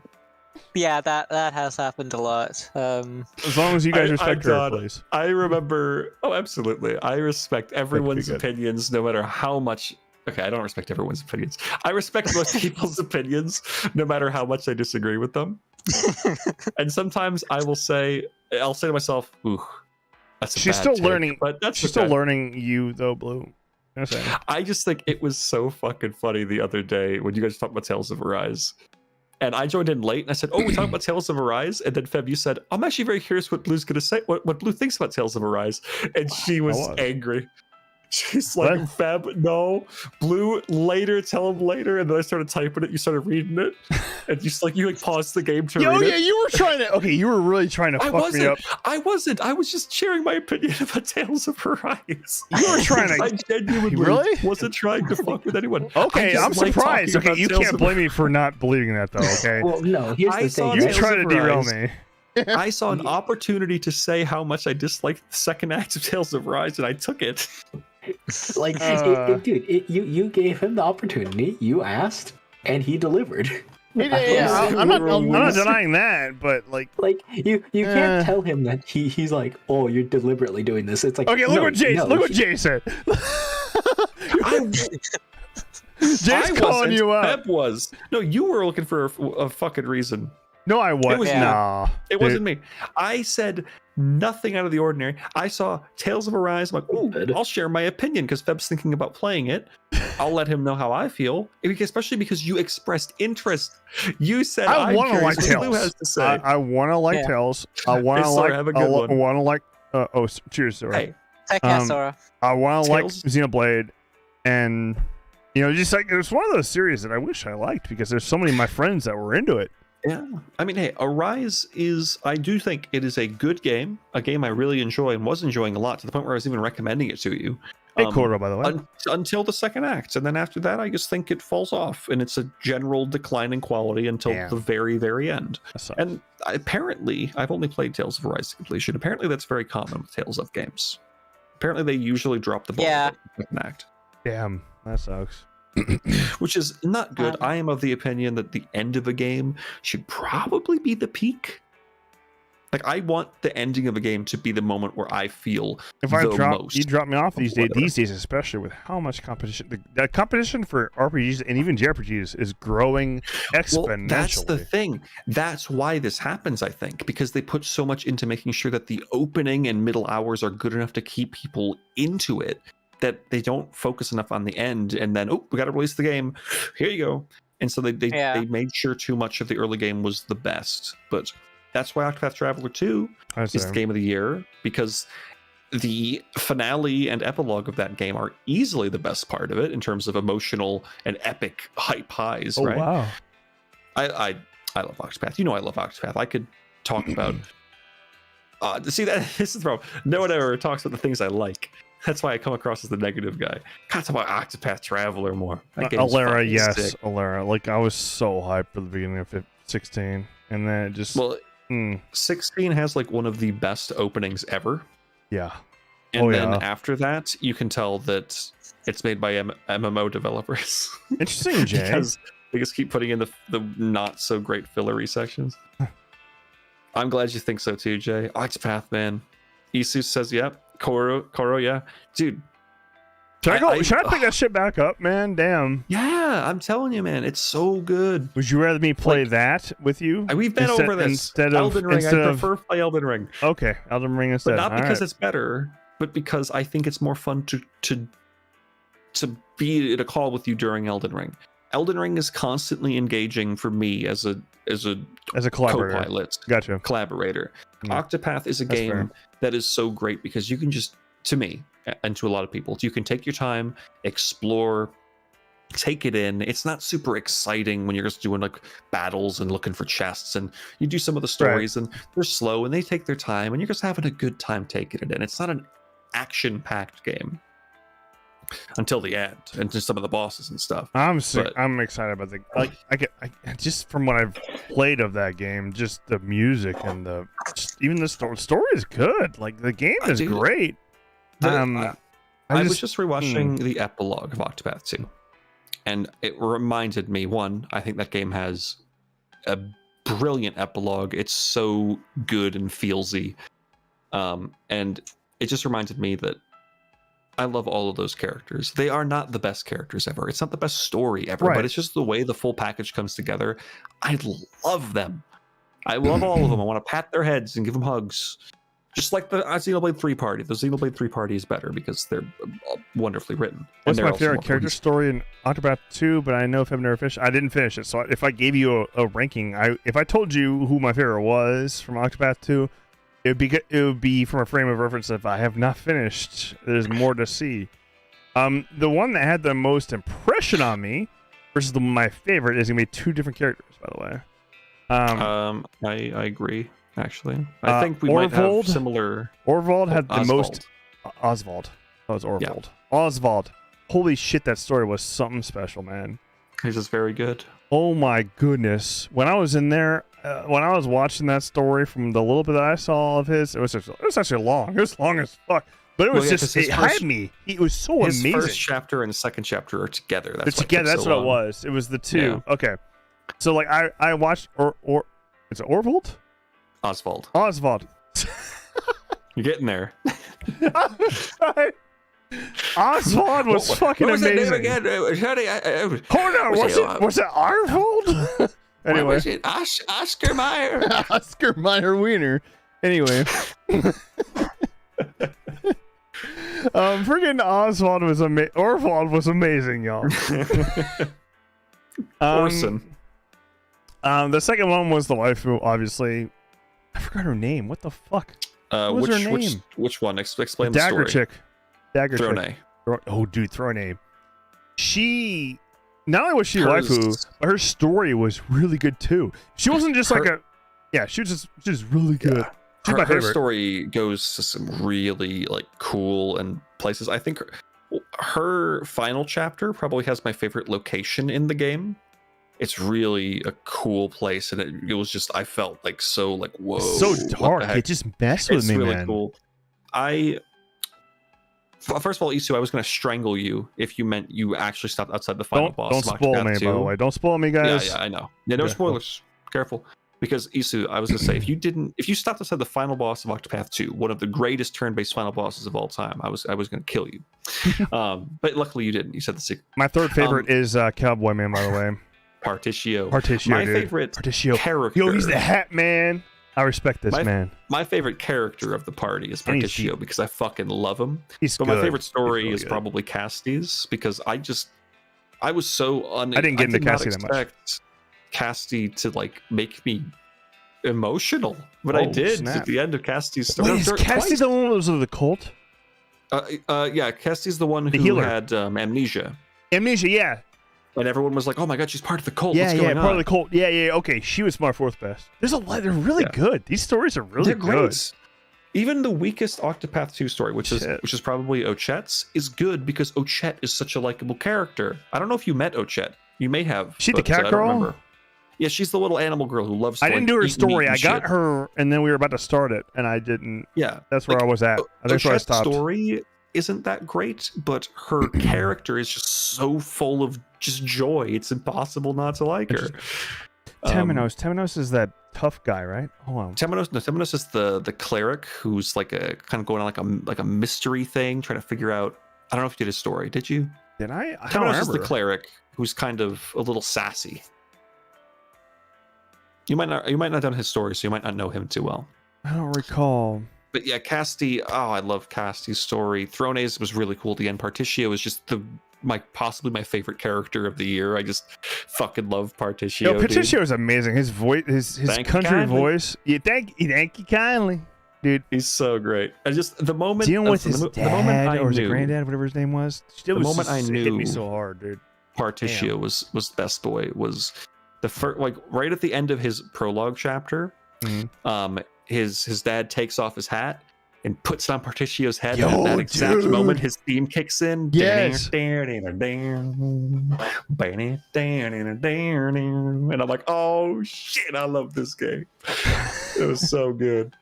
I need to rewatch my reaction to that because that was it hit me too. I think. I had so many moments in that game where I was just so fucking pumped. Next, they're all final acts, so it's hard to get through one so I can play too. So many characters. Alera, if I could I never played one. Octopath 1. I've made the decision.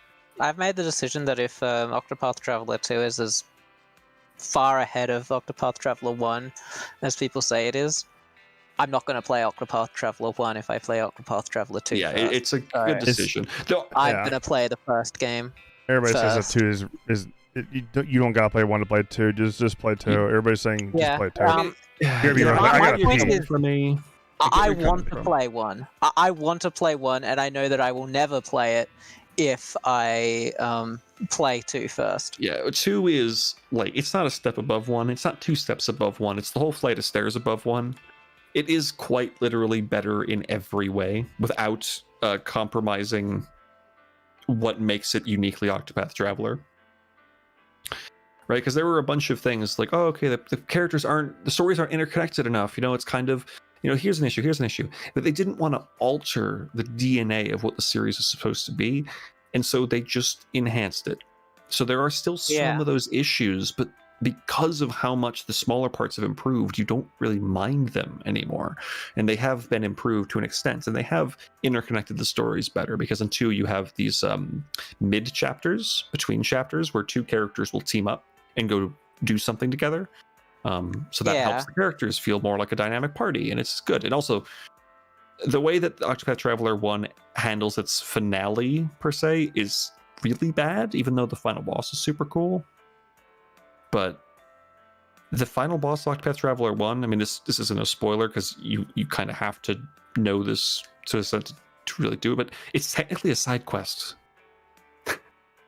The final boss of Octopath Traveler 1 is technically a side quest, to the point where none of the main characters actually speak during it. It's so poorly handled. What the fuck? Yeah, it's weird as fuck, and they fixed that so much in 2. Like, 2 is great. The finale is so good. 1 is, the final boss, the culmination of the full story, is the super boss. So 1, it's hard as balls. It's super hard. I love the fight, but it's super hard. 2, none of the characters speak during any of it. They just stand there like idiots. And 3, this is something you should definitely know, E. The final boss happens after a challenging dungeon section with no save point. So you make sure you're fucking ready when you go in there. Oh my god. Because if not, you have to do like 30 minutes of a boss rush again. And again, that final boss is fucking hard, but it's really good. But yeah, the final boss of Octopath Traveler 2 is balanced to be a normal final boss, and then there's an actual super boss. So 2 does it way better. And also 2's final boss is just, even if it's not as hard, like Octopath Traveler 2 is weird because its final boss wasn't super hard, but I felt terrified the whole time because it was just, it's so good. I listen to that final boss theme like every week, at least once, one time minimum. It's such a good song. Like, I like the characters in Octopath 1. I will say that much. Yeah, they're all decent. I chose my first character was Therion, and I'd say that I knew you'd pick Therion. Favorite. See, but here's the issue with 1, and Therion, I think, is one of the best examples of it. Therion's prologue: I work alone. I never bring in a team. You meet Therion. If you meet Therion, before, like, you don't make him your main character, that he'll give you the whole spiel about working alone, and then will instantly say, "Hey, can I join your party?" And it's so just jarring. I'm glad I chose him then, because I really like him as a character, and that. No, he's good. I remember liking his story. The Thief in 2 story is. I mean, everyone's story in 2 is better, obviously, but I think Therion was one of the better ones in 1. I remember Primrose being by far the best story in 1. Yeah, Primrose is the other one that I really like.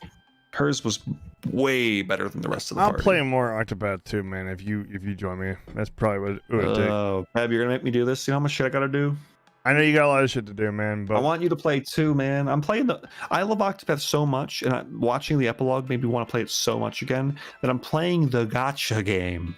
There's a gacha game for it? What? Yeah, it came out right or like a year after the first one, maybe 2 years. What the hell? And so, it's a decent game. I'll let you know how it is if I keep playing it, because I've heard most of the music from the gacha game, so I never intended to play it. And my God, it's a killer soundtrack. I would love to send it to you, but if we ever go back to D&D, I intend to use a lot of it. So don't send it to you. Save it. I used one of the songs when you guys got to the interesting issue to what did I call that stupid fucking place? Des, the snow world. Mm-hmm. The kind of general area theme I used there was from the gacha game. That was good. So, it's a very pretty song. Yeah, it was. So tons of killer tracks. I would say Champions of the Continent probably has the overall best Octopath soundtrack, but that's because it has years to just keep releasing new songs. It's kind of unfair. Right? I really hope we get to resume the campaign one day, by the way. Well, one day when you're moved in with your waifu. Hey, we might, we're planning to do it next summer or next summer and autumn. Yeah. There you go. Maybe she can join in for some sessions. That'd be fucking amazing. I really want her to get involved in the streams, man. But I do. Apparently, I think the newest character in JP, the gacha game of OT, is Particio. Yeah, Particio is added in. I saw that. Sadly, that's in because Japan is obviously ahead because that's always the fucking case. This is a MiHoYo game. Oh, it's MiHoYo? MiHoYo that. No, unless it's a MiHoYo game. Oh, because MiHoYo does global for everything. Right. Because MiHoYo understands they make money and they understand why they make money because it's global. Anyway. Yeah. Well, MiHoYo makes money for a lot of reasons. One, they understand how important presentation is for the average non-gacha gamer. And they don't. It is much easier to get a non-gacha gamer into your game if the game looks like a video game rather than a visual novel or a gacha game, right? Like, one of the main reasons Genshin Impact got so much attention was because people looked at it and said, oh, it's Anime Breath of the Wild. I'm going to try this. They don't even know what a gacha game is yet. They don't even comprehend that it's a gacha game. Wow, that's it. That's an interesting take. Hey, it makes sense, actually. The more you say. Hold on. Yeah. And then once thousands, potentially millions of people got in because of that. Music's good too. Yeah. That's true. Once they got in because of that, because they played those opening hours of Genshin, they're like, oh my god, this huge world to explore. What's all this stuff? Oh, and they're not even thinking about rerolls. They don't know the concept of a reroll. They just get some characters, and they're playing some fun characters. Well, it's just so fun. And then they've done everything, but they're in the loop. They really like the game. Now they're part of a community. And now the game has grown and grown and grown, and is all the money coming in. Boom. We have just introduced gacha to the mainstream like a fucking virus into the world. Now we're going to That's not inaccurate, actually. It's what it is. Genshin Impact is genius because it genuinely brought gacha to the mainstream like nothing else has ever come close to. It's more mainstream than Honkai Derail. And one of the big reasons too is because it wasn't just a mobile game. That shit released on PC. It's on PC, mobile, and console. It's multi-platform, and it's got not only does it have waifus, it's got some serious husbandos too. And I feel like that's appealing to a lot of different people. Alera, HSR is in the same boat, but to me, HSR is just an extension of the grand Genshin scheme. Yes, right? I would agree with that. I think it's the big thing really is that Genshin is so successful because it's an undeniably it's a solid video game. Even though I like HSR way more than Genshin, I can't deny that Genshin has more. Oh, how do I put it? I can't think of the word to give it. I can't think of the adjective. Well, I know what I would say. Genshin had more impact. Damn it! No shit. Okay. Really, if you think about it, like really, this all started with yes, Hydra. I think you're on it. Well, it started with Honkai, but people really didn't know what the fuck Honkai was. That was still like niche gacha. Yeah. But then Genshin, because of the things I've mentioned, it exploded in popularity. Yeah. And now HSR has introduced people to a kind of different style of it, something with much better writing than Genshin. Agreed. So now they're into the story and characters more. Well, what I mean though is like QOL too. That they started they started perfecting their craft with Honkai Impact. Oh they've been training for this practice. Like that led to Genshin. I think Genshin also probably was. I don't think Genshin. COVID. Sorry, COVID. Yeah, I think too. Yeah. Yeah, I also don't think that Genshin would have made the splash that it did, or made the impact that it did, if you would. Yeah. If they hadn't learned from Honkai. Well, absolutely yes. They learned a lot from Honkai, and then here's what happened. They had all their stuff they were working on for Honkai. Then Breath of the Wild came out. And somebody made a phone call and said, guys, I've got it. And everything happened. COVID popped up. And it actually... Genshin? Yeah, it did. And then, and it was a perfect storm of creating a very appealing game to mainstream audiences, but who don't even know what gacha is. I think a big thing too is that in a lot of like the... Exactly. Yes. One of the big things is when you look at the marketing for Genshin on like major events and stuff, like when they initially showed it off at E3 or Nintendo events and stuff, which is funny because I think it's still not on Switch. They didn't really talk about the gacha. They just showed the characters running around a Breath of the Wild-esque world doing elemental combos. Mm-hmm. And so the gacha was such an understatement that mainstream didn't think about it. They just saw, I like anime. I like Breath of the Wild. Here it is. I feel like caught more mainstream than even Honkai Star Rail has. I really do. I think, Genshin, it just, it was a perfect genius maneuver. Star Rail is absolutely a better game, though. Star Rail, I think the combat is significantly better than Genshin. The writing is a million miles better than Genshin. I fucking hate Genshin's writing. Star Rail, I genuinely loved the humor. The QOL is great. The only thing Star Rail's missing is a fucking jump button. Not that it would be used for anything. I just don't like being glued to the ground. It makes me uncomfortable. Gotcha. Yeah, I don't like Genshin at all. But I don't mind it, but I just enjoyed Genshin on launch because it gave me that Breath of the Wild feeling of just exploring a big world and doing what I wanted. And then as soon as I was done with that, I never touched it again. That's not true. I came back when Child came out, the first like cool boss fight, like the real cool boss fight, not the dragon and the wolf. I'm like, ooh, that looks cool. I want to try it. And then I loaded up the game for 10 minutes, and I said, nah, I don't want to play this.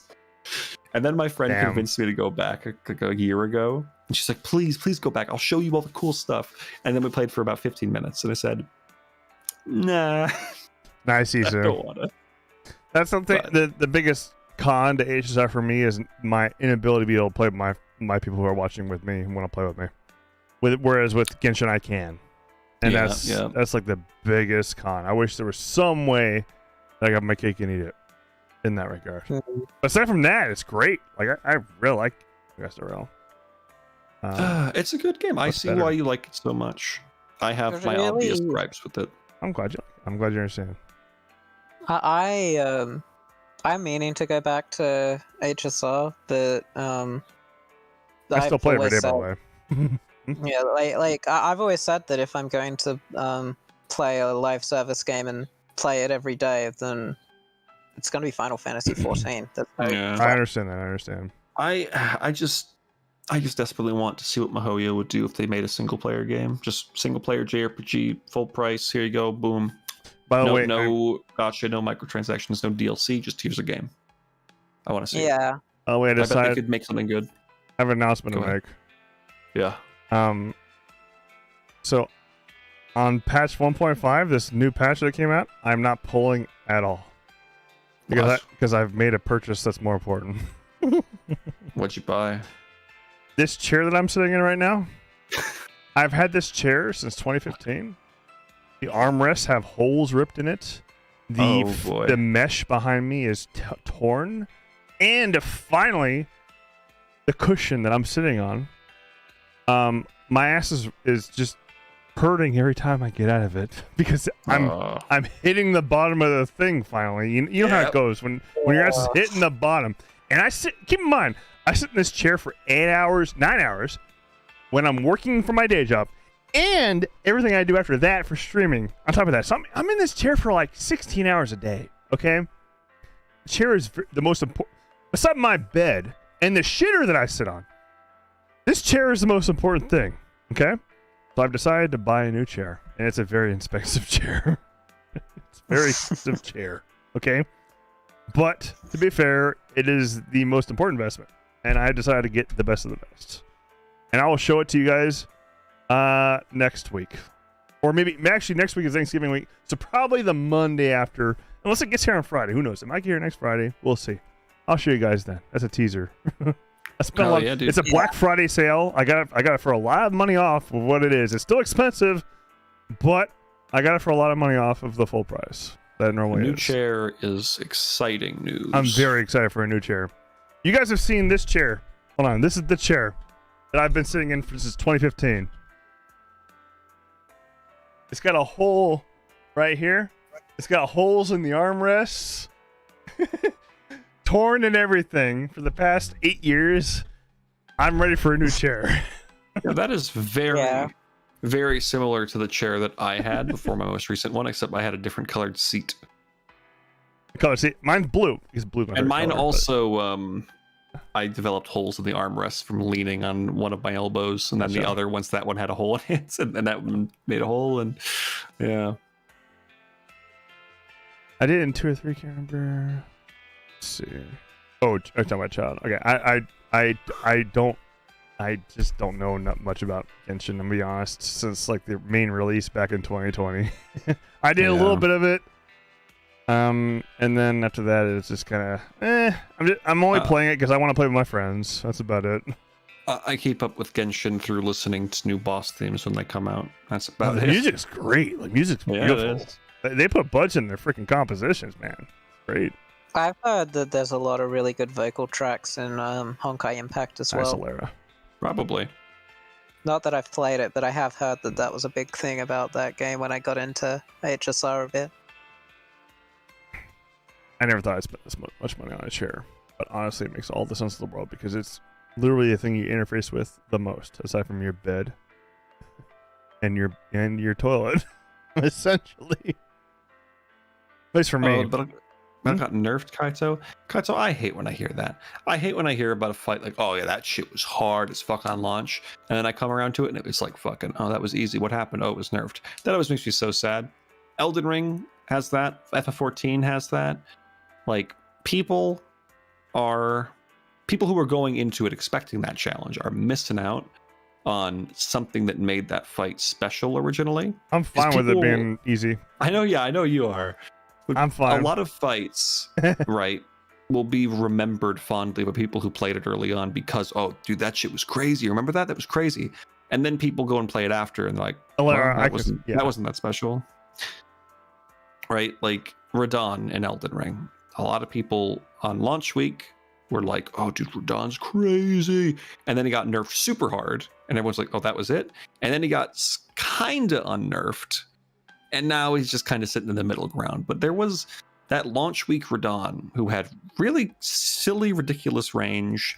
He had a bunch of health. He was really fast. He did tons of damage. And it was very memorable. Nowadays, he's not as special as he used to be. He's still very cool, though. And, of course, there's someone like Thunder God in FF14. It's criminal what they did to Thunder God. I can understand like cutting back on the alliance raid just because it's 24 people. If it's really hard, it's going to become like if you make it too hard, it's just not going to be able to be completed because you've got 23 other idiots in there messing it up for you. I can see that being the case, but Orban was completed on the regular. So I don't know. I think that I get what you mean, and I think that they kind of found a good balance for it in the near raids. I think those were a pretty good spot for difficulty. And it was with the most recent raids, I think they overcorrected with how easy they are. Like, it is practically impossible to wipe in the most recent one. But that happens. Then you get a Labyrinth of the Ancients where you get lots of wipes just because. You get a wipe to Ancient Flare or some stupid. Yeah, and it's always on the platforms for Nautilus. So yeah, I don't know. I think Nier was the perfect middle ground between Rabadaster raids. Ivalice raids, and what we have now. I'm really hoping they go back to Nier difficulty because Tower at Paradigm's Breach was was a great experience. It's still very fun because it's fun to see people go flying off an edge. It's fun to see people get blasted by a I remember huge that AoE, from back in 2.0. and you point and you laugh at them. It's fun. That's fun. Part of the fun. If you go through a raid with 24 people and nobody dies, that's not very pretty boring. Fun. You don't really smile. You just go through it and you just have a dull expression on your face. I'm watching the dumbasses flying off. Yes, you want that moment in Dunscape at the start where everyone gets thrown off by the boss and you laugh because you knew what to do and they didn't. For me, it was a Titan Extreme back in the day. Titan. Watching people get slided off the map, you're like, that's funny. That was on the other shit. hand, like, I think there's problems with stuff like the air units in the train tracks. The second neophyte, because that line AoE, that line AoE. You can get killed by that, and you've done everything perfectly, but some other fuckwits decided I'm going to point my line directly at the fucking. Oh, those are trolls. Yeah, But here's the thing. No, it's not always trolls. It's just people who mess up. But here's the thing, E. I get what you mean, but isn't that the point of the Alliance raid? Is that other parties can affect the entire... you have 3 parties. They should play a defining role. And of course, there are better ways to do it than just having an AoE that can kill everybody pointed at them. But I think what was missing so much from this most recent raid series is Alliance mechanics. There's nothing in any of the fights other than the second to last fight in the second one, because you have the spears that everybody has to go to their own spear. Other than that, there aren't any Alliance mechanics where the parties actually need to split up and do something. Even then, it's not the end of the world if you end up in the wrong spear. Yeah, no, you can still break the middle one. So I think they need to make sure they focus more on that next time, because we really need those mechanics. Fab, I can tell you want to go. I'm tired. I'm gonna be honest, man. It's like 1:45 a.m. and I gotta work. I gotta be up in the morning for. By the way, this week is gonna be very stressful because I gotta do a whole week's worth of work in 3 days because we got Thursday and Friday off. So thank God I got Thursday and Friday off. But that also means that I'm gonna be really, really busy tomorrow, Tuesday and Wednesday. So I want to thank you all. I had fun. This is a great podcast tonight, guys. This is great. Thanks for tuning in. Hope you guys enjoyed the me, Blue, E, and company show. I can't tell you when this is gonna happen next because it just kind of it just happens. When it happens, it happens. Oh, whenever the stars align. Sometimes it happens time after time. Sometimes it doesn't happen for weeks. Exactly, or months. Time. We need a. Is that gonna be our theme? Well, we need a theme. That's from Persona 3. 3. Yep. From time. I think that only plays for the MC. Yeah, plays during summer for her. No, spring, fall. It plays for her at some point. It's during when you're just going to the different areas. I think it plays for a season. I don't know, but it's fun. The only reason I know it is because I watched when Lady played it, because I never played FMC Rap. I wanted to play FMC Rap with this new release, but nah. Damn it. Anyway. Yeah. You get I heard fucked. that it's exactly. I did. That's why I'm not playing it. Are you really not going to play Persona 3 Reload? No, I'm not. I have no plan. I got too many other shit I got to do.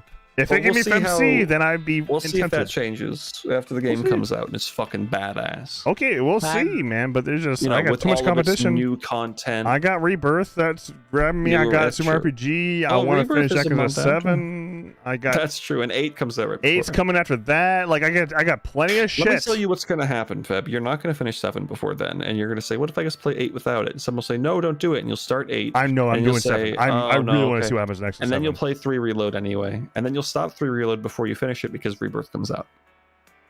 I really want to finish 7. Really, I don't think you understand. I'm like. I also want to finish 7. But, okay, then you know. Especially Dark Rule has me too as well. I'll blast ahead on Rebirth just so that I can at least tune in and watch. Oh come on, it's Fab. You don't gotta try too hard to blast Rebirth. I won't play Rebirth until I know that you guys can collab with me on it because I feel like it's a big deal in my experience. This is my collab, so. Okay. I won't play it on release. I'll wait for you guys. I'll have it done in a week. I know you will, damn it, Blue. I had remake done before the game officially launched than the rest of the world. Holy shit! Because with the blasting of Square, because it came out right as the lockdown started. Wow. They allowed Holy Australian retailers to break street date on shit. remake. Wow. I didn't know that. That's really cool. Because it was that, or there was a chance that people that bought it in store would not be able to get their copies. So they just broke street date so people could go and get it.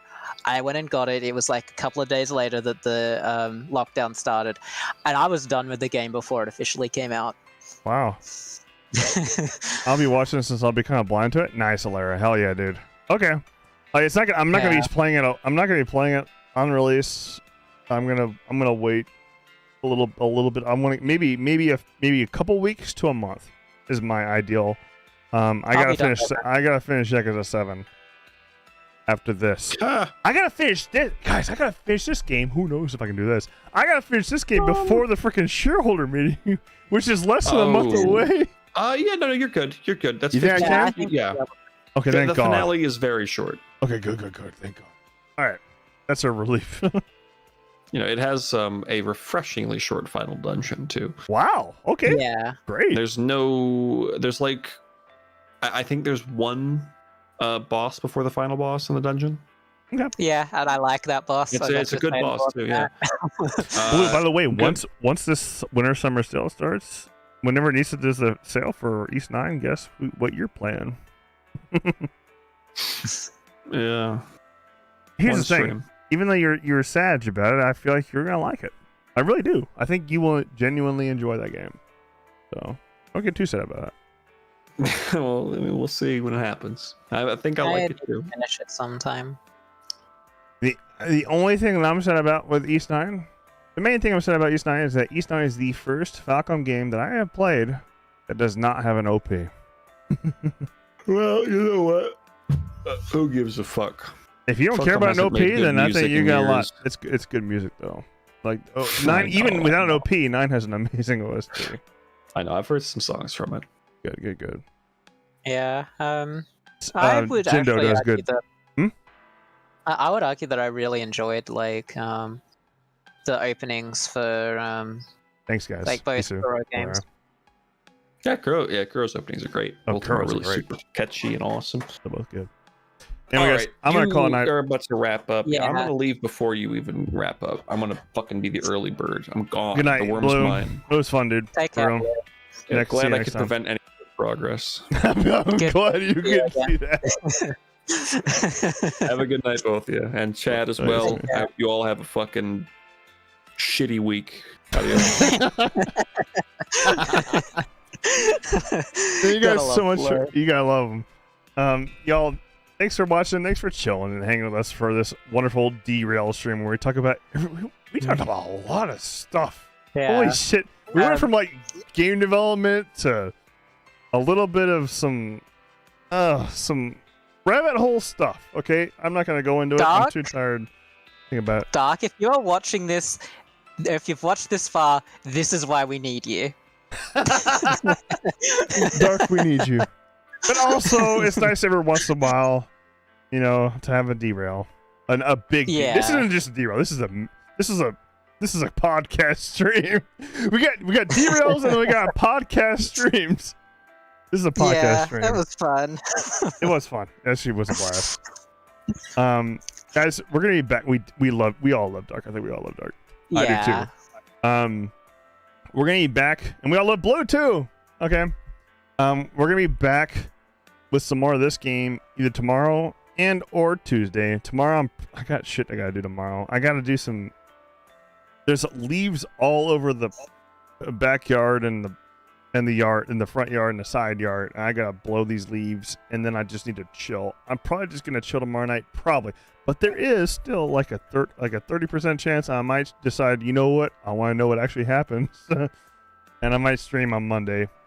But you guys know how often I stream on Mondays. I will say, don't do this next part unless you have like 3 hours to spare. So right where I'm at right now, don't talk to this NPC unless I got 3 hours to spare. No, you can talk to those people, but don't go beyond that. talking to like NPCs unless you're willing to put in the time, because you will not be able to save. It'll be you'll go into a gauntlet basically for the next 3 hours. Yeah. Okay. Yeah. Okay. Alara, note taken. Thanks for that.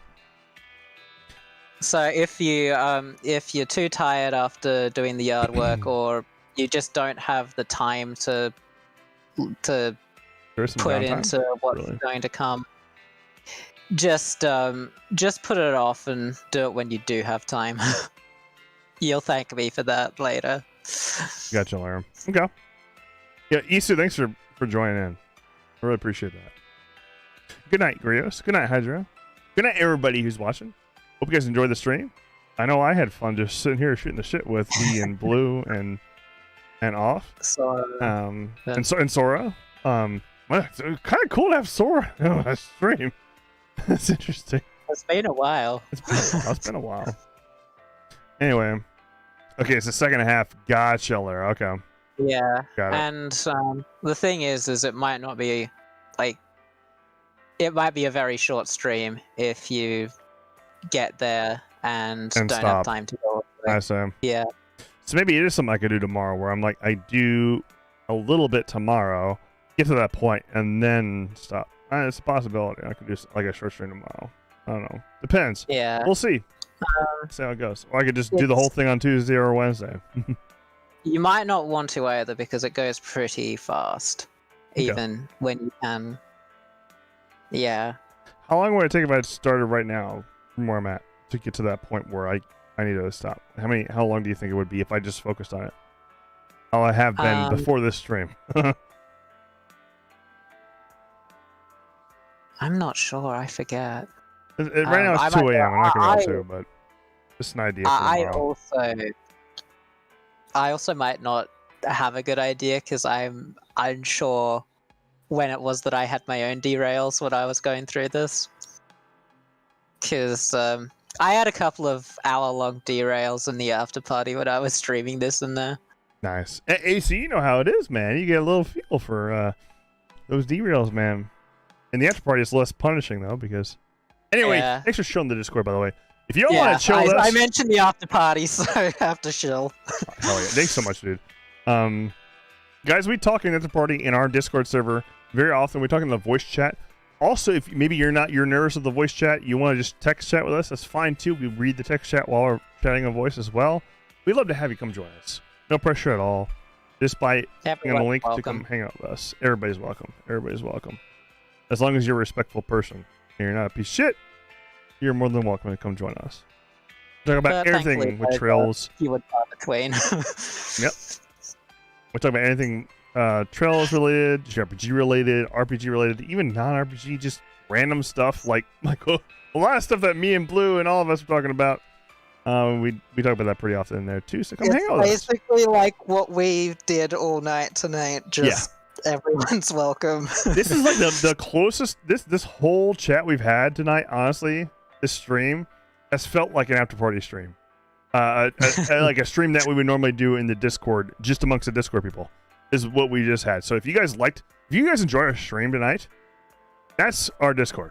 Okay, honestly, I think that's the best way to put it. So come hang with us in the Discord sometime, y'all. If you're looking for an after community to join. Love it. So the first half does have a fair bit, but if you can't stop during the first half, you don't want to, because it goes hard regardless. Gotcha. Okay. Yeah, I agree with Alea. Oh my god. I would recommend doing it all at once. Got it. So from this point on, I need to make sure I have like 3+ hours ready to go. Okay. Yeah. Then tomorrow I won't start a stream unless I feel like I could go for at least 3 hours. Okay. Yeah. If I could always do stuff in the after party tomorrow. But yeah, we'll think about it tomorrow, I guess. Definitely think about it tomorrow. I need to go to bed. You guys have an amazing one. Thank you guys so much for watching. Hope you all enjoyed the stream, and I hope you guys have a wonderful start to your week. No matter what y'all plan on doing, whether you're working, schooling, or just chilling. And until next time, y'all, take care, guys. Cheers, y'all. Take care, everyone.